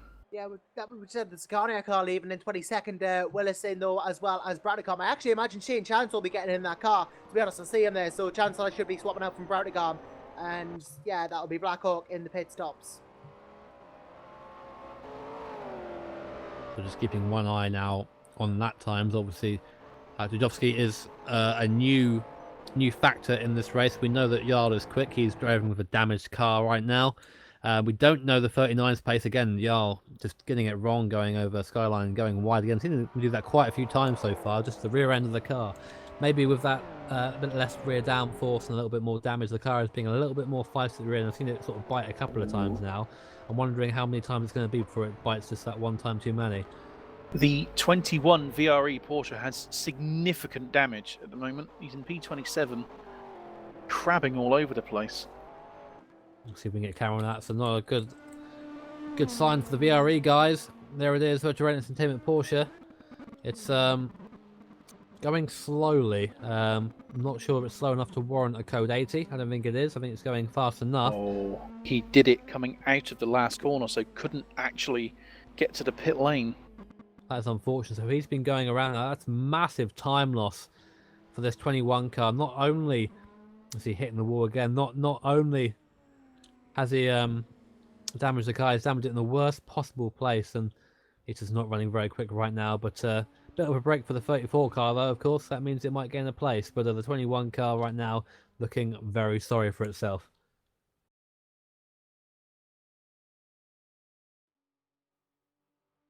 Very close to coming to 3 hours elapsed here at Bathurst, the SimRacing.Club 12 hours of Bathurst. Using R-Factor 2 here as our simulator. Make sure if you're interested in getting involved in this sort of racing, you sign up to SimRacing.Club. That is the website you want to go to. Fantastic community, lots of racing going on there over various sims. Definitely with an endurance. If you're an endurance sort of guy, you'll be right at home there. Great community, definitely worth getting involved. And I think we're about time for our hourly update. Pretty much, yeah. You want to take this one, Josh? Oh, it would be my pleasure, Jimmy. Go ahead. Right, fair enough. I'm doing an hourly update. So here we go. At the 3 hour mark, we have Erhan Tjajovski here in the Zancho Simsport 39 leading affairs, and he's followed by his own teammate, actually, the 29 car, the all-time piloting that in P2. Jonas Piccolo in third place in the Witchwood car at the moment. Not quite as quick as his teammates, but he's doing a solid job at the moment. And he's followed by Yuri Kazdorp in the 33, directly behind Stefan Holzkamp and the VRE team in the 3, having a fantastic job of the race at the moment, just keeping out of trouble. P5 is a good result for them. We got Tobias Rona in P6 in the Speedy Mad car, directly behind. Then it is Tony Ukic in the 24 in 7th place. Then it is the 28 Frida Ragnar Simulator car of Thomas Hinz, who I think has been in there since the start, actually. It'll be on his 3rd hour now. That is a very big stint for the Aussie, but he's doing a good job in it. Matt Beavers 9th in the 19, and then Salvo Sardina 10th in the 16 car. Then we go to the GT3s. We have Matthias Grau, new leader, relatively new leader, in the 75 GT4. Then it is Linus Lundvall for Sancho Simsport. Problems for him before, but he's making his way back. Enzo Fazi is 31st overall and 3rd in class in the 69. Then Bjorn Golder in the Realish 54 car in 4th in class. And then Povelus Machinus, or Coin as we like to call him, last in class at the moment in the 99 GNS, but still going, and we have a couple of retirements at this point in the race. We have 3 retirements and 2 disqualifications, unfortunately, but Jeppe Rasmussen in the 48, and then we have the 44 and 1 cars all out of the race. So you go, guys, your hourly update courtesy of Joshua Anderson. And we still have 9 hours to go in this event. It's interesting to think that we started in darkness 3 hours ago. Since then, so much action on track, so much action yet to come. So make sure you are subscribed to this channel. Make sure you're giving us a like as well, and share out the stream if you're enjoying it. Get more people involved. We're here to just share the good things here. And what's better than an endurance race at Bathurst to watch, eh? I can't think of many other things. But even in sim, this race is an absolute barns rumble event, and we see people. I mean, fatigue is going to be something that comes into play soon. You mentioned just now, actually, Josh, that Thomas Hinz has been in the car for 3 hours. Wonder how he's feeling right now. Tired, in a word. That's one way of putting it. We'll see if we can get a camera on them on that car. It's in the Feeder Sport Ragnar car. We are going to be joined in the booth by Ed Trevelyan Johnson. He's on the 29 Sancho car. Ed, we saw that Jarl had a very interesting incident with the barrier. Car does look to have some sort of steering or suspension damage. How's he finding it? Has he been on the radio to you guys? A little bit. He's done a sort of. He's doing a bit of a Kimi Räikkönen at the moment. He's just staying quite quiet. But I think a few people here know Jarl. you could give him a car that drives backwards, and he would still be able to keep up to pace. I think now it's sort of him versus Yayovsky. The pace has kind of evened up a little bit, and maybe you could say Jarl might have a little bit of an edge if he had a straight car. But yeah, we're just kind of waiting for the rain now and trying to keep him in for that. And we were kind of hoping that our pit stop, which worked quite nicely with the Code 80, would possibly run on to when the rain starts. But I don't know what's happening with the weather now. We expected the rain to start by now. I was going to say, you seem quite certain that there being rain. I mean, we've seen various reports of it being around 50%, 60% for the next 2 hours or so. That was at the start of the race, and obviously nothing as of yet. And the skies are looking a little bit, they're looking hazy, but they aren't looking cloudy, to be honest. So, I mean, I think you're going to be waiting quite a while for that rain. Just to say, obviously, before Jarl did dent the car, he set the fastest lap of the race at 2:01.005. So, obviously, his pace is there. The car is just bent. What's going to be the strategy when you guys come into the pits? Are you going to get that fixed? Or I know you said you're going to fix every bit of damage, but that's quite a lot of damage to fix. Yeah, I mean, I was listening to you guys on the commentary saying, just dial it back a little bit, Jarl, and I was laughing because that's exactly what we've been doing. We've been trying to like hold him back, like, you know, on a leash or something like that. But he kind of knows one mode only, and that's 100% push, and so he's done that pretty much all of his stints. Just remind me of the other question, sorry. I was just asking whether or not, so you were saying that you're going to be repairing damage at every stop. This seems like there's going to be quite a lot of damage to repair. Is that still going to hold true? Still going to make sure you repair all the damage, or? Yeah, well, definitely this stop. I think we're probably going to, we're not going to include it if it's just bodywork damage, because it doesn't seem to kill our top speed too much if that happens. But yeah, I mean, this is quite significant suspension damage, so definitely this one. Generally suspension damage, I still stick true to what I said before, just not body. So what we've learned from this is that Jarl only has one speed, that is kill, and he's out there to try and find or try and catch up the 39 car. Yeah. It's a bit sad, really. We were looking forward to seeing a nice little battle on track again between the 39 and 29, but might have to wait a couple of hours for that, I think. I don't know. I mean, since I came in this booth, he's caught up something to the tune of somewhere between 1 and 1.5 seconds. So I'm not sure it'd be too far away. Maybe Yayovsky had a couple of slow laps. Who knows? Yeah, the gap has come right down now, of course, with the driver swap, and the 29 getting a bit of a break with the full course yellow there, having to coming in, got the stop just in time before the green flag was called again. That was pretty much perfect for you guys, wasn't it? Yeah, it was very, very touch and go. Especially, I mean, it was a nice little opposite to our pit stop where we changed to Jarl, where James actually had to slow to a crawl before he entered his pit stop because Jarl's R Factor 2 hadn't loaded the cars yet. So yeah, we lost quite a bit of time due to that, and to obviously the repairing the damage. But I think actually we were wrong in that. I think Taylor potentially changed his tyres in the first pit stop, so not sort of what I thought he was going to do before, because James and Jarl were saying, well, how is he able to keep these lap times and sort of maintain a similar sort of gap throughout the stint? I mean, at some points we were catching him quite a lot, but I think he sort of got in the groove. Maybe it was just cold tyres or something. Without they're doing a good job now, and obviously still gaining on the Aussie, so we'll keep an eye on that. Just elsewhere in the field, we've got Thomas Hinz coming into the pits now, and the feeder Ragnar simulation cars going down to being passed a couple of times while stationary. I'm not sure there's going to be a driver swap there. Thomas has been in the car since the start, so I wouldn't be surprised to see him get out, but still in the car right now. I think there will be. Dennis Jordan's waiting. Dennis Jordan is there in the spectators. There you go. Dennis Jordan gets in the car. Well called there by Josh, and Thomas Hinz, after a monstrous 3-hour stint here at Bathurst, gets out of the car. Although Taylor did exactly the same thing, 3 hours pretty much, give or take a couple of minutes. So wouldn't want to be that guy doing 3 hours at Bathurst, not in a row anyway. I was set to do 4, so I can imagine how he feels probably absolutely shattered. And I hope we can get Thomas in, because he's always nice to hear his opinion on things. Sure, well, shall we go and we'll get Ed to go down there and try and use his smooth, silky tones to try and convince him to come in.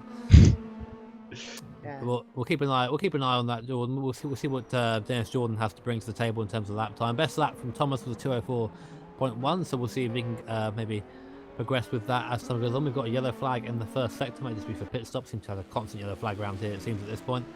At the moment, your leader, Jovski, still driving around nicely, seems to be getting into the groove a bit now. You always get a bit worried when someone new gets into the car. You have to sort of make your way, get yourself into a rhythm and get used to the car.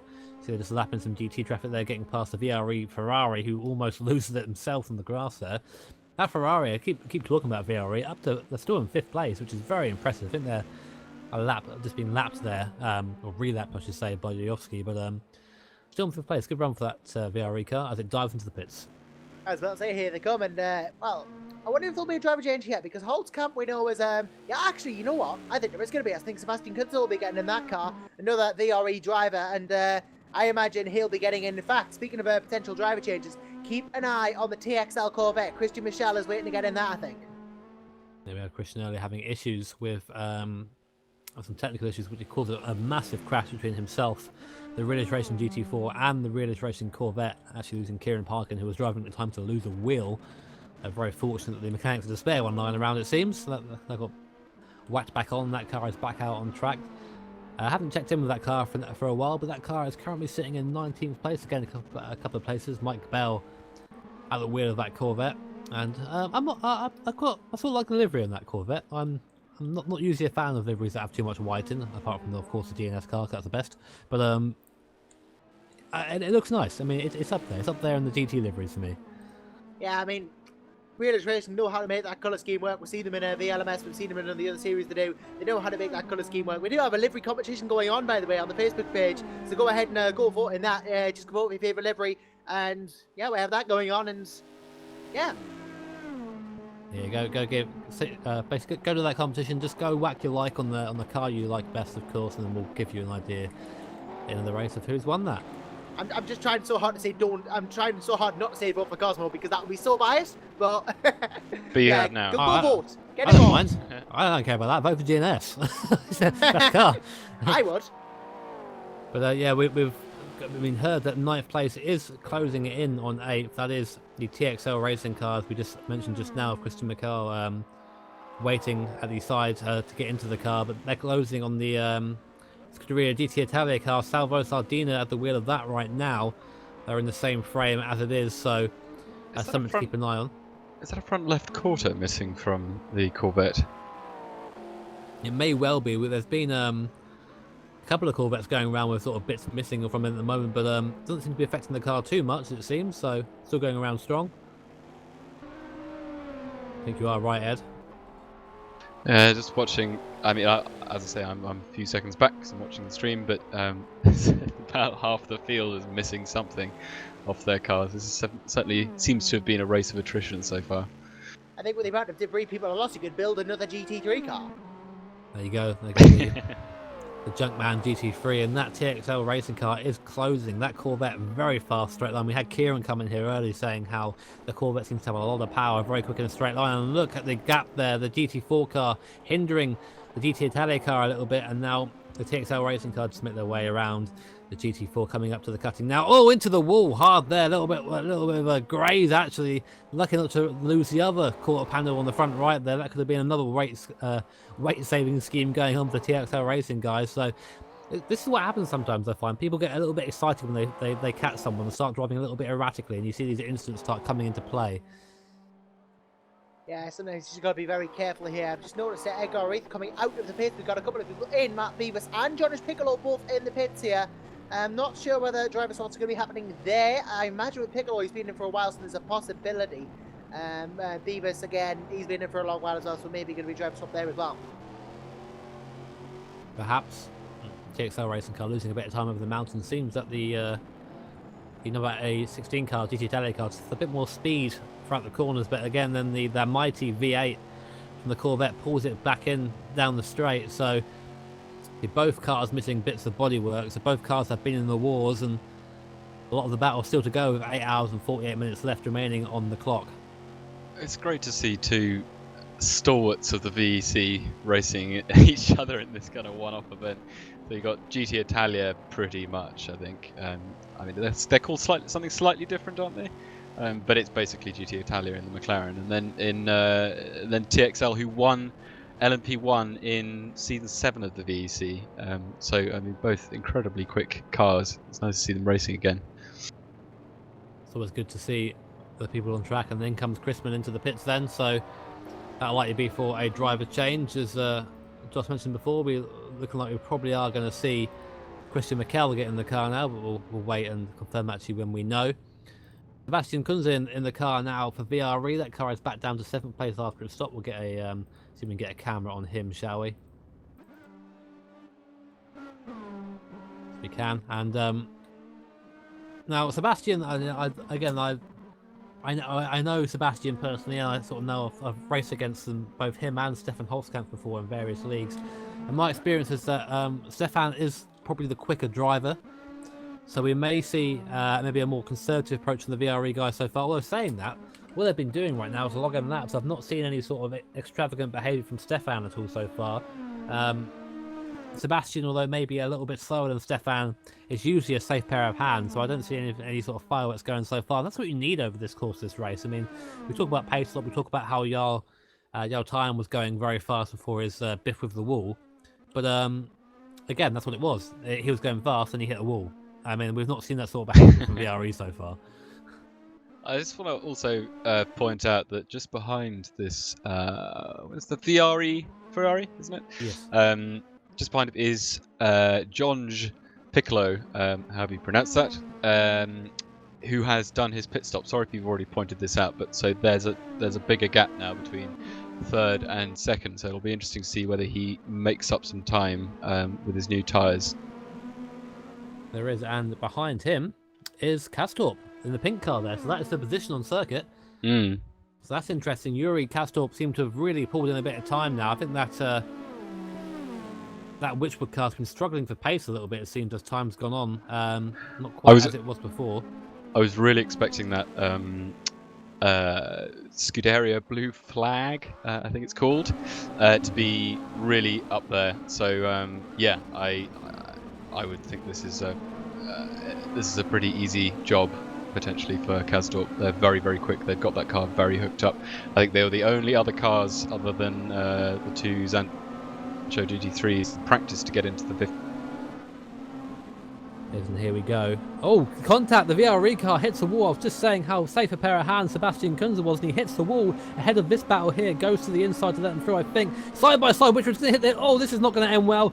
VRE into the wall. Oh, I'm not quite sure what Kastorp was thinking there. There's a bit of there's a bumper left behind there. VRE, that's a nightmare for them. Sebastian putting it into the wall. I think the car is damaged there, but we'll stay in this fight for now. The TXL car in there for good measure, not there for position, but just there racing on track at the same point in time. And now Kastorp is going to be close enough, I think, to be in the slipstream of the Witchwood car. Not quite sure if he's going to be close enough to catch, though, and to pass. We'll see. We're going down the straight. We know the Ferraris are quick in a straight line, so Ferrari versus Ferrari here, but Yuri has the benefit of being in the slipstream. No dirty air or no air to push the car back. A little bit of a bubble of clean air now goes to what will be the inside. But no, not quite close enough for that 33 car. He'll stay behind for now. It's that TXL car driven by Christian Mikel closes up again. But bear in mind, that car is laps down, so hopefully it won't get too involved in this fight.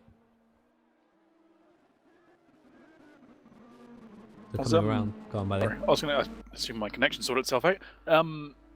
We've seen with the Witchwood car, whilst it's not necessarily had the best pace so far, it has been fantastically late on the brakes compared to everyone. See, very nice balance there on the brakes in that Witchwood car as the TXL car behind them runs wide. It seems that the VRE car's okay. Well, going onto the grass, Yuri Gas. What is Yuri doing? That is not a place to pass. Yuri goes onto the grass there. This is not World Rallycross. Goes up the inside, has a look into quarry, but not quite close enough there. Yuri, I'm not quite sure what went through his mind there. Must be really desperate to have the inside line, but the grass is only ever going to slow you down, and he was lucky not to lose the car there. Wait, that didn't really make much sense. The gap was never there. He wasn't alongside. He just sort of drove on the grass. Maybe just a distraction there, of course. Very easy to do that. Maybe. I mean, so going over the mountain is so intensive in terms of just brain occupancy that when you come to the straight, maybe the brain just stops a little bit, but that's it.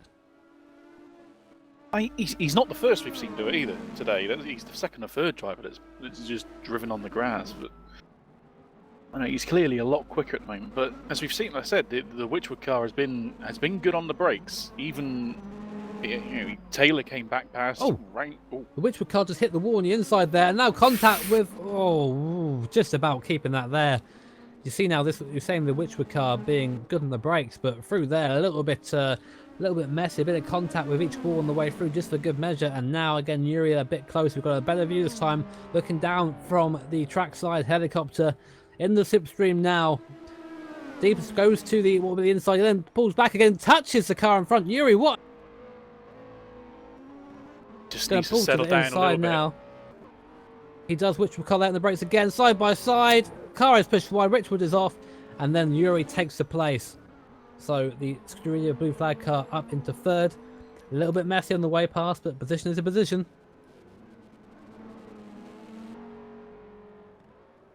Also, I was just looking back at the replay. That Piccolo was moving around a little bit on the straight, which isn't really on. It wasn't much, but at those speeds, it doesn't take much to throw someone off.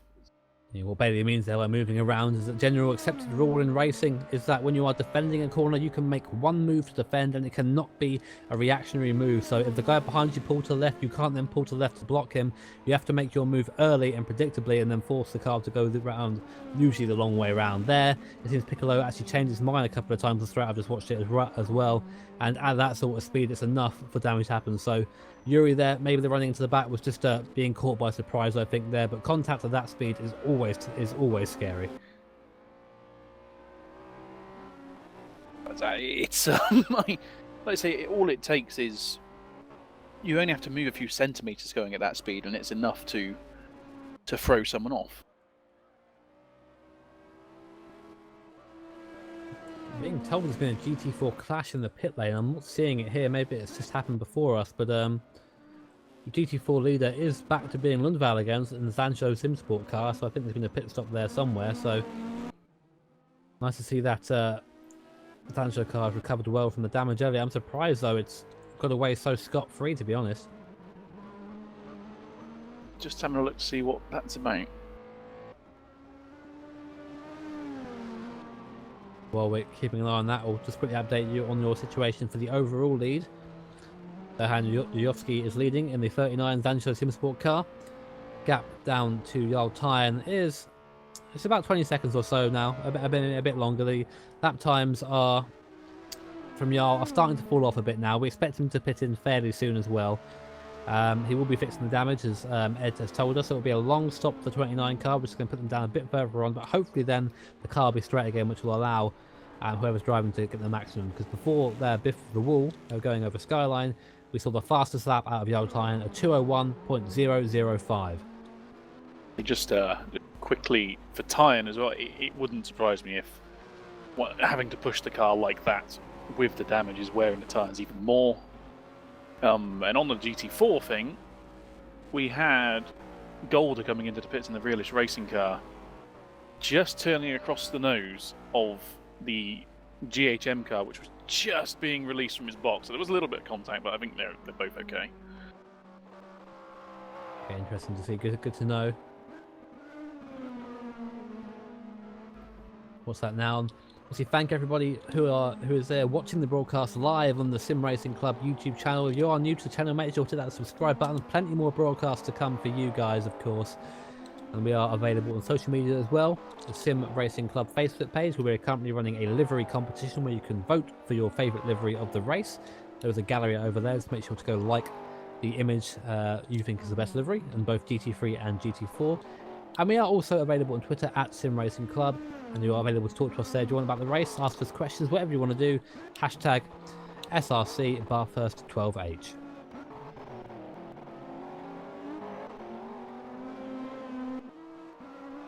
So Jujovski is currently watching him make his way back down the mountain.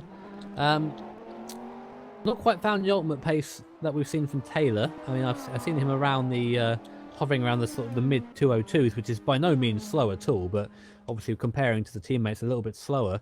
But it seems to be a pretty uneventful drive. Obviously, Yoski is a GT driver in the Virtual Endurance Championship, so definitely experienced in this sort of machine.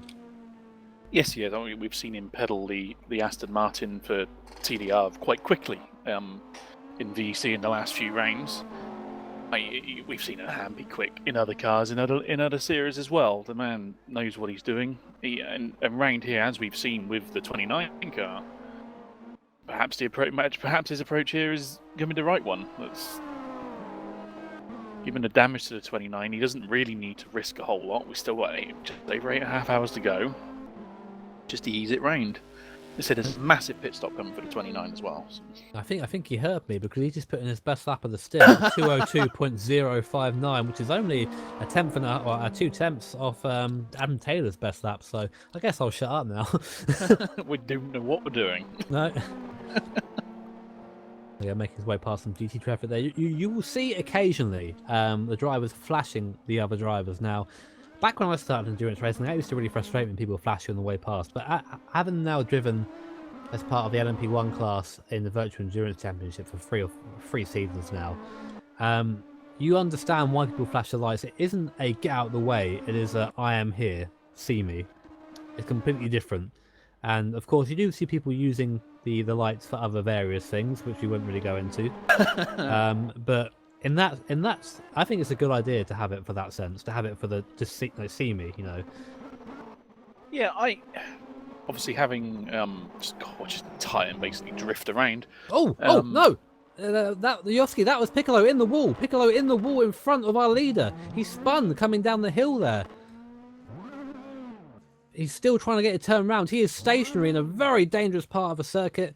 Still waiting. He is round and he is away again. So luckily no Code 80 there. But he is missing the front end of that Ferrari. Disaster for the Witchwood car there.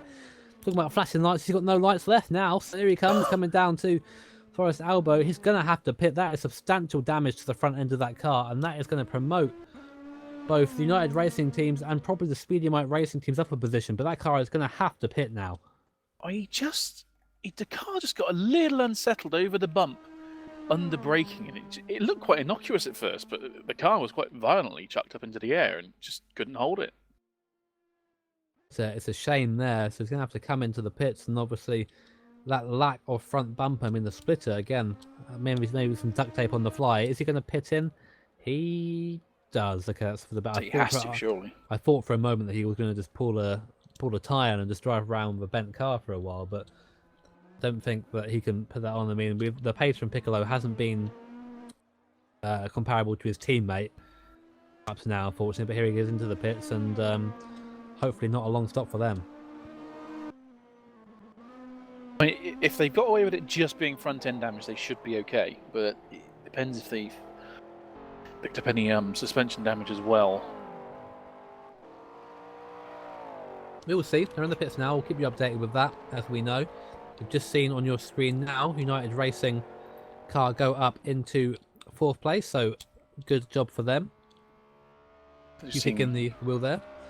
So just seeing the 31 Speedy Mike car in the pits, I feel like I've seen that car in the pits a lot. I know there's 2 of them in the race, but I feel like I've seen that one there quite a lot. That 31 car is currently quite far down the order in 27th in class, whereas the sister car, which is just going to pass now the stranded Piccolo in the pits, are going to move up into 5th position in that Porsche. I think that is the highest placed Porsche. Correct me if I'm wrong. Almost certainly is. Well, saying that, sorry, he's not moved up into 5th yet. He's actually a lap down yet, so he's got another lap to get round yet, which I think, I'm not sure that contact, I think it wasn't a big contact. Saying that Piccolo is back out already. If they got away with just front end damage then, that was very fortunate. So sorry, he isn't a lap down, but oh, he's out. Word. Yeah, he's out now the car, and that's more damage for that Piccolo car there, which went into the wall. That is not ideal at all. Our camera's a little bit skew with it just behind the cutting, but he's currently reversing on the track. He is slow. He's on the extreme outside of the cutting, having to wait. Code 80 is being called. Good decision there. 10 seconds. Because he has a stranded car on a blind corner. 5, 4. Here comes the Code 3, 80. Yuyovsky in the pits. 1. Code 80. That is perfect for Yuyovsky. That has worked out very well. Witchwood car is stranded until just getting going again now, having to try and turn it around. The turn circle of these things is not great. I'm not sure Tarn will be able to get into the pits, even if he wants to at the moment, because that car is now moving. It is. Yoski in the pits. What's Tyne going to do? He is still gaining time doing this. I think he's near his stop anyway, to be honest. He isn't too far off, so...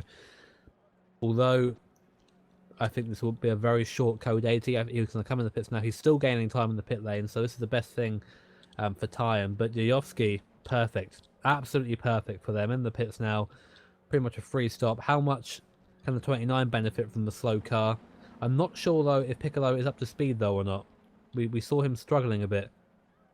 The car is steering straight. I wonder if it might just be a tyre wear thing. Given the way he lost the car coming down the mountain, and he lost the car there again, I don't know if it's just rear tyre wear. Also, it's very, very quick, but the 29 car's in the lead for a second. Yes, it is, isn't it? That's, and back to there seconds. it goes. Got Sardina in the pits as well. Looks like a full service going on there. Well, it seems like the Code 80 is staying out for now. Unsure as to why at this point. We don't have a obstruction on the circuit, but the race control seeing something that we're probably not. There's Tyne still in the pit lane. There's Yuri. Yuri Kastorp is well, he's sort of he's in the worst possible place, isn't he? He's midway around the track.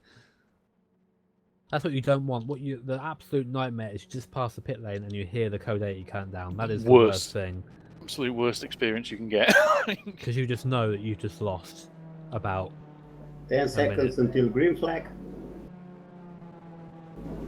5, 4, 3, 2, 1. There we are. Green flag being called then. Up to green. Tyne is not going to quite get out of the pit lane. I think he's repairing that damage. He's going to be there for a while now. Yovsky, though, up to speed. Our leader is back out and running. I guess at least they've eased the pain a little on the 29 Sancho car, but even so, if they are now repairing the damage, this is going to hurt. I'm just watching the Witchwood car now. Will they pit in? No. So maybe a little bit of tyre wear, as you mentioned before, Bailey. Maybe it's just warm tyres there, but it looks like we'll have had time to cool down now during the Code 80, so hopefully that car is in a drivable state again. But down to 6th place for those guys, so sort of they were leading at one point, so now down to 6th place. Again, Piccolo is not quite having the pace of the other drivers. No, he's not, and he's been struggling to hang on to the car the last couple of laps. Now he's got potentially worn rear tyres, damage, and cold tyres. So you just want to take it steady for the next few laps, just get back up to speed. We have the 29 car out the pit with the driver change. Jarl Tyne out the car, Ed, Trevelyan and Johnson in the car. So we have our resident Brit in the car, the 29. We'll see how he can fare compared to his teammates. Obviously, we've seen best lap of the race from Jarl Tyne. Let's see what sort of time that Ed can put in. Ed, again, a very experienced GT driver, so this will be quite familiar to him. Ed is a fantastic driver. I'd expect to see him. It wouldn't surprise me to see him on the pace the fastest pace that car's done. You will see in that car now looking substantially less bent, so that's definitely a step in the right direction. But Yovsky again now has about half a lap of a lead. That's gone right back up again now after that stop. So bit of a shame for that 29 car. This is the battle I think we're going to eventually get at some point in the day. I'm not quite sure when it's going to come. Might be a couple of hours just yet, but we'll wait and see. One point though is that Kastorp is only about 4.5 seconds behind Ed in 3rd place. You're right there, just seeing there. There is the luminous pink Ferrari just in the background coming around Forest Elbow now. And that's a car you cannot mistake for another one, I'll tell you that. No, only one bright pink Ferrari in the field. It's the one bonus to that car. We like it as a commentator, but not as a car fan. Basically. Well, it'd be interesting to see what sort of time Kastorp does. Kastorp has been in the pits, so we'll. He's obviously benefited as well from the Code 80. We'll shortly being joined by Jared DeBar, who'll be in the booth very shortly. So it'll be good to get another interview there.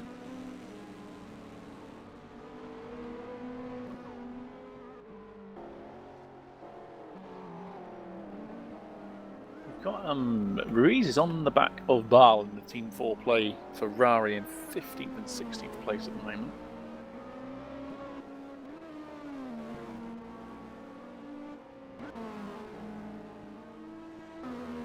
So we're being joined in the booth now by Jared DeBar, one of the drivers of the number 11 exclusive racing series car. Jared, Hey. how's it been out there for you guys? Well, I started the race for our team for number 11 for exclusive racing series, and we made a couple of mistakes. We started at 15 in the qualifying, and after that I made a mistake, and I was dropped back at 27. Afterwards that I managed to get it back to P9, so that was pretty awesome. And after that my switch with the other driver, Michel, didn't succeed with some corners, so now we're back at 21 or 20. Currently in 20th position there with the Ferrari missing its front bumper as well. Another victim of the mountain, it seems. We saw you get involved in the crash with, it was the number 5 car earlier on, coming up to Quarry Corner, where the number 5 crashed into the left of the tyre barrier and you were sort of left with nowhere to go. Did you get much damage from that accident? Yeah, that was pretty much damage. That was when I was driving, right? I believe so. Yeah, there was a frontal damage in the upper corner to go to the mountain, right? That's the one, yep. Yeah, that's the one. Yeah, I couldn't avoid him. He was totally blocking the road. Yeah, the car was almost dead. So I was really happy that we only had 80 seconds of repair time. Well, the important thing, of course, is that you're still out there. You still have 8.5 hours left to go of this motor race. I mean, realistically, what's the goal for you guys now? I mean, we hear a lot of people just saying they just want to finish. So you guys have been as high as 9th at one point. So, I mean, what's your goal for the end of this race? Well, our goal was top 5, but after a couple of incidents, I think maybe 10th, I guess. Seems like a good goal. We've got a long time to make that time back, so I don't see why that can't be achieved. Yeah, why not? We still have a couple of drivers that are very quick, and a lot can happen in the 8 hours we have left, right? Well, I put money on it. there will be crashes yet, so we'll see. Maybe he's facing the wrong way there. Sorry. Yeah, saying that. Maybe it's Code 80 in 10 seconds. Well, Code 80 there being called. There's a Porsche facing back. 5, I just saw it on 4, whilst watching 3, the number 11 going past. 1, and that's Code 80. Another Code 80 there being called. Code 80s breed Code 80s apparently. It seems to be the case around here. And we'll do our usual game. We'll find out where the leaders are and see if that will benefit them. Although we've had Yuyovsky and and Johnson both from the pits quite recently. But Trevelli and Johnson will be in a more of a place to pit than that, and Yuri is close behind. We've been told 24 to yield the place after overtaking possibly after through the Code 80. This might benefit Bailey. This might benefit the 13 Speedy Mike car. Where are they? Maybe Baldwin's moving again now, though. So unless there's someone else that has suffered damage and is on the way back to the pits, I suspect will be green again fairly soon. Yeah, so opting not to pit there. That's an interesting question for you, Jared. I mean, about talking about Code 80s. How does that affect your strategy? Green flag. Very well actually, because 5, when we're 4, driving with a mixture 3, of 2, 1, green flag. 12 or 15, and there's a Code 80, we can manage to drive a 1 hour. So if there's no Code 80, we have 55 minutes for a stint, right? So if there's a Code 80, we can manage to drive 1 hour, and then it's better for our strategy. So we can make a 1 pit stop less than the other at the end. That's good to know. We've had a lot of people take advantage of that so far, so out of sequence. But we'll let you go now, Joe. Thank you for joining us in the booth, and we wish the number 11 a bit more luck for the rest of the race. Thank you. Bye-bye. Have a good one.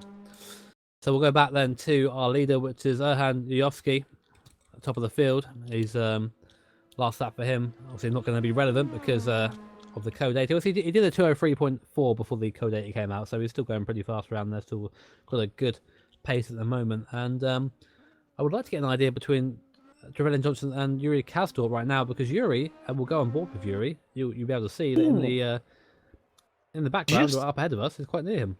Just brushed the wall as well coming out of turn 2. I was about to say they seem very close at the moment, but Yuri just lost the rear end a little bit out of turn 2, touching the wall. I think he's probably got away with it, but still. Watching him slide the car around, obviously comfortable with how the car is feeling with that slip angle on the tyre. I wouldn't recommend doing that though. We've seen the old tyre fall foul of doing that before, so it could be interesting. Now there's a TXL racing car in between Bailey, in between us and the second place car right now.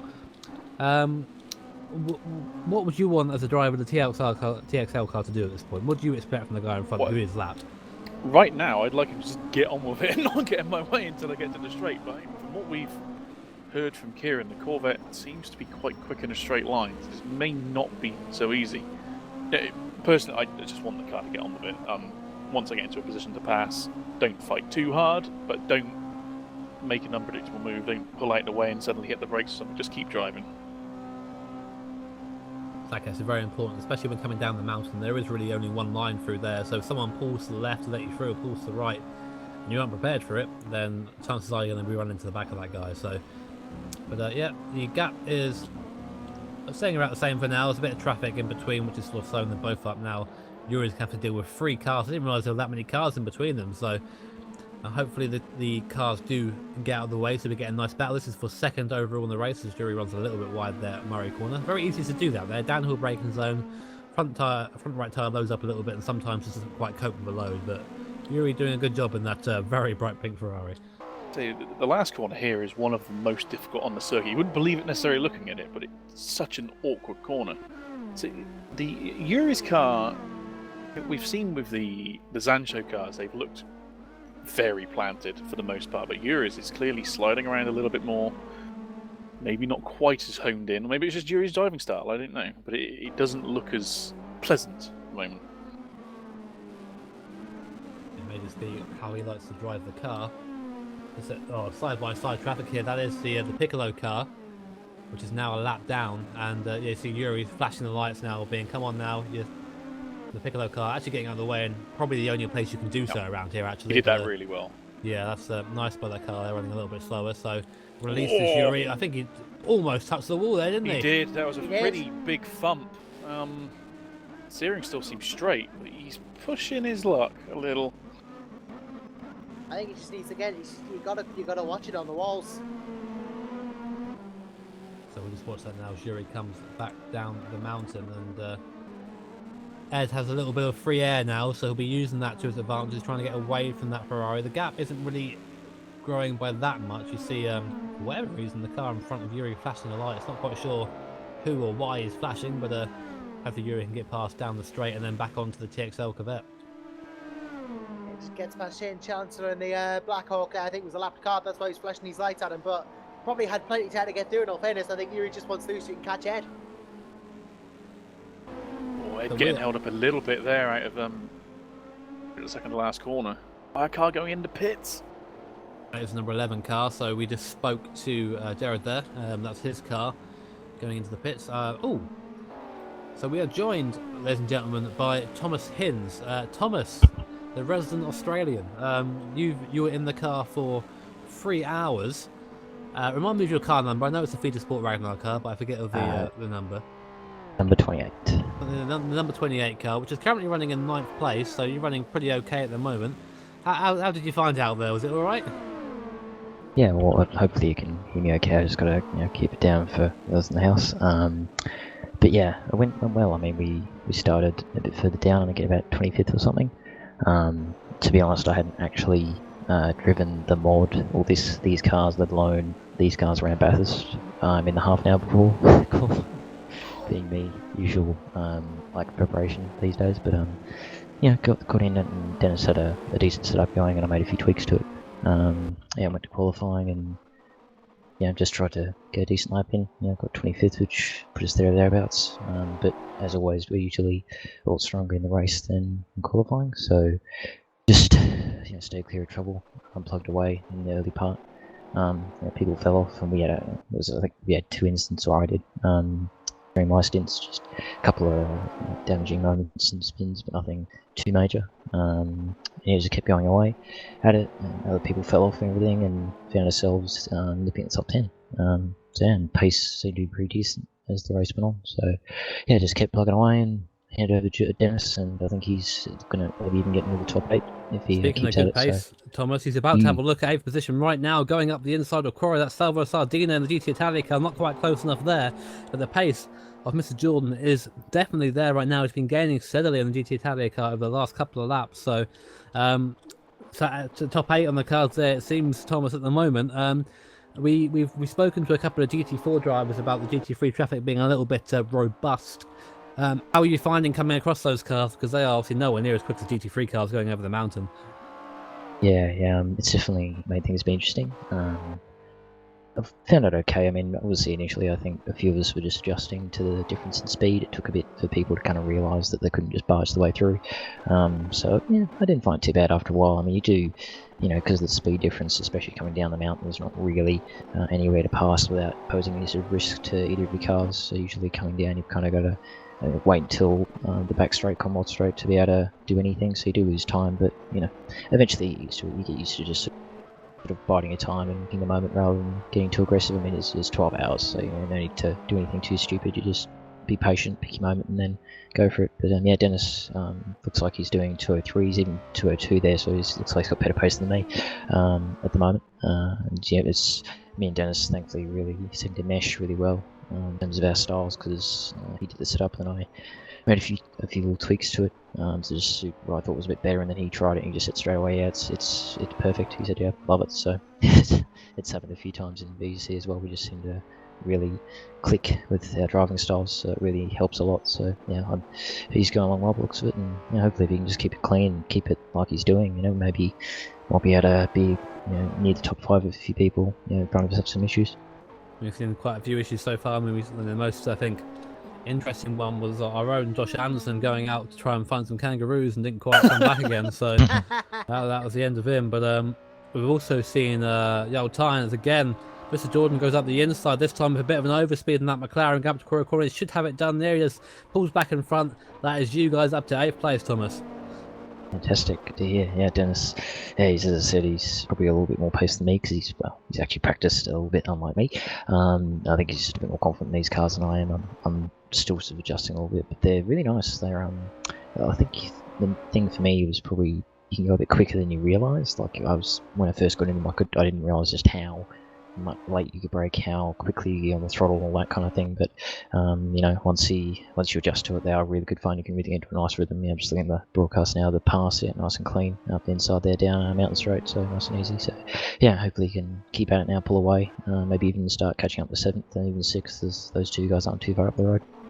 So one more very important question, Thomas. Which is the best livery in the field, and why is it the GNS car? Oh boy. Oh, well, I guess I'd have to go GNS because GNS. I actually don't know really. I haven't really. It's tough to call. There's so many pretty liveries. Obviously, my own team always like the FRS liveries. They're quite nice this year, but I honestly don't know. I'm just gonna say be biased and say my team's won because bias. But yeah, they're all really pretty. The whole grid's really pretty for this race, so really good to see everyone putting on a really nice show in terms of the liveries, despite it being just a one-off race. Everyone putting in the effort with the liveries and everything to make it the best they can do with it. Well, thank you for that opinion. Obviously it is wrong, but thank you very much. And and yeah, thanks for joining us, Thomas. Great to speak to you. We'll let you get back to your team now, and we wish you guys the best of luck for the rest of the race. Thank you very much, Jimmy, and thanks to the broadcast guys, going really well. So I'll probably be back in later on, so probably see you then. Have a good one. There it is. There was Thomas Hens on the FRS number 28 car, making its way up to 8th place whilst on camera. So that's a good timing for us, isn't it? But as we sort of touched on there, we are running a livery competition between the GT3 and GT4 classes. So you can find that over on the SimRacing.Club Facebook page. Just go to the galleries, like the one that you like. Easy enough, isn't it? And then at the end of the race, we will read out the winner. So go and vote for DNS. Go and vote for your favourite. You just can't help yourself, can you, Jimmy? Like it's bred into me now, unfortunately. Yeah, it's just built in. Honestly, that's the thing. I mean, you've even got me going, but hey, go vote for your favourite. So we'll go back to well, there was a fight for second place. I say a fight. It's between Ed and Yuri Kastor, but Yuri losing out a bit on that lap, about a couple of seconds from Ed, and Ed doing a 2:02.5, which is a pretty impressive lap time to say the least. So as you said, as you predicted, Bailey, Ed's up to speed nice and quickly. Yes, we've seen Ed has been on pretty much every single day since this server's been up. He's loving the car. He loves Bathurst. Him and Yuyovsky, their pace isn't that dissimilar at the moment. That's the best you can ask for, really, when the first and second car are both the same team and they're both running the same pace. Yeah, I mean that's ideal, really. So we'll just we'll keep an eye on that. I mean, we were a situation about an hour or so ago where these guys were coming quite close together in terms of pace. So maybe in a couple of hours' time we might see the 39-29 come back together. But for the 39 so far, it has been a clinic pretty much. It's been I can't put them wrong at all. We had Adam Taylor in the car for the first 3 hours. He drove a fantastic job. And now hand over to Johan Joski, who he said who wasn't as quick as Taylor, but then went and proved me wrong quite very quickly. So just seems that the Zancho guys have brought their best today. Well, they have. I mean, this is I think this is only the second race for the team as well in any series at SRC. So we've just been joined by Dan Long in the booth. Dan, welcome. Thank you for joining us. Hello. How has your race been so far? Really good, yeah, really good. Interesting, but yeah, it's going really smooth so far. We've had a few tiny little issues, which the mountain seems to give everyone, but apart from that, we're doing really well, yeah, really comfortable. So you're gonna have to remind us what team you're from, Dan, because I didn't have time to ask you before you were put in here. I mean, you guys are in the GT3, I imagine, somewhere? Yeah, we're in the number 19 M Racing Sport McLaren. Oh, that one. Yeah, I knew that. But we'll get a camera on you guys now. Yeah, you're running currently in 11th spot, so sort of running midfield at the moment, and presumably without too many issues so far. Also, you are missing your bonnet, I guess, but not really much used to it in the McLaren. How's the mountain been treating you? For the first few hours, it was absolutely fine. We didn't really have any issues. But in our third stint, we had a small little spin at the top, but caused a little bit of damage. So we had to pit and repair that. But so far, it's been pretty good. I'm surprised how well it's been treating us. I thought it'd be a little bit more challenging in the first few hours, but everyone seems to have settled down quite well. So it's been treating us quite well. So we've asked everyone in terms of traffic, and we've had obviously varying accounts. We had the what sounded like PTSD from Adam Hodgkinson when he came in here, being the GT4 car and being battered around, and we had Neil Heatley as well saying the same thing, and Thomas Hinn saying that people were having to start to learn that you can't just barge your way through. And what's your experience been with the GT4s? I've found GT4s to be fine. They're a lot slower up the top of the mountain, and so you've got to give them more respect in that case. Some people have been... I've seen a bit of dodgy lapping in that case. Some of the GT3s go for gaps that aren't really there, but you've got to just wait your turn really and treat them with more respect than you would potentially another GT3 car. They've got their own race. You don't want to be damaging your race or their race by doing something a bit too risky. But for the most part, I found no problem at all. I mean, we've seen a couple of interesting moves by some of the leaders on the GT4 cars, but luckily nothing too bad there at all. But so I mean, you guys running 11th at the moment. What is the goal? What's the realistic goal for you guys? I mean, you've got 8 hours left, got a long time left yet, but where do you see yourself when the flag drops? Anywhere in the 15 would be really good for us. This is our first proper competitive endurance race, more than 6 hours long. So for us, if we can get a top 15 finish, then it would be fantastic. Keep the car in one piece, get to the finish, and just see where we can end up. Really, we've got some decent pace. We're sort of keeping up quite well with the back end of the top 10. So if we can sort of stay where we are now, then I can't see us having any sort of problems getting to the finish. And one more question before we let you go, Dan. There has been the rumblings of the possibility of rain later on. I mean, we were meant to get some. We had a 50-60% chance of getting some around now, but that luckily it seemed to have held off for now. Have you done any wet driving? Have you prepared for that at all? We have, yeah. Yesterday we were doing a whole bunch of practice. We headed onto the night server, and lo and behold, it was absolutely chucking it down. So we've had a couple of hours practicing in heavy rain, so we feel somewhat comfortable in the rain. So we'll just see where that takes us. It'll be a nice change if we do get some rain anyway.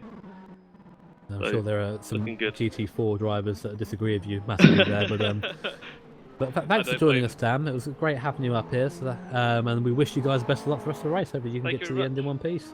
Enjoy the rest of your broadcast, guys. Always do. So that was Dan Long there of the NK SimSport McLaren. Good to have a word with him. As another car's been sort of anonymous, despite the fact it's missing its front end. It's and you heard him saying there that's his first proper endurance race above 6 hours. And I think that this event is a fantastic idea because it's brought people like Dan into a situation where maybe they aren't quite ready for the VEC yet, but they're still getting a taste of those longer races. Well, I mean, I was going to say, he's picked a hell of an event for his first big endurance race, I'd say. It doesn't get a whole lot harder than this. But no, this has been really good. It's awesome to hear some of the enthusiasm as well, that hopefully we can get some more of these guys into our other series as well. And that's the idea, of course. If you are watching and you're thinking you like what you see, despite the fact that it is Bathurst and very scary, there's a GT4s in the background there watching from the 19 car. GT4s coming together. I don't think they're racing for position on track, are they? I mean, there might just be a lap thing, but that was a very clumsy overtake if it was. No, I think it is for position. No, it's not. It's not. The realish car is a couple of laps down, making its way past. But we almost had a GT4 battle there, guys. Sorry, I got excited. But as I was saying there before I got a little bit distracted, is that if you are enjoying watching this sort of thing, if you think this is great, I want to get involved in that, because the situation that I've found is a lot, and they think a lot of people watch these events and they get intimidated. They feel, oh, I couldn't do that, I couldn't be safe on track. Whereas we all started from that position. I remember my first endurance race; it was terrifying, but at the end, I felt like I'd accomplished something. And that's what it is. I mean, the SRC is a very accepting, a very open community, and there's always someone there looking to help. But whatever you do, just don't poke Jimmy, otherwise you're going to get harmed. Don't poke the mother bear, Jimmy, otherwise, Don't you know, bad stuff happens. So that's Jimmy Allison. I don't talk in the third person, just to make sure that we get that out there. But yeah, it's a great place to race. There's so much going on as well, and we have an academy, the SimRacing.Club Academy, which is last season actually used the Z4, but using the Camaro this season, which is basically a couple of races just to make sure you are up to the quality. It's a learning experience, and it's not about being the fastest. It's not about winning those little races. It's about being safe, and you are judged independently by a board of people. So you know it's quite a unique experience at SimRacing.Club. It's definitely a place that you can grow as a driver and really experience some of the best endurance racing that sim racing has to offer. I might end up having to go do that if I want an endurance race here again, I think, but You'll be fine. I was going to say, in terms of all the other stuff we do, we obviously got, I believe we got Virtual Super GT coming up next weekend, or is it? It might be VLMS actually. Sorry, it's VLMS coming up soon. And VSGT as well will be on the Saturdays. There's a whole lot going on, a whole lot of different things to try your hand at. And also something else is going on as well, which is obviously not in our Factor 2 as an AMS, is there's a Formula Truck series going on soon. So not quite endurance racing, but if you fancy something a bit different, then SRC is there for you. But we've got Yuri Kastrop in the pits in that 33 car right now. He's in from third position and in quite a way before Ed Trevelyan and Johnson, and obviously Ed, I think, had that pit stop in hand, having pitted under the code 80, so that gap is only going to get bigger now.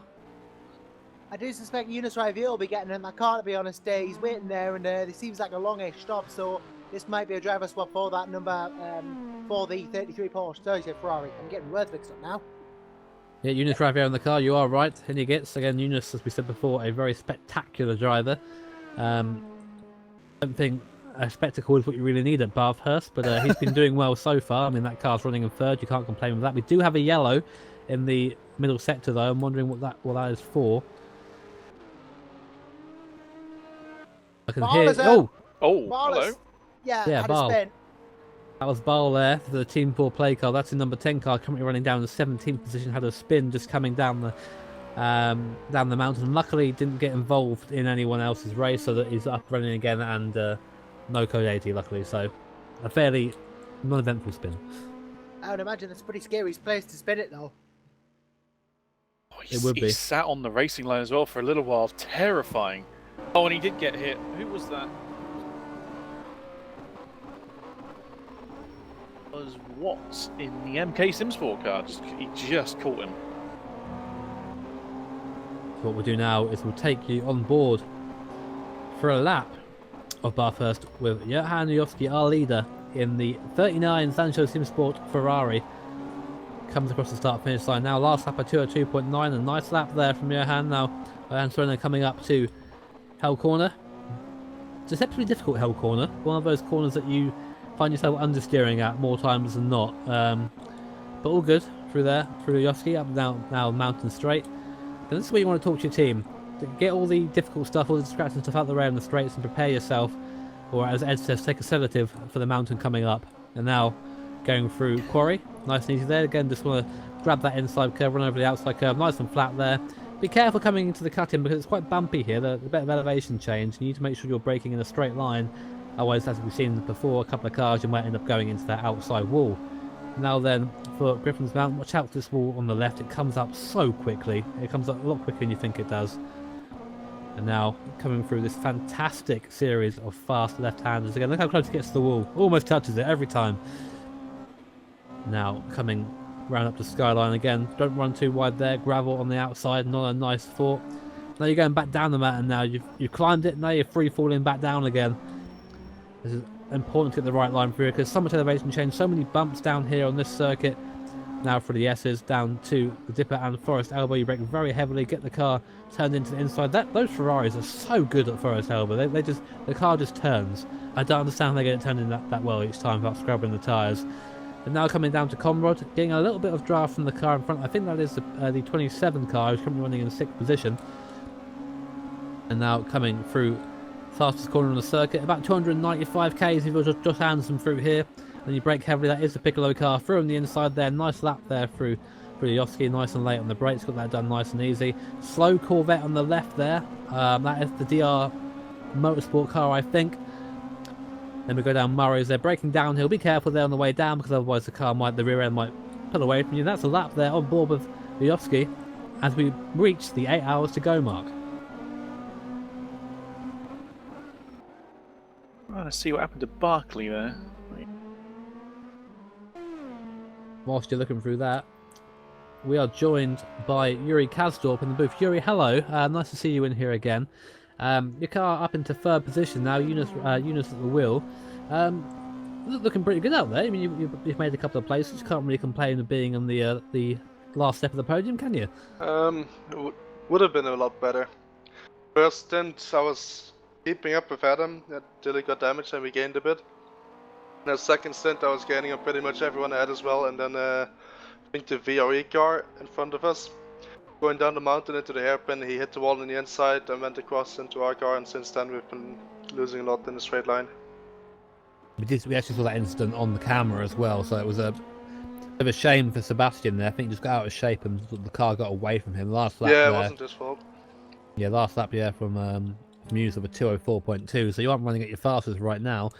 But you got a bit of a buffer behind you, a bit of a buffer in front of you right now. So I mean, what's the plan from here? Yeah, driver swap fixed the top speed issue, so we're gonna set the hunt into the cars in front.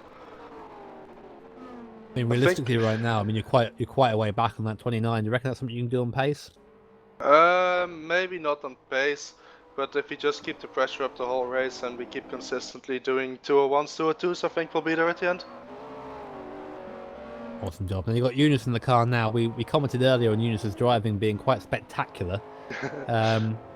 He seems to have dialed it down a bit now. I think he sort of learned this lesson from his first stint. Did you have a little chat with him after the after the first go? I've told him a couple times to calm down a bit, but I think in the second stint he started to see that it's more about just preserving the car, doing consistent laps, and it is going fast over one go.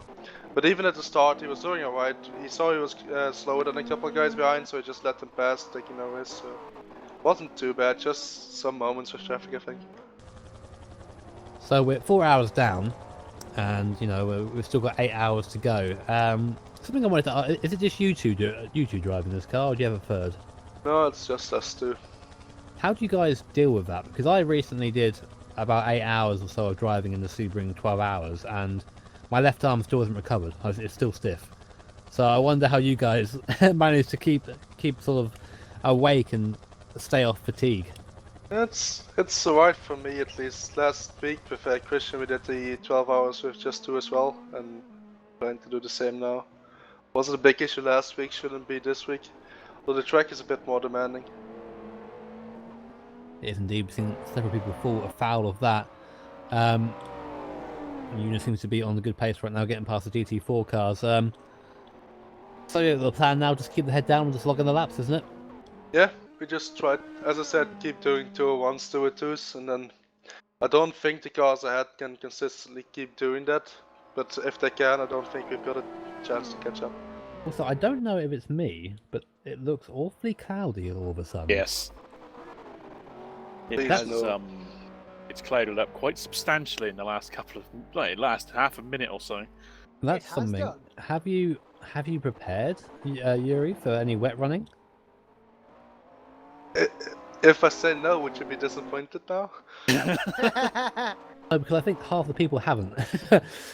But that is a possibility. It seems to have lightened up a bit now, but it got very dark for a second right at the bottom. I think in general it has clouded up a little bit, so something to keep an eye on. But thank you for joining us, Yuri. It's great to have you back in the booth again, and hopefully we'll be able to have a word with you a bit later on once the race has progressed a bit more. Alright, will do. I'll see you after my next stint. Looks like so far we're just doing 2 hours and then switching drivers, so should be another 4 hours or so. Well, if we're still alive in 4 hours, we'll talk to you then. Oh, Jachowski in the wall! Ooh. Totally. Sorry about that. Jachowski's had an awful hell corner. He's just smashed it into the wall there. And I'm just looking to see if there's any damage. Yeah, there's a slight bit of suspension damage to that Zanjo car. I think the VRE car is actually disconnected or had problems in the pits at the same time. They've got a DNF next to him, but Jachowski did slide up there. So maybe the pressure either starting to get to that car or something else happening. Not sure what pressure there is, frankly. The car has been Yeah, I was about to say, what okay, pressure like is this? So something, maybe just a genuine mistake. got yellow flag in the last sector as well. I'm just looking at the inputs for Yoyovsky there into turn 1. There comes a point in the braking zone where his inputs on the brake and throttle do not change at all. It almost looked like his throttle got stuck. It just over half input. Oh dear.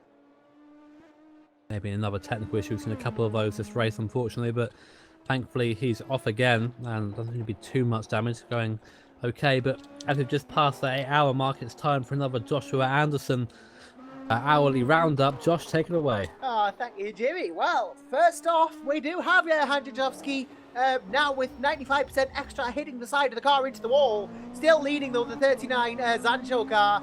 And then it is going to be Ed Trevelyan Johnson directly behind in the 29, the sister entry. And he is second place. Jonas Raivio in the 33 in third place. And he's followed by Tobias Rona in the 13 in the Speedy Mite Porsche. Then it's Tony Ukic in the United Racers car in the 24.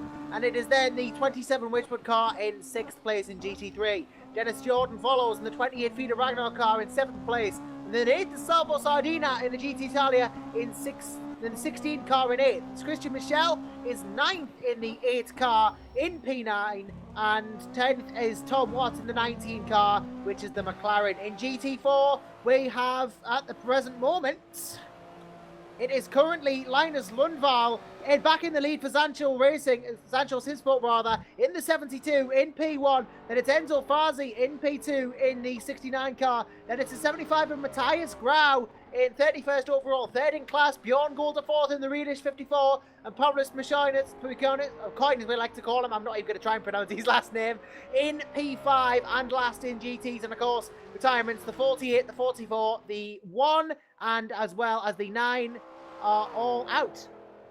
Yeah, a couple of interesting things there, Josh. Thank you for the rundown. You have both Barkley and Kunz there, both showing as DNS. That's the 12 car, and the otherwise very fast VRE car, the 3 car, both showing as DNF. So unsure as to what happened with that. I mean, some possible issue there with the VRE car, but unsure about what happened to Barkley there in that 12. Barclays is registering a suspension for me. That seems like it's a bit more serious than just a disconnect. That means, to me, at least, it suggests he's pulled the car over and hit escape. I just saw Yovsky getting Yeah, I saw massively that. sideways. Yeah, that was scary. I mean, I'm just looking because I've got a camera at the bottom of the mountain. Oh, Ed in the wall. Ed Trevelyan Johnson in the wall, hit by a Ferrari, and again, big damage. Big damage. Big damage for Trevelyan Johnson there. And I'm not quite. I think he just got it wrong at Murray's and then got absolute. And that's right at the start of the lap as well. I'm gonna get replay that. Yeah, he just got it wrong on his own. He got it loose, went wide there, came back onto the circuit, and people just not observe the yellow flags. People just engage the arc of brakes, as Oscar Hardbit likes to say, and just ran into him. And obviously Ed's fault for going wide there, but people did not try and avoid him. That car is crabbing. That car is damaged again. Big damage on the Zancho there, and it's the 29 that's got the damage, and Ed is just going to have to nurse it around with a lack of front downforce, no front bumper in that Ferrari, and then he's going to have the crabbing as well. Just as you say, he got wide out of that turn, out of the final turn. They're hit by the other 2 cars, absolutely Robinson Crusoe in terms of damage, really seriously damaged that Zancho car. I imagine that will be a long pit stop. It isn't. Ed is, he's on again! Ed is pushing it too much right now. He's pushing the car that is damaged. I'm sure out of frustration more than anything else. But at this point, Ed, calm it down, get it back to the pits. You're still in a good position, even with damage. You could be out again and back into the top 5. Don't push it too hard. Rivio, just for contrast, is just coming around into the final corner, so he's got plenty of time. But that damage is going to it's going to hurt him. Mike Bell in the pits as well. I'm sure Trevelyan Johnson will join him soon. But he's just got to take it easy, Ed. Just don't push it too hard, man. I know Airhand's still leading as well. Oh yeah, Ed's little reverse away from the wall was really poorly timed. Just put him into the path of the of Gulpen there. Yeah, not really the ideal scenario, to be honest, but you know, it's the second time as well that Zancho caused that damage, and this time you think he's got to pit as Trevelyan Johnson because it's more damage than Tyan had. We'll see what he does. We've got a camera on him now, of course, so we'll see. Just hearing from the VRE guys that unfortunately they had to call it themselves. Just basically, there was no one was there to take the wheel.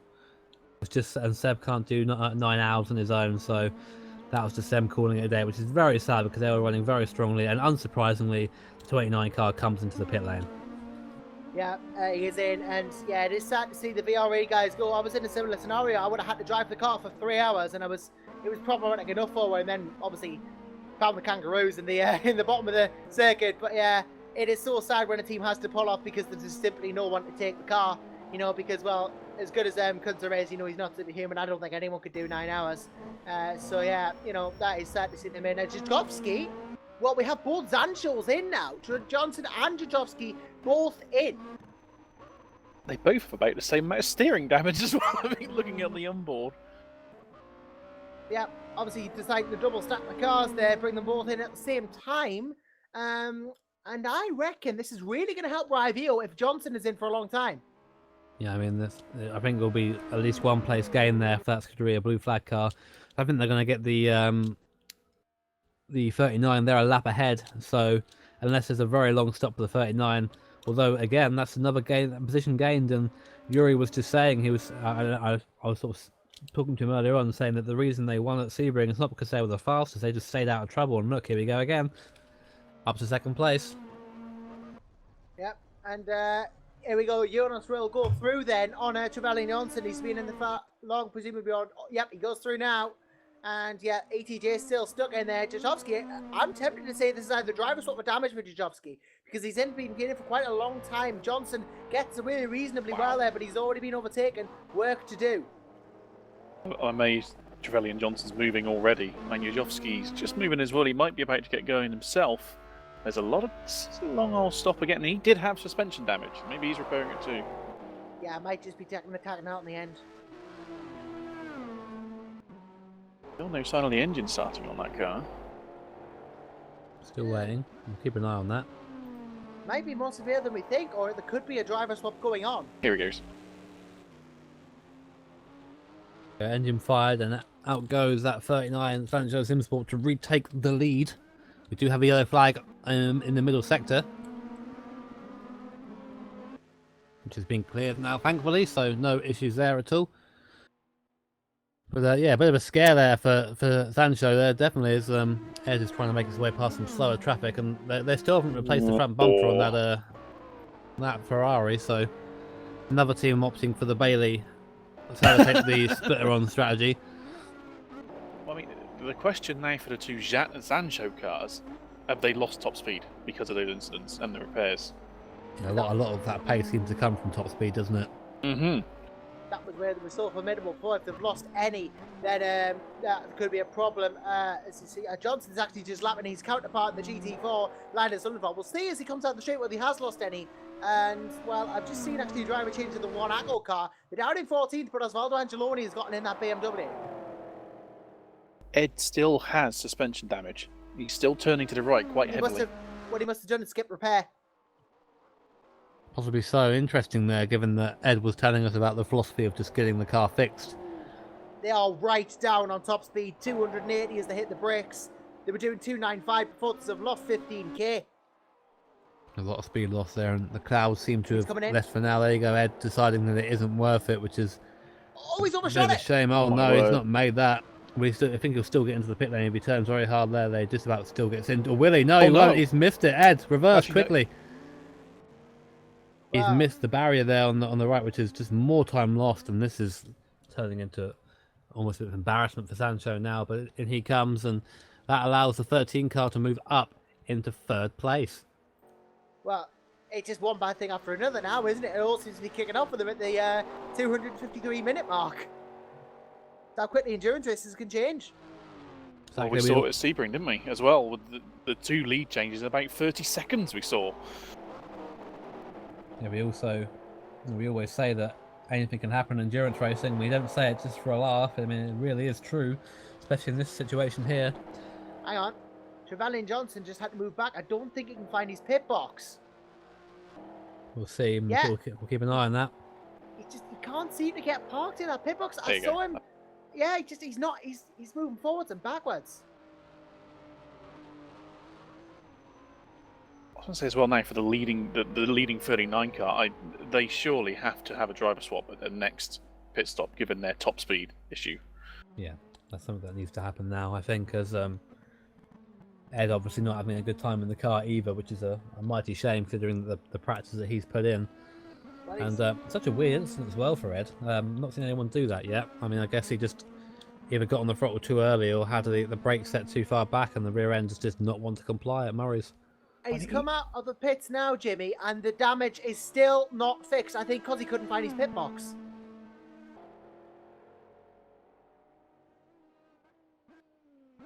So bad to worse then for that 29 car. All the while, this benefits you behind the 24 now, moves up into 4th spot. So it's going well for the others, but obviously at the expense of the 29. Yeah, I think at this point, I tell you what might be if Johnson falls too far down the order, Sancho might start using the 29 as a guinea pig if it starts raining for when it might be best to jump on the wets. I think the only thing that could help the 29 now is if it rains. Well, you say that 29 is not really out of contention. It's still in 5th. Let's remember that. Yeah. It's not. It's still in a decent place in the field. So I wouldn't start putting stuff like that on it just yet. But we'll wait and see. I mean, the rain doesn't seem to be coming now. It seems to have stayed off again. It seems to get cloudier and brighter than cloudy. It sort of can't make up its mind. I'm not writing the 29 off by any means of the imagination. They are still very much in this race. You know, there is so much left to go. But in the immediate term, if it were to start raining now, it might be more worth maybe looking into that. But yeah, a lap down does not mean out of the race, especially not in a race this length. I've seen it before. It says, well, the Rivio took 2.2 seconds out of Yoski on that last lap. I know the gap's over a minute, but if it comes to a wheel-to-wheel battle, they have top speed over the 39 car. I guess the day was, I've just seen Asfalto Angeloni's disconnected again, so another problem maybe for the One Echo team there. They're going to have to get back in. But not really what they want to be doing from 15th place. It's bad to worse for those guys. And they started off so well. They were very quietly making their way up the leaderboard, and since then, everything's gone wrong. There you go then, guys. Couple of big movers there in terms of position.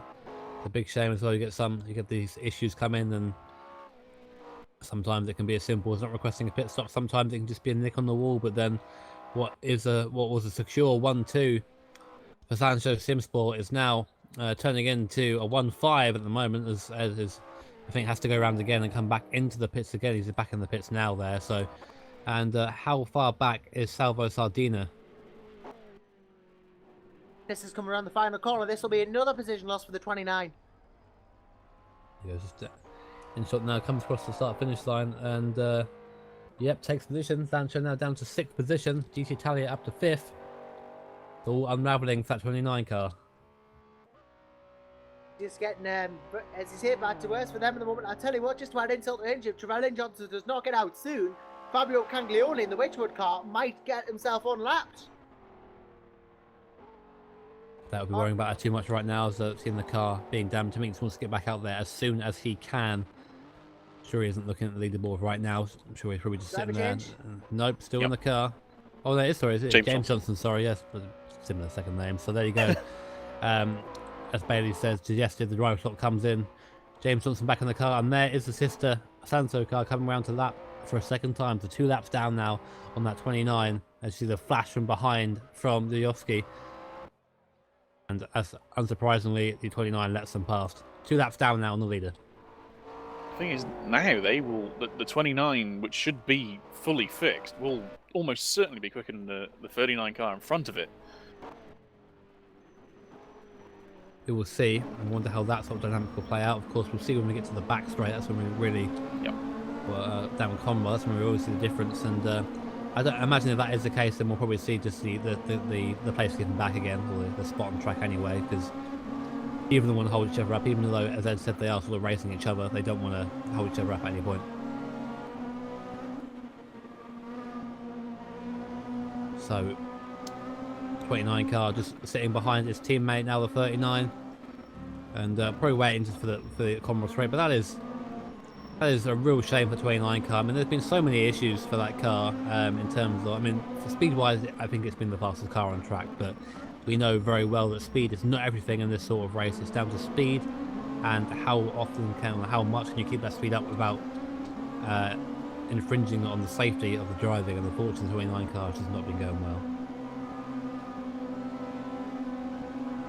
Well, and there we go. There goes James Johnson, steaming past the 39 car on a straight line.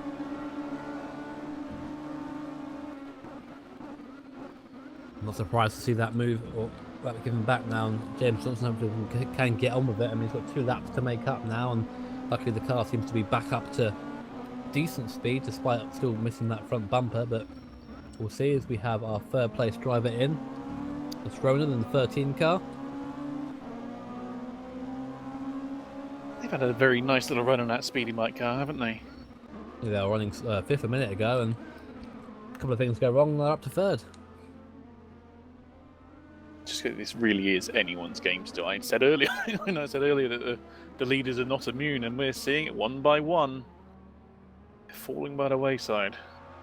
Dropping off as we expected, and it's people can be dominant, they can be very fast, they can be the fastest lap over a single lap, but it doesn't matter. If you can't keep it going for over a stint, if you can't keep it going over 12 hours, then it's not going to be your race. And we're seeing that from 29, unfortunately. We'll come for 29 for a bit now because we've been giving it a little bit of grief.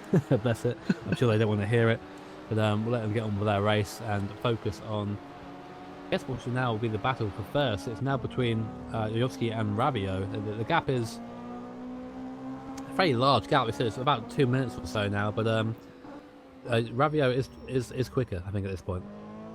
I think undoubtedly, just because he seems to have a fully working car, which helps. I mean, just United Races car moves into third with that pit stop. Talbot's into the 13 now.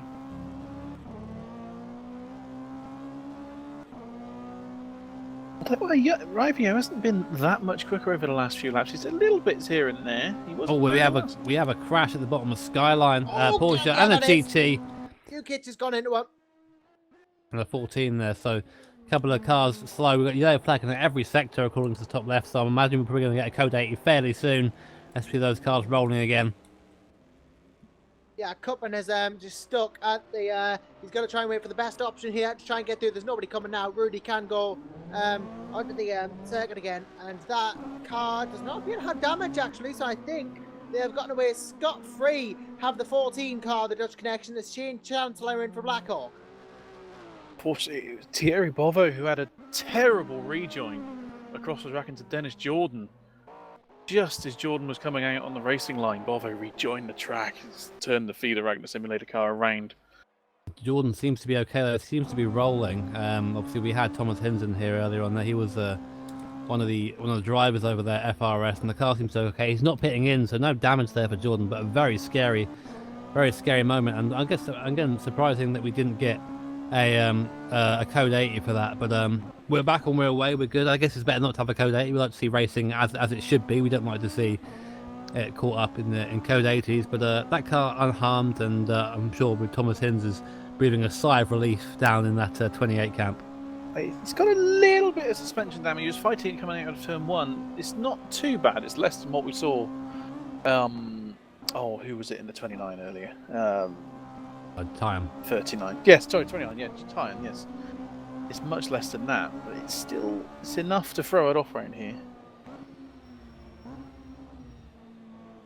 We'll see. We'll keep an eye on that and let you know if there's any sort of ramifications from that. I mean, we saw Yol Tyne do a good job of that suspension damage, still setting competitive lap times, and we know that Dennis Jordan's very quick in there as well.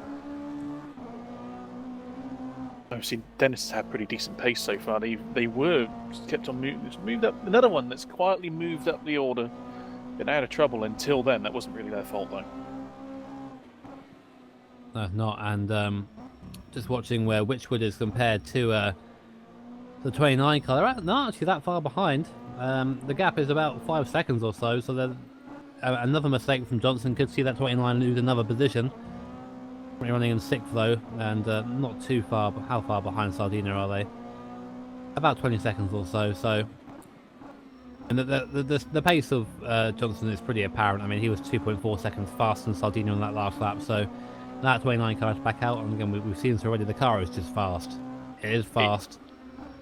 That car, even the Zuzancho cars, is got the fundamental raw pace to come back from a poor position.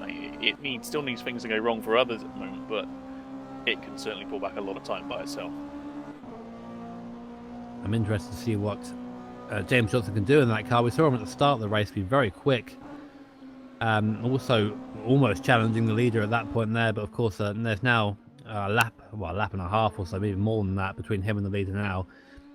Just a matter of putting in good laps, which he is doing. We'll keep an eye on those lap times and keep you up to date with the gaps as they come. We're looking at the Witchwood car behind, but I think James Johnson is quite easily pulling away at this point. Sardinia, for reference, while James Johnson is just coming over the mountain. Sardinia is just coming onto Conrod Straight now. So that's the gap between 5th and 6th place. And then ahead of that is quite a big gap between 5th and 4th. So again, another half a lap there. So starting to get a bit spread out now, as we expect in endurance racing, but it all comes back together again. We've noticed that it spreads out and comes back together again.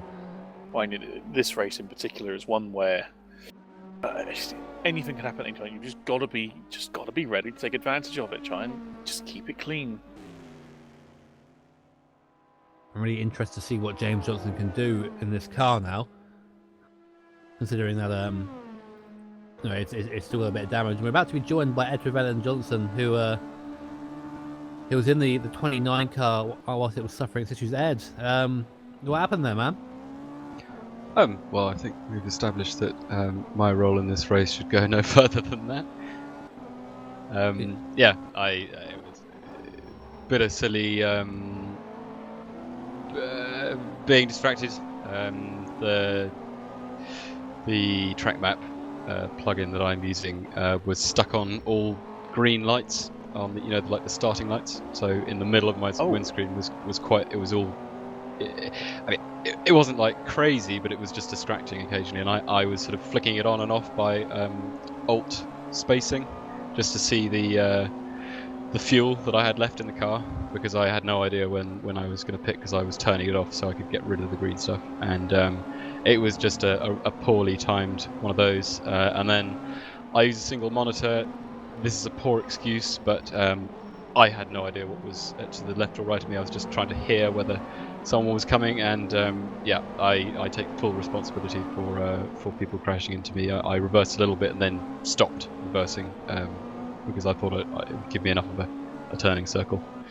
And yeah, I'm sorry for the guys whose races I affected.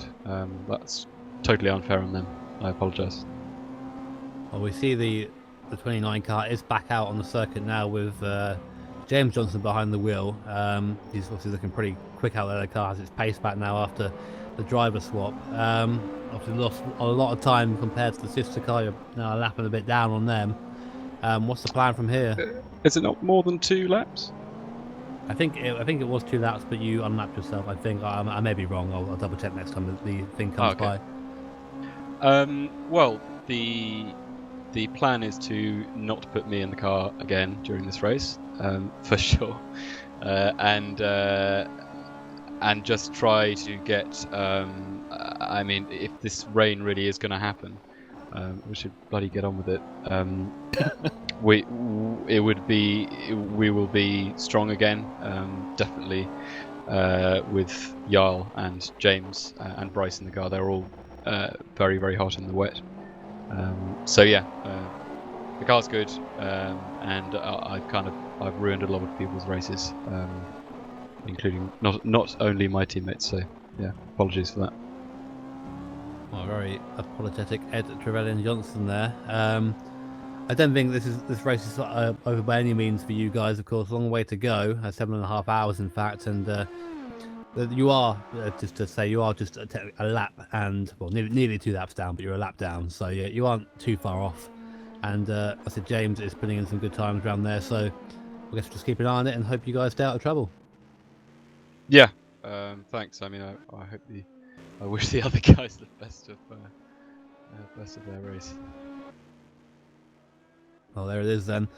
29 car still pattering around, still doing decent times. James Johnson obviously started the car, looking feisty and looking quick, just looking to try and catch up to the back of the GT Italia car, who's now, again, for reference, just coming onto Conrad straight now, and Johnson is definitely closer. Yes, he is. I was just admiring the fastest lap that the 29 car has, which is 2:01.005. He's made 2.5 seconds quicker than the GT Italia McLaren has managed so far. Can't really argue that, can you? Oh, really? It's good performances all round from the Ferraris here. Obviously, there have been incidents, of course, and hopefully we won't get too many more of those as the race goes on. Continue. And something that we've sort of noticed now, because of all these Code 8, is that the pit strategies are really going out of sequence now. I mean, yes. How do you account for that as a team? How do you know what everyone else is doing? A lot of the time, we just don't. In my experience. Well, the only way to really know is if you get a good couple of hours of green flag running. It throws the strategy completely off. At that point you just have to just stick to what you're doing and see how it shakes out. There's not a whole lot you can really do. If you come in, you try and change strategy up a bit, the potential to mess it up. It's got to keep doing, stick to your plan, keep going, see how it shakes out. I've just noticed actually, I don't think I realised this before, sorry to interject, but that realist GT4 is not moving at the moment. I've seen that Bjorn Golder is planning an open session. He's one of the realist drivers. But Campbell Wallace, who was in the car, appears to have disconnected, so Wallace is going to have to get in that car to switch to Golder.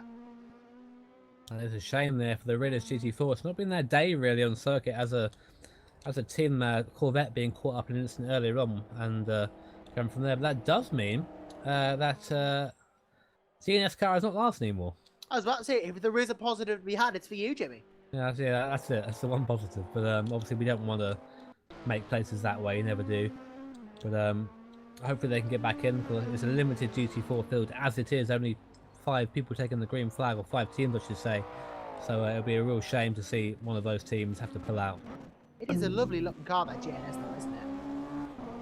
Oh yeah, I mean, obvious bias aside, Coins did a really good job, as he always does. So, but yeah, oh yeah, just Johnson there a little bit close on that Realist Corvette going to be inside.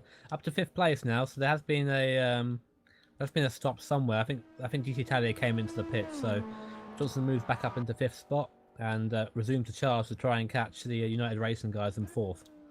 Just watching the Realist GT4, Campbell Wallace came to the pits perfectly normal. He came to his position, stopped, and then the car started rolling back down the pit lane. So I don't quite know what's going on there.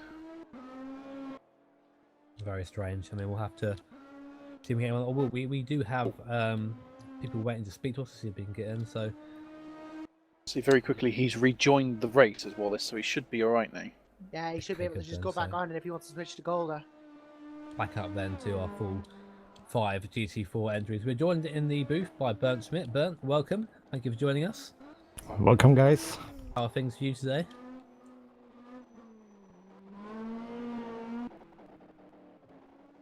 That good. Test, hello. Hello, hello. Bernd. Ah, well, now it's working. Still an all plane of existence, that's good. Yes, Bernd, how have things been for you today? Oh, well, it's going really worse right there at the moment. Shane was having a little contact with the wall, and then he has a speed bug. We're losing 30 kilometers per hour on the back straight, so we have decided to make a driver swap to me and fix it. And I was having the same bug, so I was still missing 30 kph and give the car back to Shane, and now it seems to be fixed. I was just being told, sorry, Bernd, the Realist GT4 is out of fuel in the pit lane. Oh, no. Out of fuel. So unless they can get into their pit box, they will be out of this race. I think they're out because Wallace is still in the garage. That is a real shame, because we have a limited GT4 field as it is, and to have one go away, that is a real shame. So you guys, but you're currently running in 18th spot. So I mean, realistically, what are your goals for this race? You've got 7.5 hours to go. Got a long way to go yet. Currently running 18th. What are your goals? Just looking to finish, or maybe looking for a top 15, or? Well, best thing could do is aiming for top 10, but right there at the moment, I guess it's not in our range. What we effectively will do is to finish the race. And we will aim for top 15 for sure. Let's see what is going on in the last 7.5 hours. There's so much coming on, and also I was watching the rain radar, and it looks like there could come a bit of rain in the next 2 hours. Well, we hope that we don't. I say hope for the sake of the poor GT4s that we don't get any rain, but of course for the spectacle, it would be very interesting to see how that would mix up the strategies. Now, on the subject of GT4s, Ben, I've asked everyone here so far, how have you been feeling the traffic so far? How have you been feeling lapping the GT4s? How has that been? It's not easy. So on the back straight and on the main straight, it's quite easy, but on the mountain, it's a really hard job to overtake the GT4. So we will stay very, very passive there. Don't risk anything, and for sure we will stay for a few corners behind them to not touch them or to do no incident with them. Just losing around 5 seconds if we stay into them, but better stay 5 seconds behind them instead of crashing them. That's right. I mean, we've got a long way to go yet in this race, and obviously it doesn't matter where you finish. It matters, or it doesn't matter where you are now. Sorry, it matters where you finish. So, no point being very feisty with only over 7.5 hours to go. There is a possibility of rain, as we've mentioned a couple of times. How are you guys feeling about that? I mean, do you feel like you'll be fast in the rain? You'll be strong in the rain? Because a lot of people seem very unsure about what the rain could hold. I was testing on the red offline, and it feels so much different to the dry. And I guess it will really, really difficult to drive on the mountain when it's got wet. So I guess we are decent, but not fast in the wet conditions. That's interesting to hear then, because some people are some people are confident, some people are not, some people just want rain to come now, some people are just winning it off. So interesting to hear that. Well, thank you very much for joining us, Bert. We wish you guys the best of luck for the rest of the race, and hopefully we'll be able to catch a word with you later on as well. Thanks for inviting me, and hopefully we will hear us later again. Take care. So that was Bernd Smith there from the number 6 car, currently in 18th position, running on its own fairly well at the moment, so nothing to moan about there. And for a lot of people coming into this race, Bailey, positions aren't the goal. There are a lot of people joining this race just to say they finished a 12-hour race, and we really can't oversell just how much an achievement finishing one of these races, especially at this circuit, is. Completing any race of this length is something of an achievement, but here it's one of the toughest tracks in the world. It eats cars alive or dead. So if you can just get to the end of this, what experience that is! Just to take forward into any other. If you can finish this one, you can finish any endurance race. A fantastic way of thinking about it, and obviously round here, I mean, what is essentially a street circuit for half the way up there in terms of how close the barriers are either side. We've seen so many people just nick the barrier on the way through, just leave a little bit of paint there. I'm sort of sad that RF2 doesn't model that, because it would be a fantastic range of colours on that outside wall by now. We haven't had pink added to it yet, so there's still more to add. You sound sad about that. No, those guys do a fantastic job, but they're just nibbling away at the lead at the moment with the 39 car. They are, and that's what they need to be doing. We've seen again that just that team again coming together, just being quick, having that pace over the course of a race. That's the important thing, you know. It's just logging those laps and logging those laps quickly as well. That's definitely helping, and we are being told that it is game over indeed for the number 54 car. So we have our first GT4 DNF, number 54 car, running out of fuel in the pit lane. That's a real shame. Down to 4 GT4s now, with 7 hours and 20 minutes left on the clock. It's not bad, really. A lot of the GT4 drivers were a little scared coming into this event, having heard some of the stories of GT3s passing them in practice. I think some of them be surprised that they're still running without problem for the most part. The field's done pretty well in GT4. And they can say as well that they've beaten 6 GT3 cars as well, so there's always that they were boast about. Absolutely. There's certainly, for as much as it doesn't really matter to GT4, they could easily end up in the top 20, top 15 in another 7 hours and 20 minutes time. This track just has a habit, as we've seen. Incidents can breed incidents around here, and it doesn't take much to take a car out around here.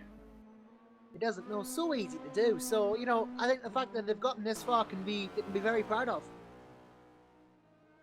It is, of course, that won't satisfy the disappointment they feel, but there's always next time. And SRC is hosting, or making an effort now to host special events like this. I mean, on the 2nd of April, we will be hosting, I think, the first league that I've seen doing it anyway, on that grander scale, an Indianapolis 500 using the DW12 and, of course, the Indianapolis Oval Circuit as provided by R-Factor 2. Silence for that, unfortunately, are full, but the race will be broadcasted and will be brought to you live. So any of you Oval fans out there, get a bit of a treat as well. So make sure your clocks are set, or your calendar, got a big mark there next to the 2nd of April, Indy 500, SRC, come check it out. Don't miss it. So I'm quite looking forward to that. I'm very curious to see how it goes. I know our newest recruit at DHR is really looking forward to that. He's already been hammering around. you know, of course, a little bit faster around there than it is here, but crashes happen quite a lot quicker. But just watching Eunice Ravio, he was actually slower last lap than Yoski. He was half a second off, and I think maybe that could have been because of traffic. Unsure, of course, it's hard to tell when you don't watch the entire lap. We're being told that there is a good chance of rain in the next 4 to 5 minutes. I wonder how true that is. The skies are looking okay at the moment, but we know it can change very quickly here, especially in IF2 as well. So we'll watch out for that. If there is rain, that could really juggle things up. And we've had a couple of reports about the 370Z being quite the difficult car to handle in the wet, and I'm wondering how that would come into effect. I think some teams are going to have to get the brollies out. It might need more than brollies, to be honest. The GT4s are they sounded more like boats yesterday. The way they were wallowing around. I'm not sure any GT4 driver is looking forward to it raining. If it does, I was about to say maybe you'll need your canoes instead of your cars. It's going to start raining down under.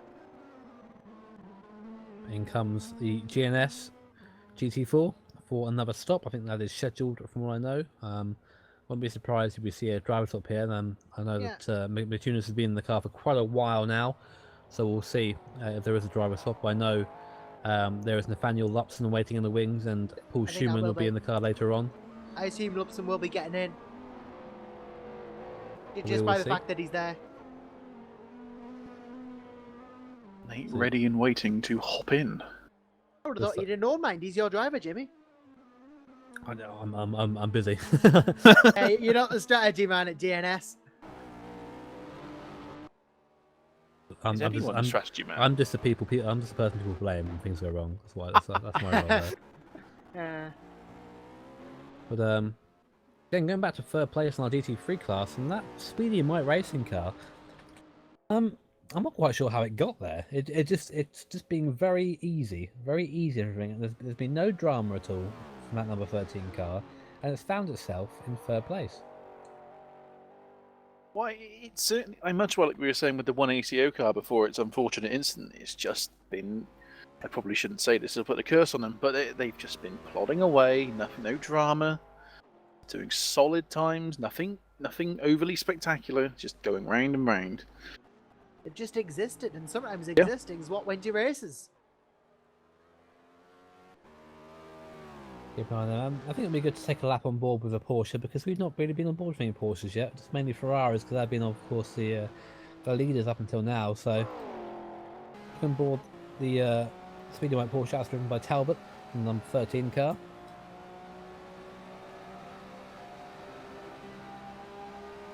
I'd say the most pleasant sounding of the car. Sorry. Well, I don't know about that, but personally, I like the way the Nissan sounds. I would like that sounds, but it's been a really good job from these guys so far. I can't fault them. They've been nice and smooth. I mean, they're not running. Last lap was 205.4. Their best lap is quite a way down on the guys in front, but that's not what they're good at. They're good at just going around and being safe. And some people even mentioned the idea of just going around 2 seconds of lap purposely off the pace just to be safe because of how demanding this circuit can be.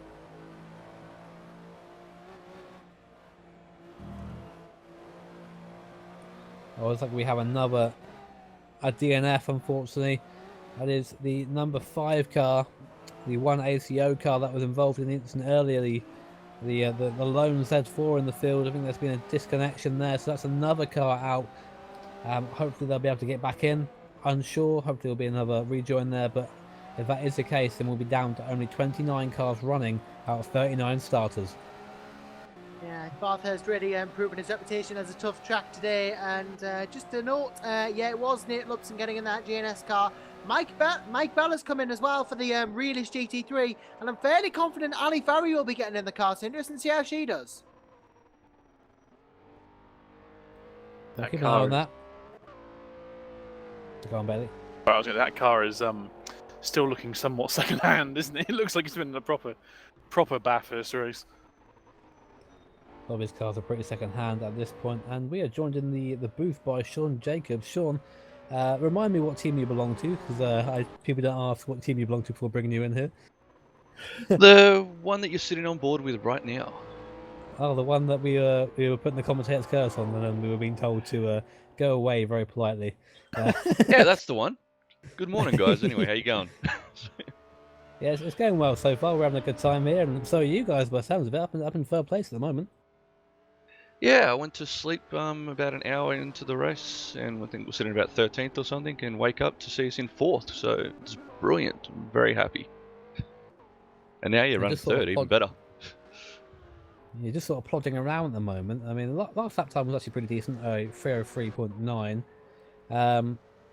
But it was not really closing on the guy behind, not really gaining or falling into the guy behind you. So it's just sitting in the bubble right now. And we've seen a couple of cars, for example, the 29 car have incidents and have issues that's put them down below, and you're just making up from their downfall, it seems. Well, that's it. I mean, said to Jeremy when he jumped in, just don't worry too much, take it easy, settle into the car.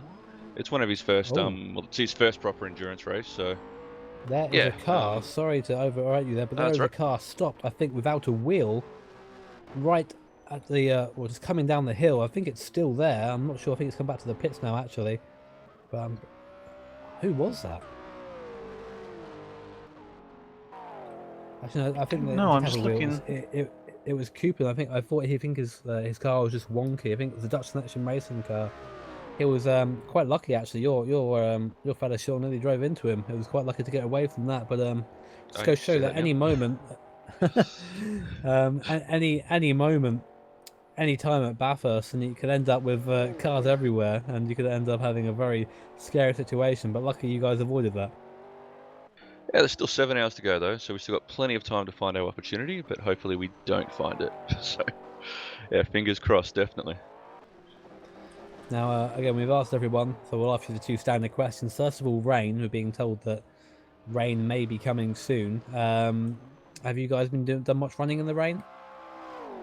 0. So it's not coming, basically. I'm doing that Cheven thing from Happy Feet 2 that there will not be any rain, it's not going to come, and we're all good. So, yeah, I'm looking at the Wonderground, and I don't reckon it's going to really rain that much. It's saying less than 1 mil. So the track would pretty much stay dry on the racing line, so I wouldn't be too worried about it. And then it's dry through to the end from there, I think. So, sorry if that rains on your rain parade, but no, it's not going to happen. Well, I guess it's a case of it's less a case of yes, we have no bananas, more than yes, we have no wet setup. And Speedy, mate, then. Overrated, I mate. like that idea. The other thing, of course, we've been speaking about is GT4 traffic. Now, so you guys were a lot faster over the mountain. How have you been finding the GT4s? Through practice, quite good. I actually felt more bad for them most of the time. You think, all right, this is the same as what was in real life, watching the Bathurst 12-hour. You think, all right, there's room through here to go on the inside, and they give you space, but then it puts them off the racing line, and next thing you look in your rearview mirror, and they're shooting off into the wall.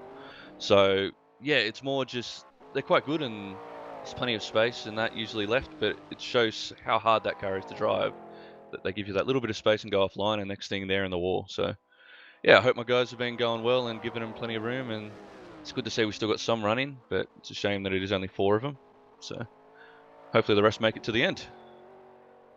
Yeah, I hope so too. Obviously, one of my cars in there, so hopefully we do get to the end. Well, thank you for joining us, Sean. Best of luck to the 13 car, and hopefully you guys can keep doing what you've been doing. It's been a very impressive effort so far. No worries, thanks for that, Jimmy. And yeah, enjoy the rest of the race yourselves, guys. Always do. We're going to speak to next. We're going to speak to Daryl Russell from DR Motorsport. Daryl, how have things been going for you guys out there?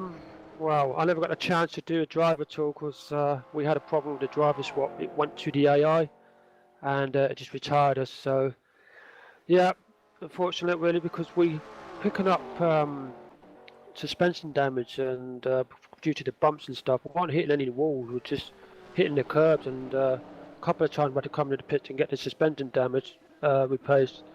But yeah, no drive for me, I'm afraid. We're out.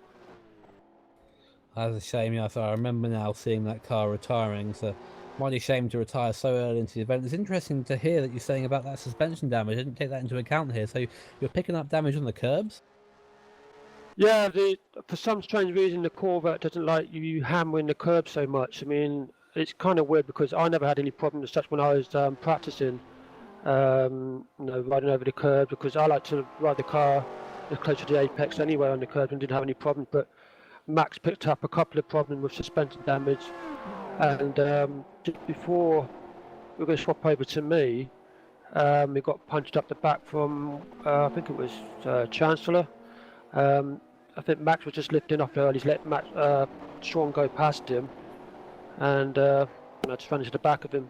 So what we're going to do, we'll get me to come in and change over, but we had a problem with the changeover. For some reason, it didn't go through very well, and the AI took over and retired us with suspension damage.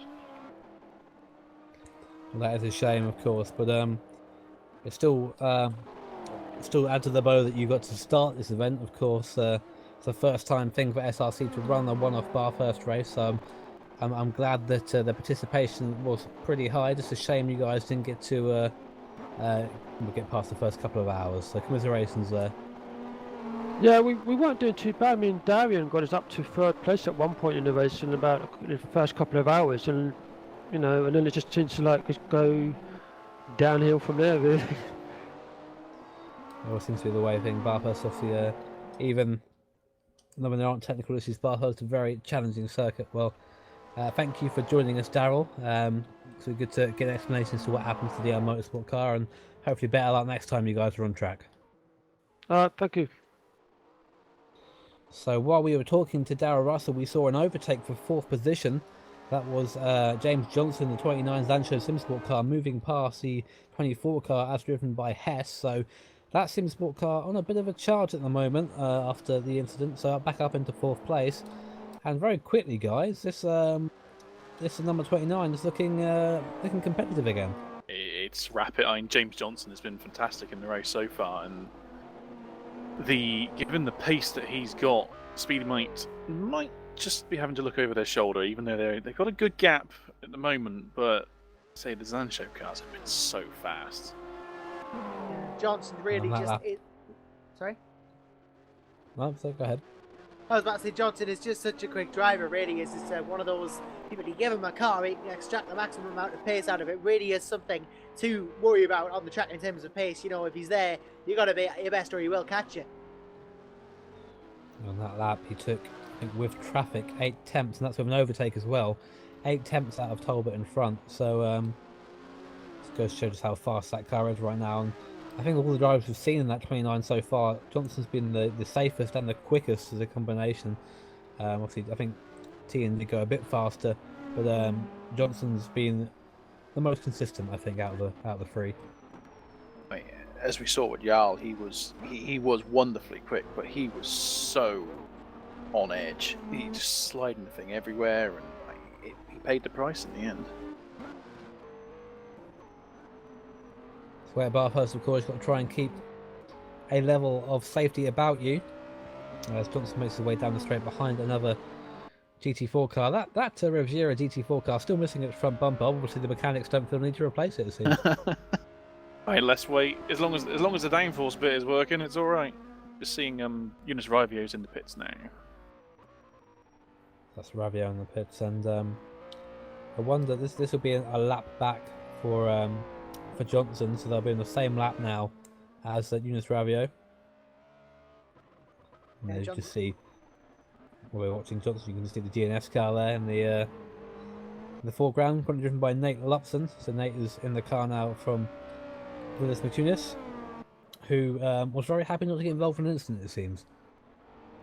I know he was another one that was a little nervous going in. I don't think he's had too many laps on the track, so he'll be pleased just to got right and end up on the podium after he got out of the car. So really good run for Matunis.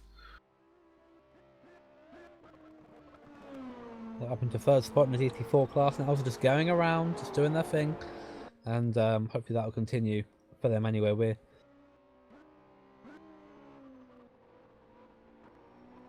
Okay, sorry about that. Yeah, just watching Johnson again, just looking at his lap time again. Another couple of attempts 8 attempts out of Talbot.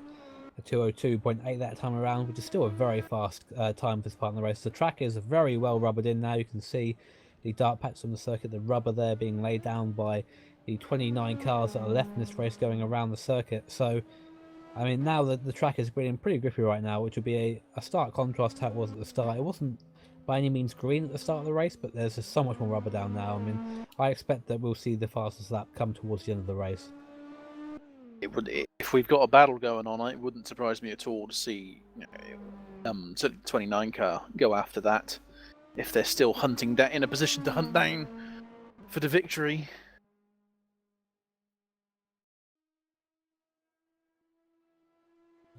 So we're pretty spread out on track now, but James Johnson doing a good job getting that car back into contention after its earlier issues. So Yunus Revio back out again.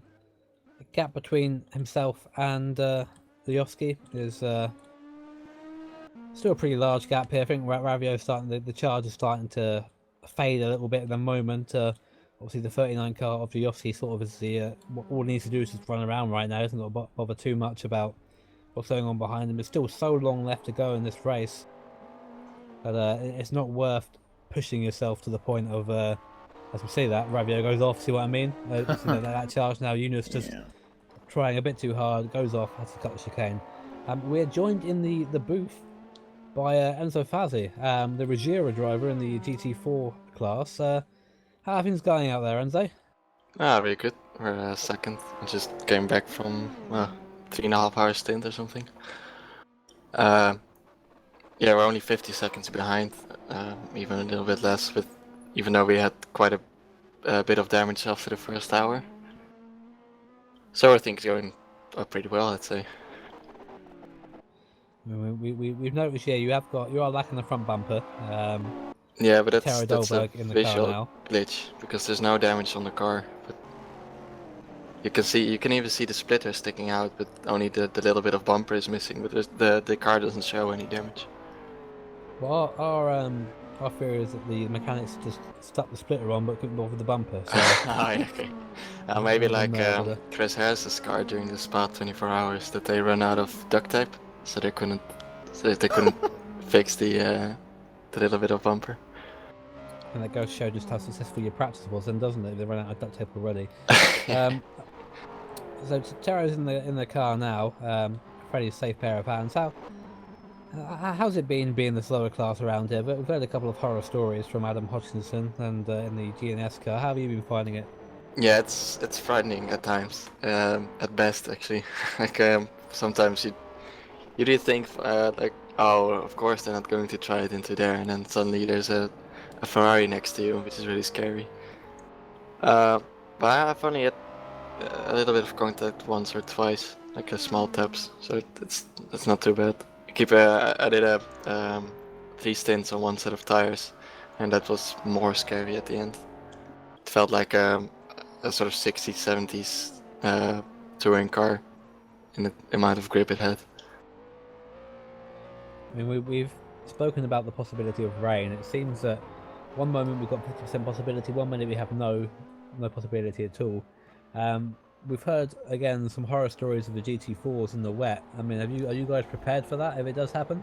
Yeah, I did a little bit of practice, and yeah, it feels like driving on marbles on one end because you just keep sliding to the outside, and then because you have to be so careful, it feels like driving on eggs. It's really, yeah, I'm not looking forward to it if it's going to rain. I always like rain in VC, but if it's up to me, I'd keep it dry for this race. Because apparently the difference between GT4 and GT3 is gonna get even bigger when it's raining, and that's really frightening. Well, hopefully for your sake it doesn't come to that. Obviously, for us as spectators, it'd be quite amusing, I think, to watch this struggle up the mountain. But we'll see as we're watching Terra Dolberg just slide the car around. So even with traction control and ABS, these cars seem to slide quite a bit. It does, yeah. We have a bit oversteer setup, but that's also the nature of the 370, I think. You just turn it in and you power it out, but then you get a little bit of oversteer. Well, it's great to have the insight into the 370 there from the driver. We'll let you go for now, Enzo, but thank you very much. We hope the 69 car remains out of trouble, and obviously wish you the best of luck with the rest of the race. Yeah, thank you. Thank you for having me.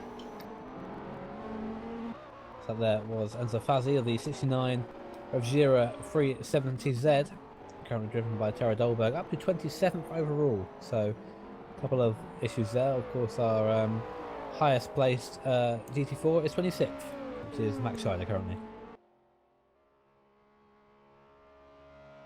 Another fantastic run there for a Sancho car. That one's been in trouble the least, I want to say, so far. Even though they had a bit of a bump earlier, but they're running solidly again now.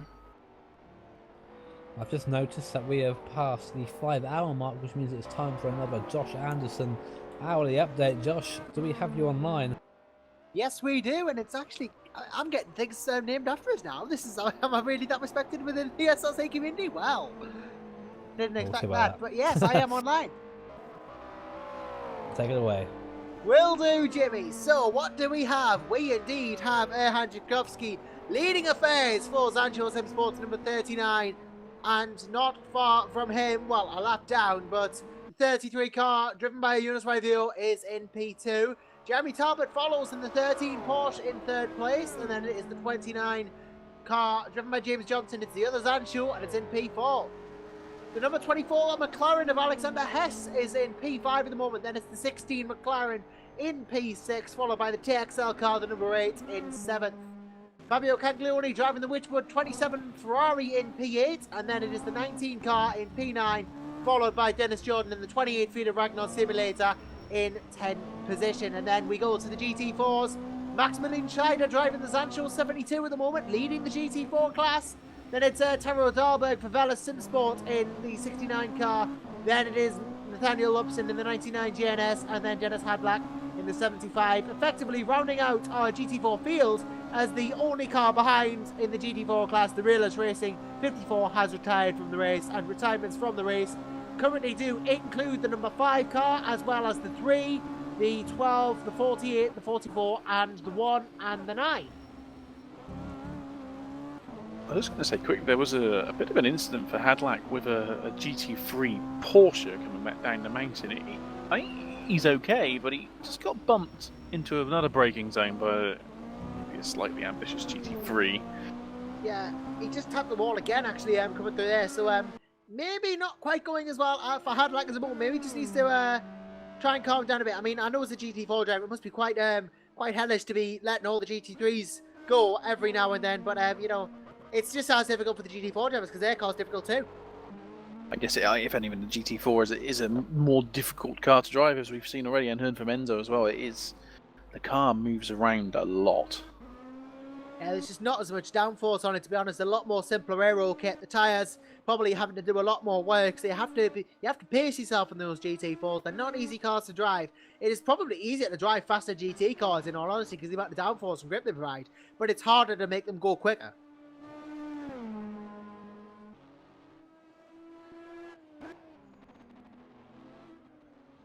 Hadlack, though, having a decent race at the moment. He's doing all right in that car. Last in GTs, as we mentioned, but he's fairly okay at the moment, at least, as he's just been passed by Lorenzo in the Android Motorsport car. Not really a car we've talked about this race. They are down in P20, but again, a lot like the other cars, if it can just keep out there and not cause problems, not get into any problems, they could find themselves moving up the order because of the nature of Bathurst as a track.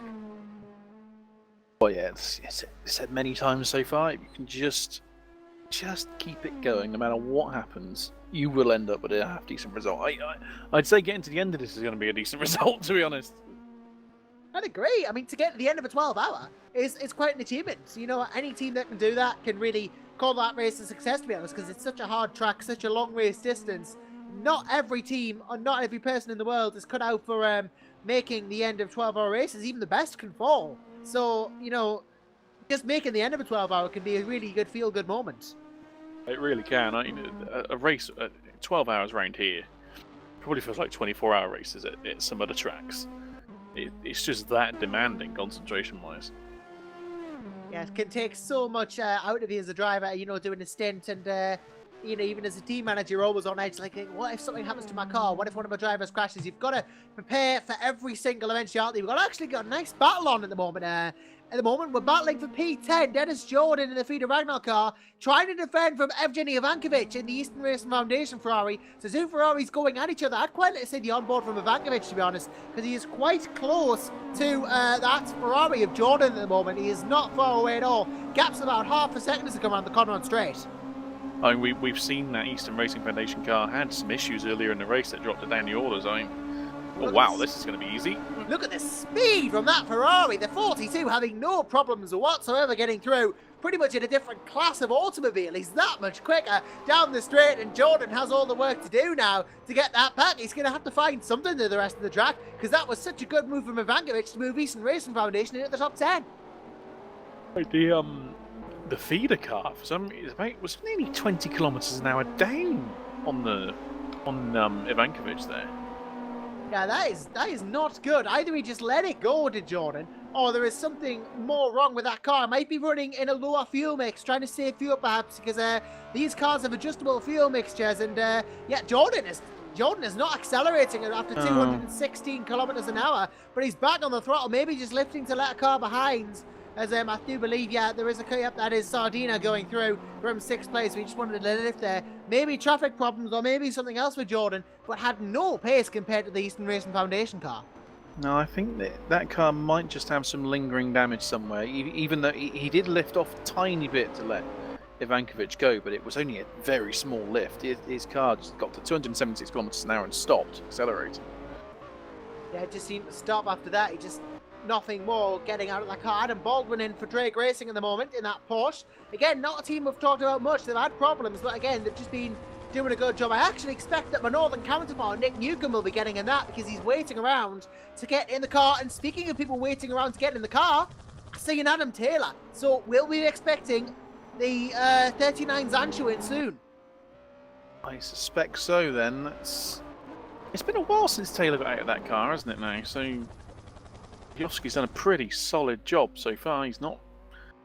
mind you, he did have that one instance at turn 1, but I think it looked like maybe a technical issue, but beyond that, he's been very solid.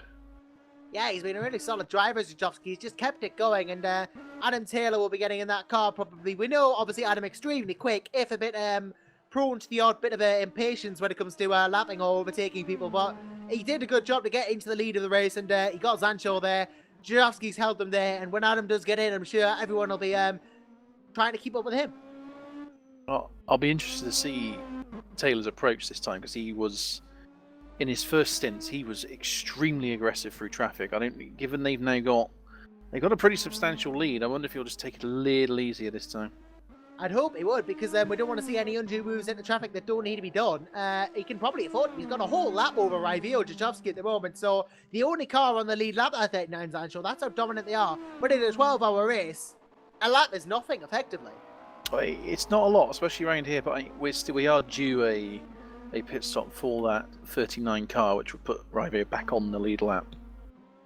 Yeah, driver change as well. Speaking of driver changes, Matt Beavis has just gotten the MK Sim Sport car down along out of that now. Actually, I've seen a couple of drivers. Yeah, Nick Newcomb has, I believe, gotten into the Drake car, so he is in there. I see a couple of drivers waiting, so it might be sort of round driver change time for everybody, to be honest, because there's quite a few changing around at the moment. Zajowski has not pitted this lap, but I suspect he will soon. If Taylor's there waiting, it won't be long. Sorry. So I think it makes sense. It seems that the GT stint is slightly shorter than an hour or so, maybe 50-55 minutes. So it sort of fits in around this time, maybe a couple of minutes time, for new drivers to come back into the car. And a fresh set of legs and a fresh set of eyes is always good for the sim, of course. I mean, there are a couple of people in here who are just doing the race between just the two of them. I think that maybe Taylor and Zajowski are only doing it between those two. I'm not entirely sure about that. We'll have to double check that. But we know the 33 car, the very bright Scuderia GT Blue Flag car, is driven by only Yuri and Yunus Ravio. So obviously there are some people in there who are a bit more fatigued than others, maybe.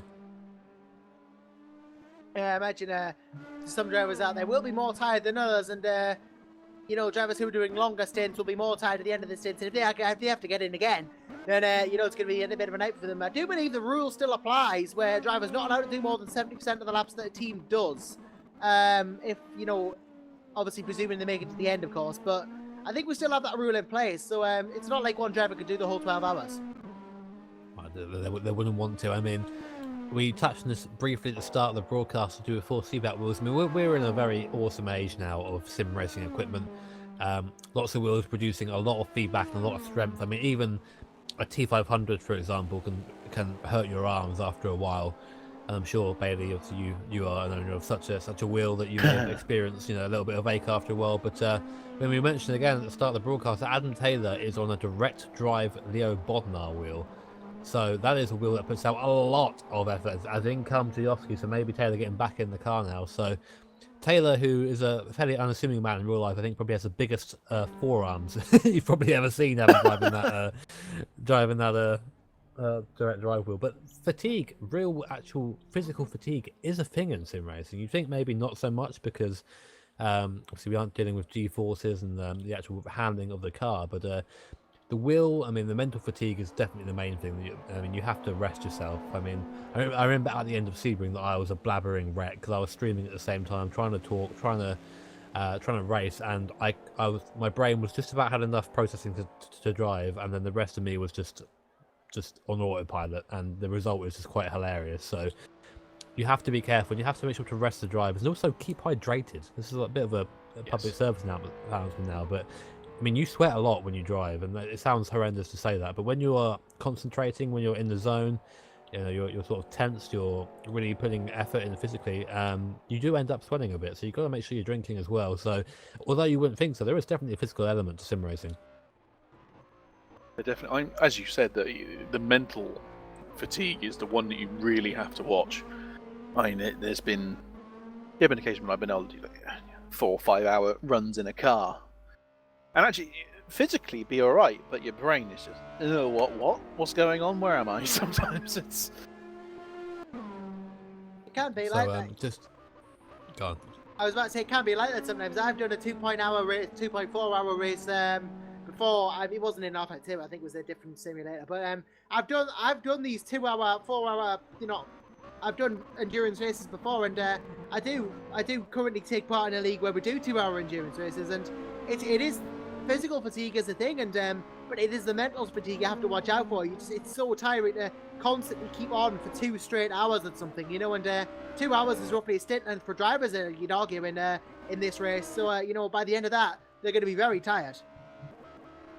Just saying that Taylor is back in that car now, so the driver swap that we predicted has happened, as the Sancho SimSport Ferrari makes its way up behind his sister 370Z, and Taylor back in the car again. Interesting to see if he's patient, if he's become a bit more patient at the start of the race. He's going to go and try. I think almost looked at the overtake there in the sister car. I think thought better of it, which is probably the best thing.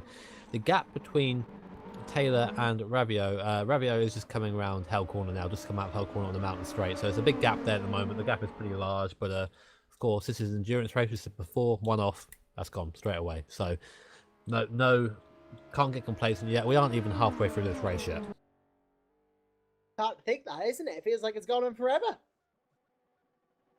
I think it's gone pretty quickly for me, actually. I mean, it's been a lot of action going on, a lot of things to keep an eye out on. So I mean, I'm lucky enough to get caught up in that sort of thing and get excited about this sort of racing.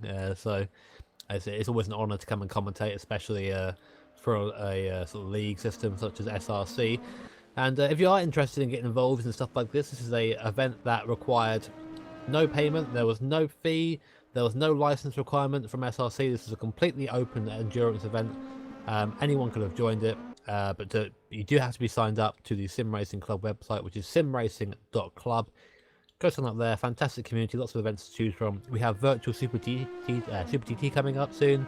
The Sim Racing Academy, if you want to get involved in the endurance stuff, which is the virtual Le Mans series, and of course, probably the most famous series, the Virtual Endurance Championship, which I think is the biggest endurance racing series in the whole of sim racing.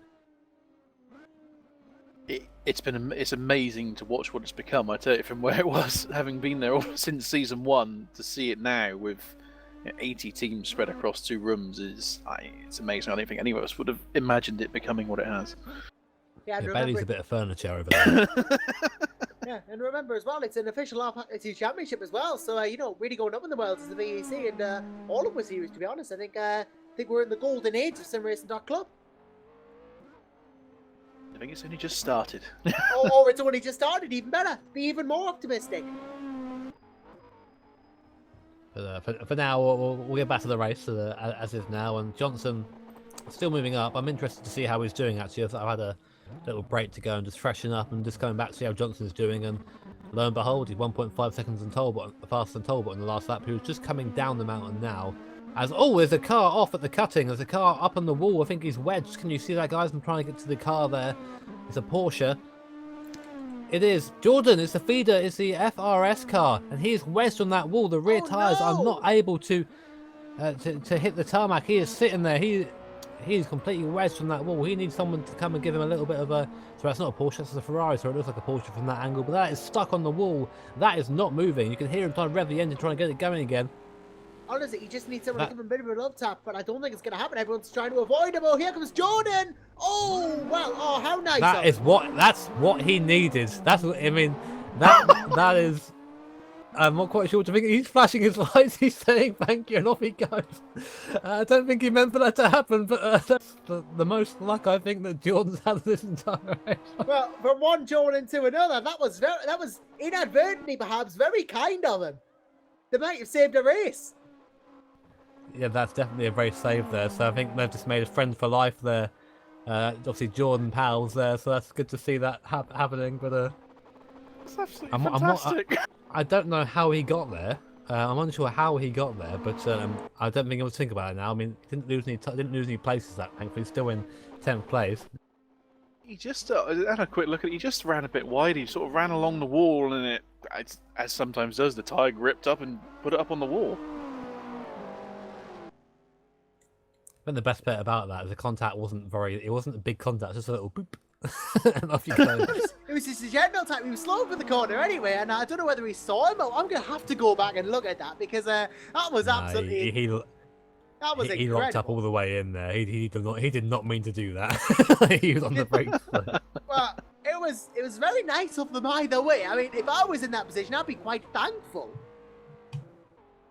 Yeah, just Bathurst things there, and there's Johnson in the pits now. As we were looking at him, he's coming in the pits for a stop, and obviously loses that 4th place back to the URT team, driven by Hess and that McLaren, the highest McLaren at this point.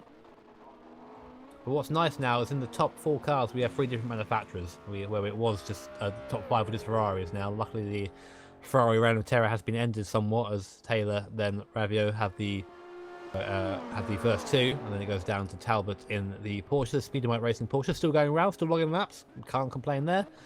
And Hess there on the 24 car. Oh, just to say, I think Ed threw us a bit of a curveball because he is back in the 29 car. So Ed's back in the car there. Maybe some issues with Johnson. Hard to tell. So we have Trevelyan and Johnson back in the car now, so it's Ed. He's been in the booth a couple of times and apologise profusely for his part in a bit of a traffic jam down at Murray's corner, but he's out again now. Hopefully he'll be able to actually show the speed and consistency that he typically has. Just a reminder to those watching the stream, when we get I think it is to the 6-hour mark here, so it's a 7-hour mark, but I'm pretty sure we're doing it at the 6, but we are going to be splitting the stream within the next hour or so, just for the sake of being able to have the stream recorded on YouTube, so you can watch it later, of course, if you missed some of it. So there will be a link posted in the chat to the new stream, so don't worry about that. You can keep up to date very easy, but we'll be here still commentating away, and yeah, for the last 6 or 5 hours of Bathurst, whenever it gets split. We'll still be here and just new stream. That's all it is. All it is. So let's see if Trevelyan Johnson now can redeem himself, because we were saying before how this is a man who has done a lot of laps in preparation for this race, and we expect him to be quick and safe. So I think he now needs to get in there and show us that that practice was not for nothing. I think it will. I think, honestly, he was talking before to her, and honestly, it's such a simple mistake to make. It's just the timing of when he decided to do that was just wrong, and that's ultimately what cost him. But, you know, as a driver, there has been nothing wrong with this race, and full praise to the way he's been racing. He's done a very, very good job, and I think he's going to help that Sancho car get back up the order.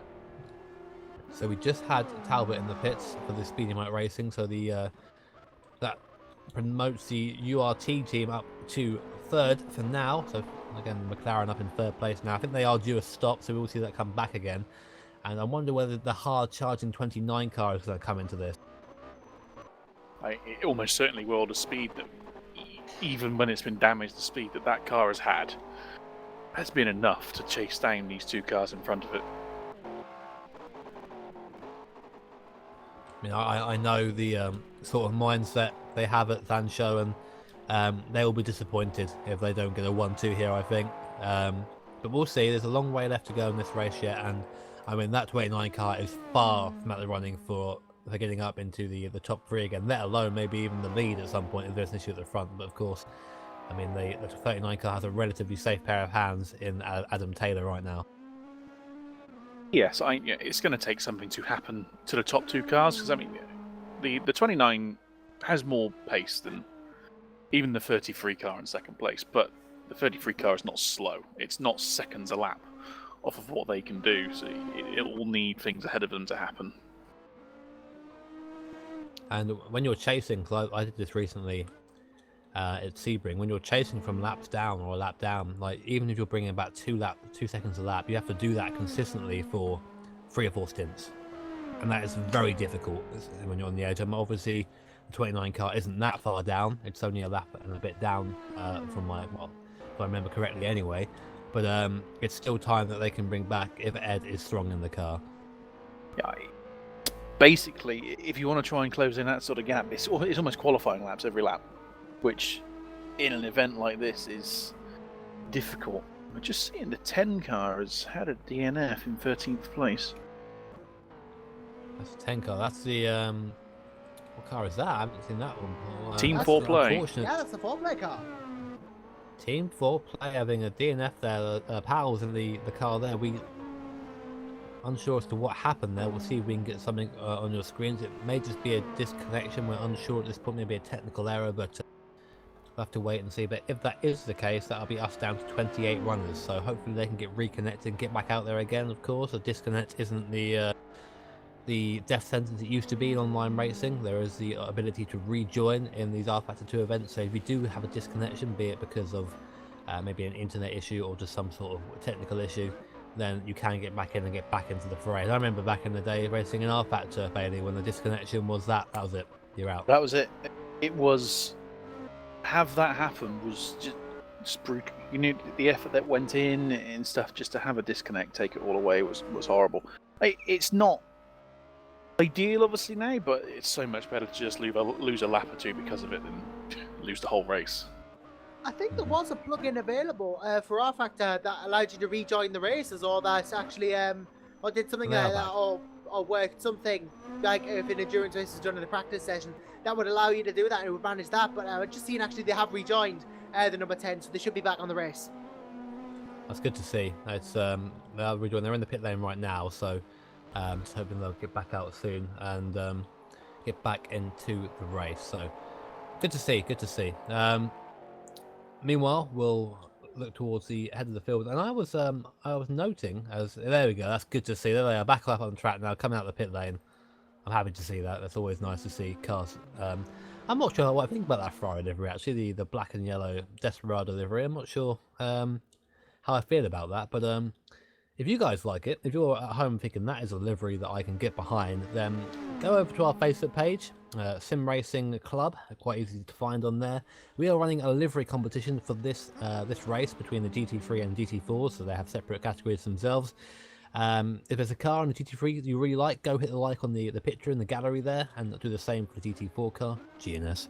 And then at the end of the race, we'll read out the winner. Just a bit of fun between us, of course. We really love to see the creativity people bring to this. I mean, there are some fantastic liveries across the entirety of SRC, especially in the Virtual Endurance Championship. So yeah, go in there, vote, and then we can give them a virtual pat on the back at the end of the race.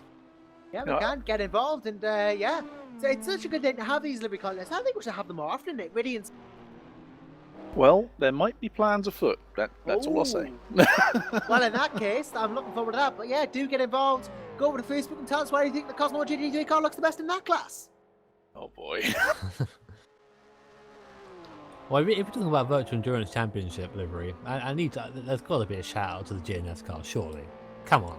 I mean, I know it's a Datsun, but Coin works wonders on those liveries. I mean, that's me being not biased, but Coin is so good in those liveries.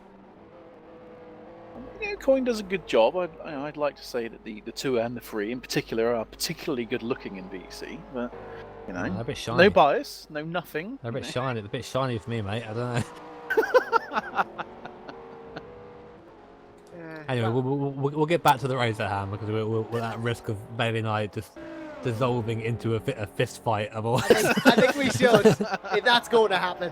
Right, that nearly started before the season, so don't worry about that.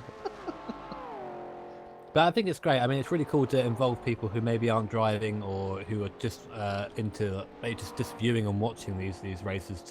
You have input. You know, it's again, it's just part of the awesomeness that is the SRC community, and very welcoming as well. I mean, I don't know how many members there are now on the site. I mean, there are, I think, over 1,000 now, more than 1,000 people that sign up for that. But sorry, Jimmy just says it's 2,600 plus, so a bit more than 1,000, yeah. So arguably the biggest community in our factory. No, it is the biggest community in our factory. What we're talking arguably. So great place to find out. Great place to do some racing. You want to do so? If we just watch Ravio go wide there, coming around Skyline. So bit of a scary moment there for that Scuderia blue flag car, but they get round okay. And Ravio still not reining it in, it seems, still pushing. He is, but they don't seem to quite have the pace to close in on the 39 car for all his efforts. I mean, Eunice is great to watch, but the car just doesn't seem to be quite as hooked up as the Sancho cars. No, I've had the pleasure of actually seeing Eunice Ravio's desk before. I'm wondering if that same bowl of pasta, or whatever the hell it was in the background, is still there as he's driving now. It's a good luck pasta. I'm not sure I want to see it. No, it's probably grown now. It's probably the same colour as that livery, to be honest. But we'll forget about that for now, shall we? So here we are then. 6 hours and 30 minutes left of this motor race. So Sim Racing Bathurst 12 hours. We are available on Twitter as well, guys. If you fancy asking us some questions or maybe just updating us on your race, we are on at SimRacing.Club. Hashtag SRC Bathurst 12H. I thought it was for a second there. We had to think of that at the start of the stream. So be great to hear from you guys over there. Quite a long hashtag. It is quite a long hashtag, but we're deserving of it, so it doesn't matter. Yeah, who says we don't deserve long hashtags?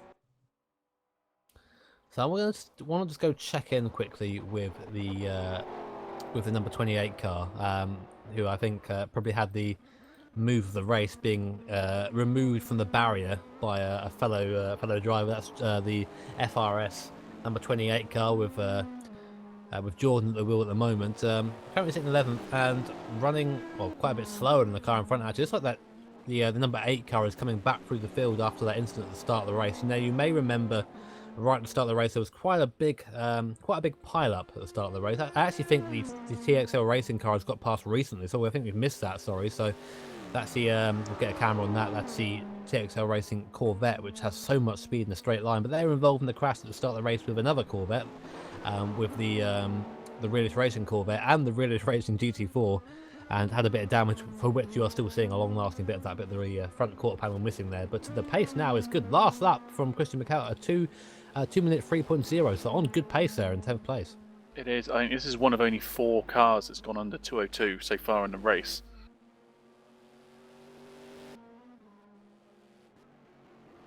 I'll have to see what they're doing. I mean, how much of a gap they got to? It's a big gap to MK Sim Sport in front, but that gap is coming down. Last lap, pretty much 3 seconds out of Beavis. So mean, you can't argue that. I mean, again, we talk about although the gap might not be there. Oh, saying that, Mikel hits the wall on the inside there, and then big drift on the way out with frustration there. I mean, there's no quarter panel left there to hit anymore, Christian. You've got to be careful there. But he's still going round, and if he can keep putting in laps like this, then maybe not now, maybe not in an hour, but maybe in 2 hours' time, he'll be in a position where he can actually fight for more places. And that's what endurance racing is. It's literally playing the long game. Yeah, that's exactly what it is. It's just trying to see, play the long game. Don't worry about what's happening now. Worry about what might an hour down the line. And, well, I'm sure that's what Black Hawk Racing are going to be thinking what's going to be happening in the next couple of hours. Shane Chancellor in the pits, I do believe, because that's because Ben Schmidt is going to get in. And as is Alexander Hess in the United Races car. So a couple of cars into the pits now. It's very hard to keep up with these pit stops now, given that we've had quite a few Code 80s, although shouldn't really say it's not happened for a while. So hopefully we can go green for, well, as long as possible. We don't like to see Code 80s dictate the race, but they do throw off a bit of strategy. Now, for those who don't know, well, I'll give this to you, Bailey, because I like putting you on the spot. The benefit of pitting under a Code 80, because some people don't quite understand that. Let's say you're going round and you're near to the pits and you're near to the end of your stop, and a Code 80 comes. What's the benefit of pitting then as opposed to pitting on the green flag pit stop? Well, I mean, the benefit is obviously everyone else is going around at pit lane speed. So if you can come in and get your stop done, then you save so much time by not having to do the stop while everyone else is going around, 100, 200 miles an hour, whatever it is at Le Mans, for example. It can be literally minutes over the course of a race if it happens a few times. That's how vital it is for it to fall your way, really. There's not much you can do about it. If it falls your way, that's great. If it doesn't, well, it's just how it is.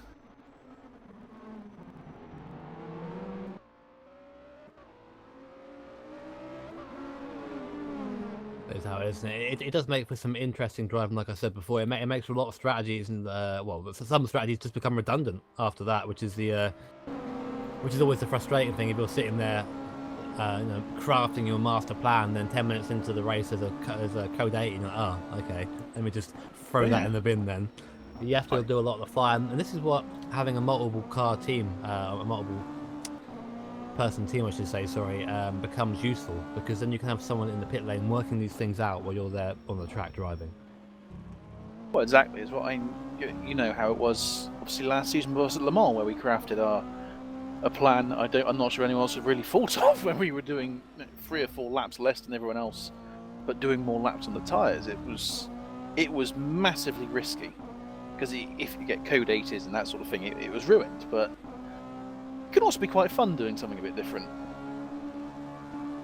Exactly. I mean, if you are maybe lacking the pace, the overall pace, then taking a bit of a different strategy can be a good idea, because you end up just you end up putting everyone else out as well. They have to then account for you, so that always adds pressure. And then a lot of strategy in this sort of race is just sort of trying to outthink the other person or outpsych the other person. I mean, on paper, all these guys driving here, if they all drove perfectly, the race would be quite dull because they'd all be driving at perfect lap times, etc. But that's not what that doesn't even happen in real life.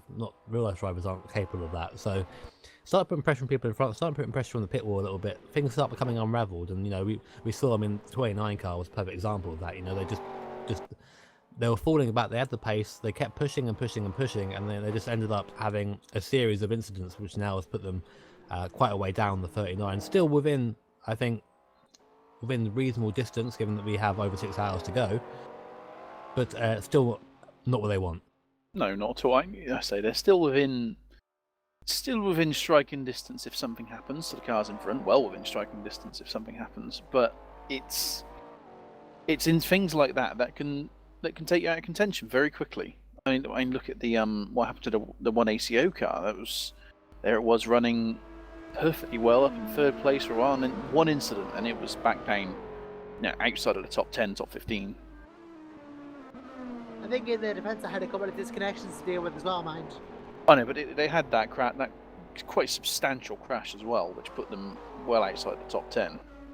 That was a big crash, to be honest. That one incident really didn't help their cause very much. We just had a flurry of pit stops, actually. Sorry to break the conversation, but I've seen about 4 or 5 cars come into the pits we've just had the number 37 Porsche come in and the driver change there, Lee Russell driving that as well. And simultaneously, we've had the 4-player car there with Lionel Parlin comes in, but no driver swap. Dennis Hadlack's coming in the GT4, again no driver swap, and the driver swap for the there has been one in the 21 Porsche. Marco Lenz in that now, so maybe again time for some driver swaps.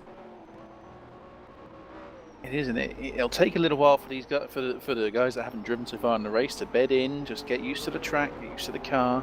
If your car's got a little bit of lingering damage as well, just adjust to that. It's asking quite a lot to hop in mid-race sometimes. Can be, yeah. Some drivers, I imagine, will thrive in a mid-race tonight because everyone will be more spread out. They won't have to worry about traffic as much. And well, I think I'm probably one of them. But some drivers prefer the start of the race. Some drivers prefer the end. You've got that's going to play in the strategy when your drivers prefer to race and when they best to race. Who goes when? Absolutely. So we're just watching now. We're on board actually with the Ruggiera number 69 GT4 car, one of only 4 GT4 still running this event. Actually coming up behind Nathaniel Luxon. This is to lap him. So it'll be interesting to see the difference in pace between the two cars. Of course, the DNS car is a lap down on here and running in third place at the moment, which is nice to see. It is on the podium, but there are only 4 GT4 cars currently running, but we won't mention that, shall we? Podium's a podium. And it's nice to see, it's interesting to see the differing styles between the two drivers. You know, I haven't seen much of Nate on track so far, but it's always been quite a, I mean, we've seen him in other GT cars, it's been quite spectacular, especially with the rear end of the Porsche in other series we've been in, Bale. I'm sure you know what I'm talking about. Yes. He stood a Porsche around for all it was worth, and now he's in a 370Z, a car that I think is even more lively at the rear end than that Porsche was. Nate has such wonderful natural talent, such natural reactions. I'm quite jealous, to be honest. I wish I had some of that. Of course, I mean, we talk about stuff like that quite a lot. We talk about how drivers have the ability sometimes just to get into the car and just do laps. I mean, talking from my own personal experience, I'm a driver that needs to do quite a few laps to be able to get up to speed and get up to a decent pace. But there are some drivers, you know, I say Nate is one of them, that can just jump in a car and within the 5 laps be up to almost a competitive pace. I see. It's like Oscar as well is obviously another one of those who very quickly gets to a pace that is. Oh, you look at that and think, how are you doing that after like 5 laps? It's frustrating for those of us that take a little while longer to get going. But well, I feel I should say though on that point that there is a vast skill diversity, I guess, at SimRacing.Club. You know, there is always someone for you to race. It's not just a league for aliens. You know, it's not. Don't feel intimidated by that. There are a lot of people out there who are racing who have similar ability levels. And again, in VEC there are 2 rooms, so you're always someone to race. There's always someone for you to race. So don't feel bad maybe if you're not too confident in your ability at the moment. Of course, that's the whole point. You join something and you improve. The only way you get better is by throwing yourself in situations you're uncomfortable in. Absolutely, I'm not a proponent at all of sitting out races. Just a little bit worried about it. You've got to get stuck in. There's no other way to get used to it other than actual race laps.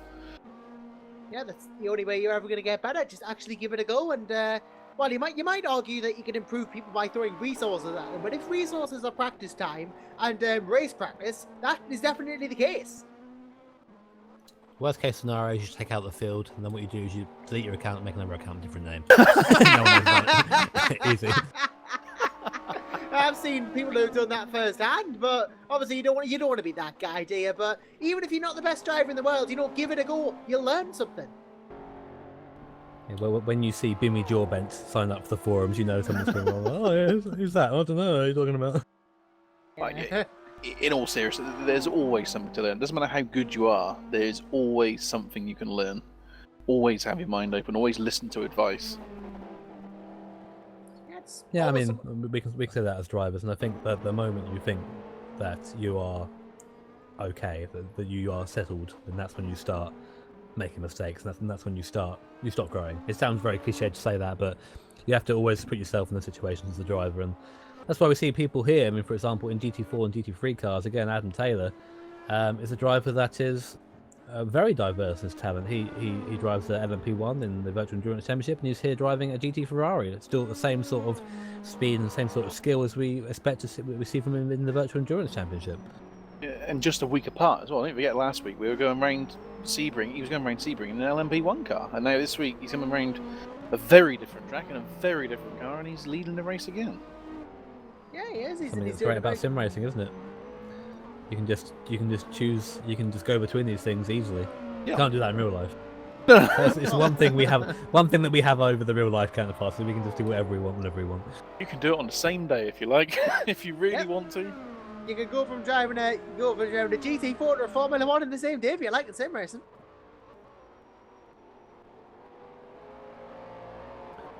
It's great talent. Good to see that. And just been noticing, looking at the sky, it's all the clouds seem to have disappeared. We seem to be pretty much clear now. I mean, there's a little bit of a haze hanging over the mountain, but nothing too scary, in fact. So I think we're on for a dry race for the near future anyway. I think all weather forecasts are sort of stopped from now.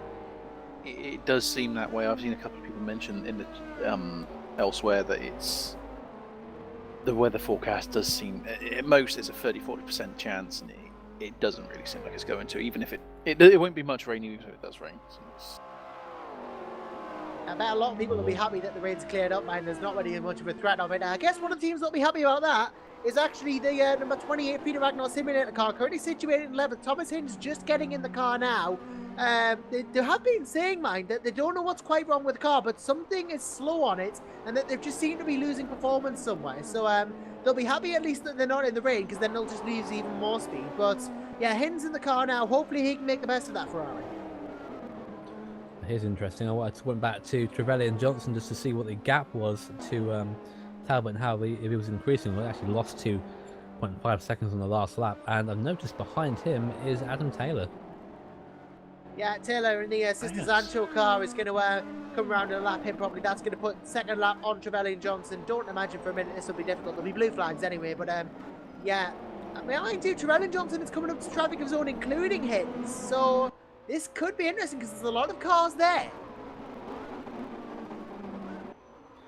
Yeah, obviously when you're in Ed's position, contact with the Ferrari and the McLaren there. Sorry, squeezing the ball, damage again. I'm not quite sure what happened there. It seems as if the McLaren, I think, turned in on Ed, and then I don't know. They just sort of neither would yield, so they ended up hitting the wall there. That's another embarrassment really for Zancho there, and then being passed in a straight line. There was a bit of turning from Bacagli there in the McLaren, and then Johnson got the tail end of that. So not really the best manoeuvre. But then again, it was a difficult one to go for it in that corner.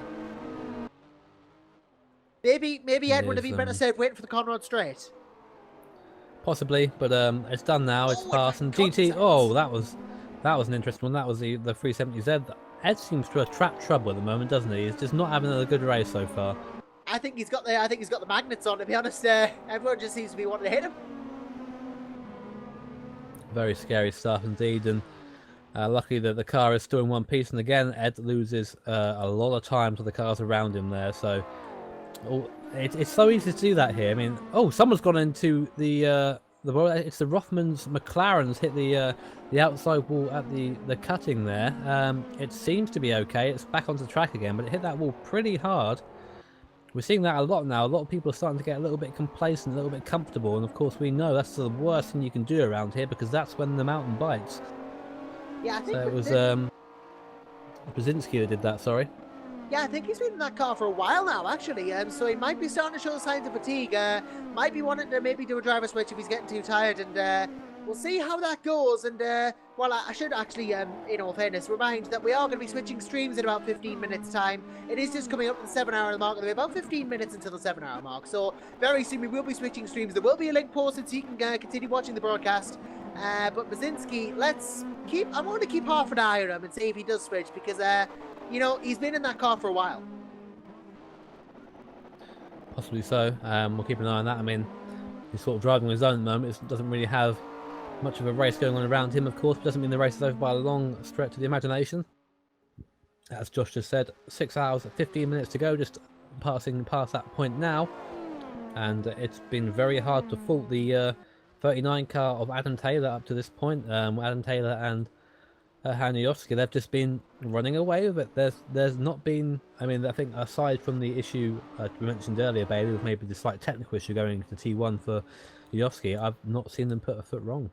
Not really. I mean, there's been the odd aggressive move, but and I think you'll see that from most GT3 cars. It just sort of comes with the territory. They have been mostly faultless in terms of big mistakes. That's why they're in front, really. Can't also fault the Scuderia Blue Flag car. Currently have Eunice Ravio at the wheel of that. We'll go on board with him just to give you an idea of what it's like to go back down the mountain. As Eunice Ravio, look for some extravagant drifting on board with Eunice. Just coming up behind that Desperado number 10 car that we saw had to reconnect earlier on. But another car that's just sort of been going around and minding its own business, and that's the thing you can do. Yuri seems to have a very... we spoke to Yuri a bit earlier on, just saying about how this was their plan, basically. They knew they weren't the quickest, but they were going to go out there and give it a red-hot go, as Reese Gardner would say. And we're sitting here now with how long left? I mean, their best laps are 2:01.8, which is pretty much matching the leaders, but I think just the average pace is a little bit slower in that 33. Not by much, so a couple of attempts, but it's not enough really in terms of catching. And if that number 33 car is going to have a chance of catching the 39, the 39's got to have an issue. It definitely does. I mean, it's not to say that this car is slow at all in second place, but as we've seen both Sancho cars, the raw speed that they have, they seem to be able to turn it on when they really need it. So I suspect there's more left in the 39 as well. Down to 39 is quite done yet. A lot more left in the tank, you believe that. Sancho built the car as well, we'll say that much. They do build the car as well, and that's why they've got a 1 minute and 20 gap to Rivio at the moment, who, I'll be honest, maybe in for a driver swap soon, because the Castor wait. Yuri Kasdorp getting ready to get in the car. He did mention that he was going to get back in to that Scuderia Blue Flag car that you're having a look at now, and I mean, Eunice and Ravio seem to be pretty. Eunice and Yuri seem to be pretty similar around here in terms of pace. They're quite an evenly matched team. They do. It's which is absolutely ideal, really. If you can find two drivers that can drive the same sort of setup and do the same sort of speed, you're on to a winner, or at least certainly very, very good results. Still can't get over the livery though. A bit too big for me. I like it. I've said enough on this livery. I like it myself. I think it's quite nice. Very nice pink. Oh. But then again, I am also a fan of the Force India Formula 1 car. We won't speak of that here. We won't speak of that yet, no. Just cause controversy. See if we can get a camera on old Nick Newcomb. He came in feeling pretty down in the dumps earlier on, having been involved in a bit of contact earlier on. That Fanatec Drag racing car currently making its way over the mountain, the 34 and the Porsche. And again, sort of on his own, it's not got quite a bit of a gap to the car in front. I think actually, are they on the same lap? Or maybe not. Actually, not that gap isn't actually that big to the car in front. Only a couple of seconds they are on the same lap. But Newcomb makes a mistake just as we go to him again. The commentator's curse seemingly coming to him as the 39 Zancho car makes its way up to the rear of him in the background. But it's good to see Nick driving. Good to see Nick back out there. Took a big break. He's another long-term member of this league, you know, over its various names over the years. But it's good to see him back driving again. Absolutely it is, and I mean, for me, I'm keeping an eye on that car because I know there's Adam Baldwin is in there as well, who hasn't driven in this league. He's an older guy from. Not an older guy, but he's been around a long time, and he drove with him in when it was ERL back in season 3. Eric Schmieder's in that car as well, I understand. So, and Eric's been. I've raced with Eric for 8-9 years. It's fantastic for me to see those guys back. It is nice to see faces. And, I was commentating with Nick the other race, and he's such a nice guy from what I've met of him, and it's good to see him racing. It really is. I know.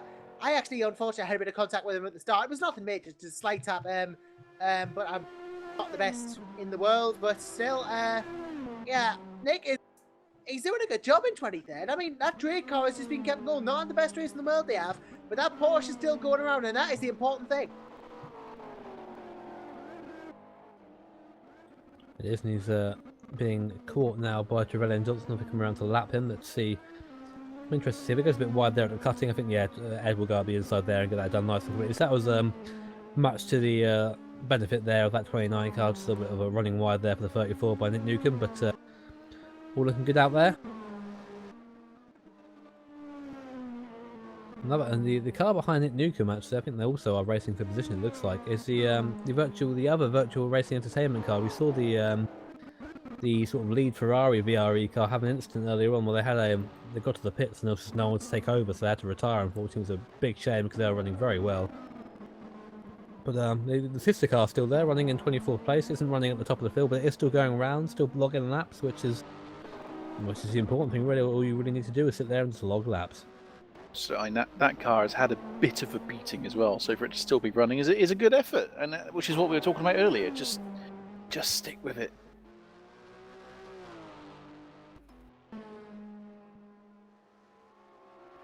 So something to mention around here is mention the how the tyres feel here. Now, RF2 is pretty unique in the tyre model that it offers. Of course, the deformable tyre wall that you can sort of see as the race goes on, and that's something you can really feel around here. And it sort of gives you a little bit of leeway in how you can drive. Now you have the option to drive at 110%, scrub the tyres, and just burn them up. And I know people who do that lap after that. That's their style. Burn the tyres, go as fast as you can.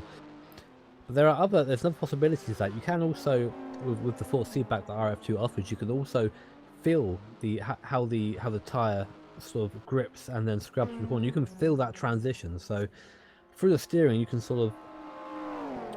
you can cater your driving style to save tyres, and that's something really interesting you find around here. It's a little bit difficult to see how that strategy people are doing that sort of thing here, because from what I understand, it is just the one stint on the tyres and then you go back out again. But it would have been cooler to see some other drivers just attempt maybe a double stint and maybe just try and save the tyres that way. But it does seem right now that the single stint on tyres is the faster way around.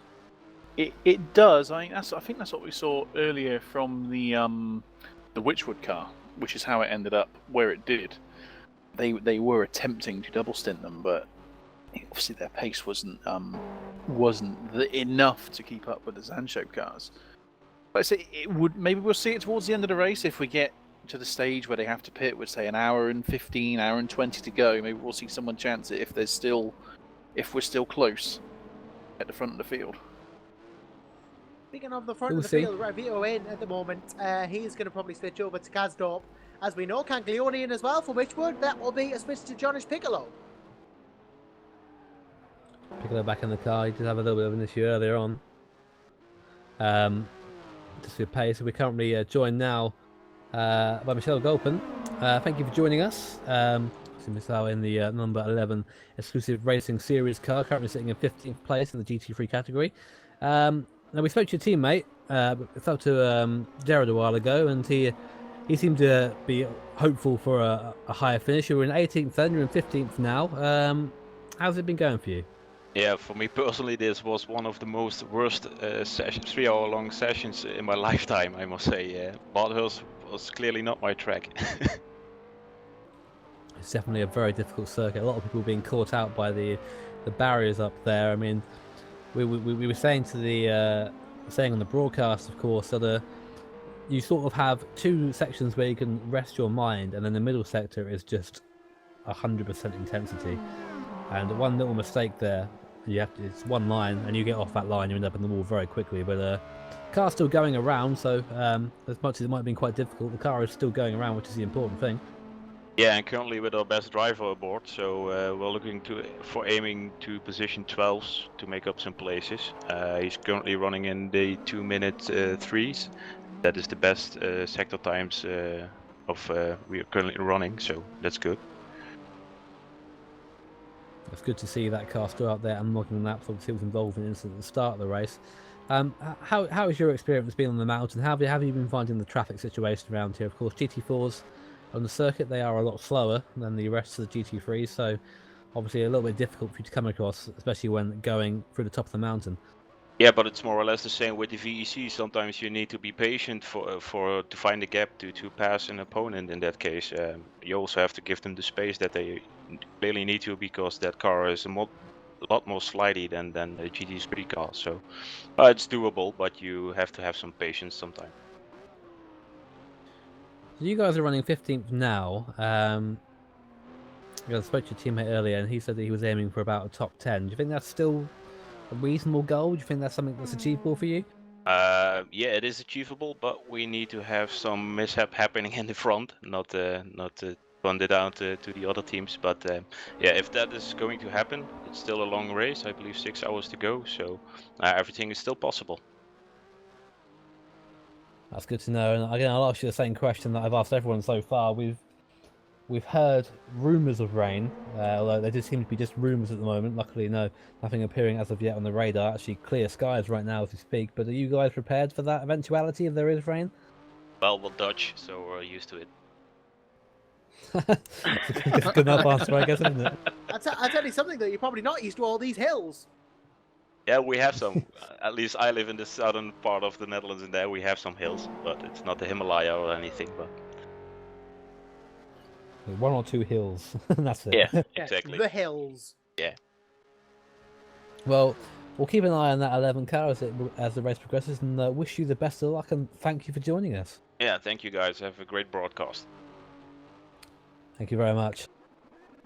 So then, coming up to the 6 hour mark, we still need to get confirmation from Jimmy Allison that we are actually splitting the stream here. I'm not sure if I've seen that. We are going to be splitting the stream here, okay? So what we'll probably do is we'll take this opportunity for the broadcast team to have a little bit of the break. Also, we have been sitting here for about 6 hours now, so let's go freshen up a little bit.